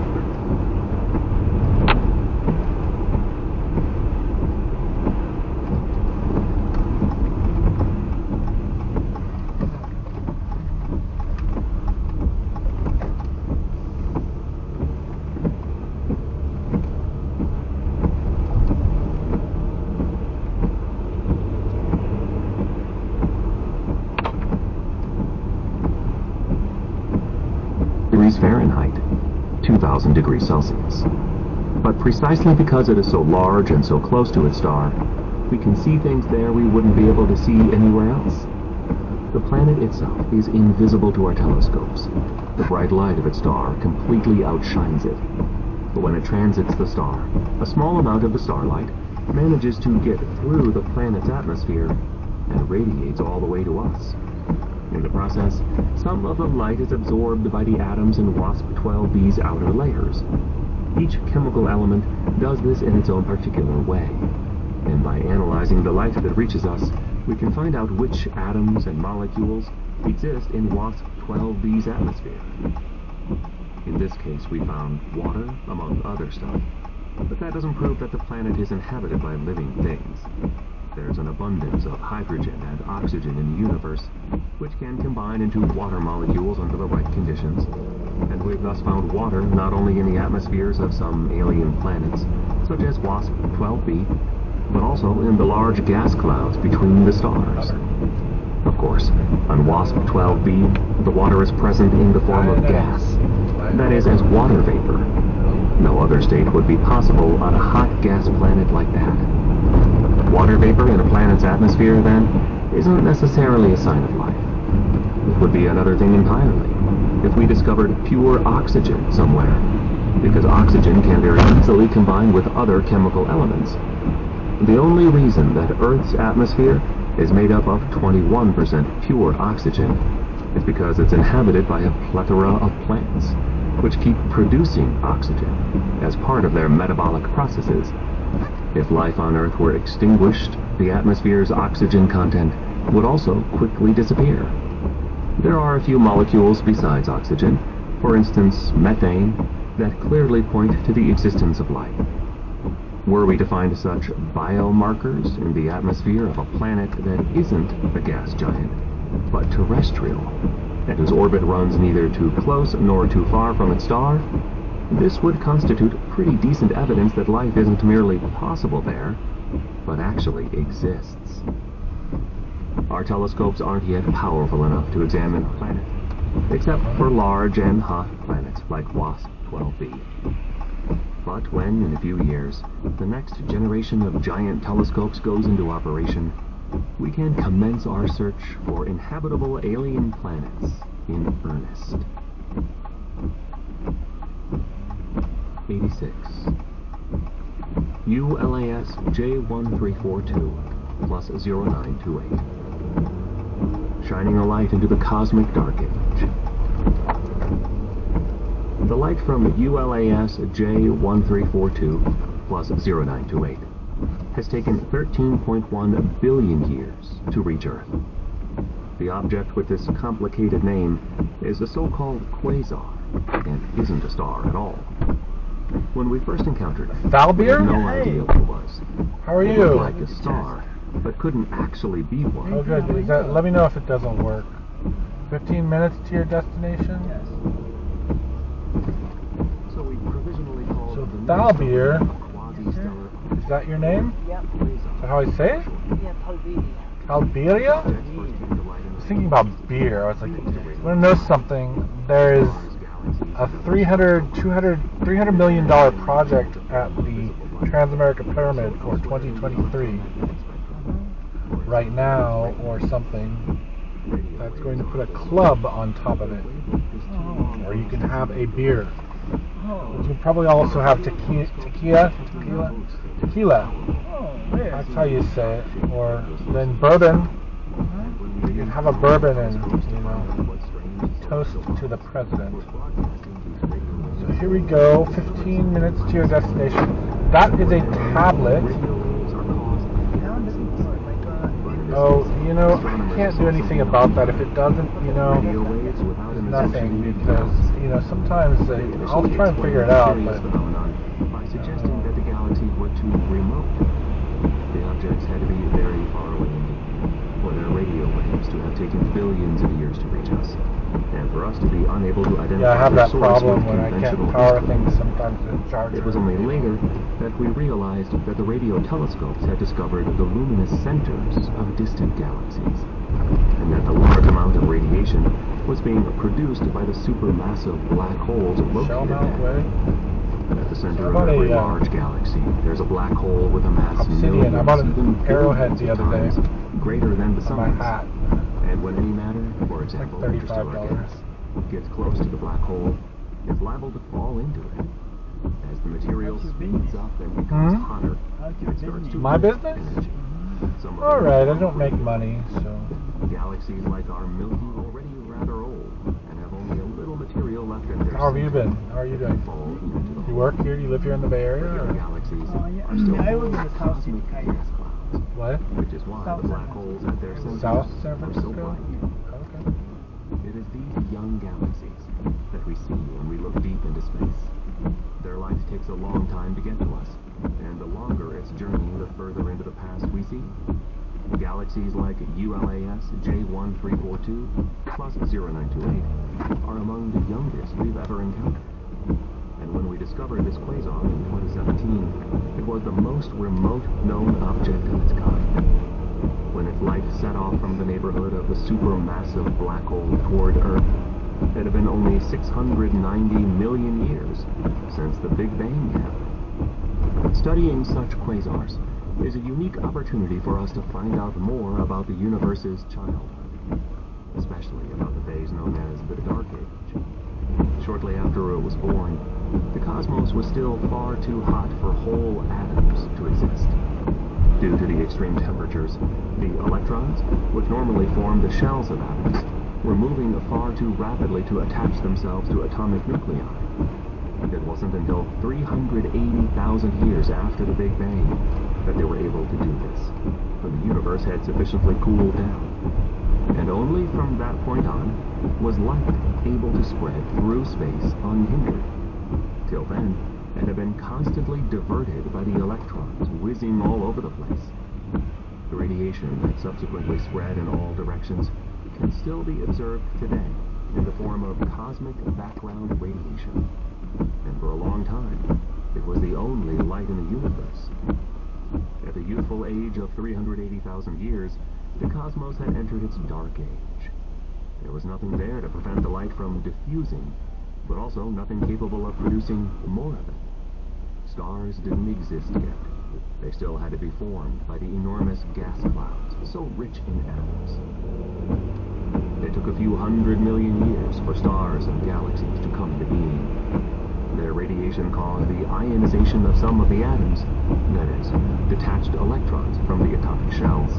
But by now, the universe had grown large enough for all that new light to pass through it. This phase is known as the epoch of reionization and marks the end of the Dark Age.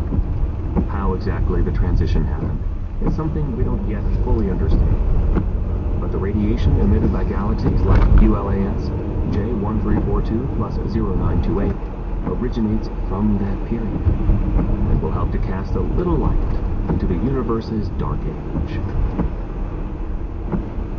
87.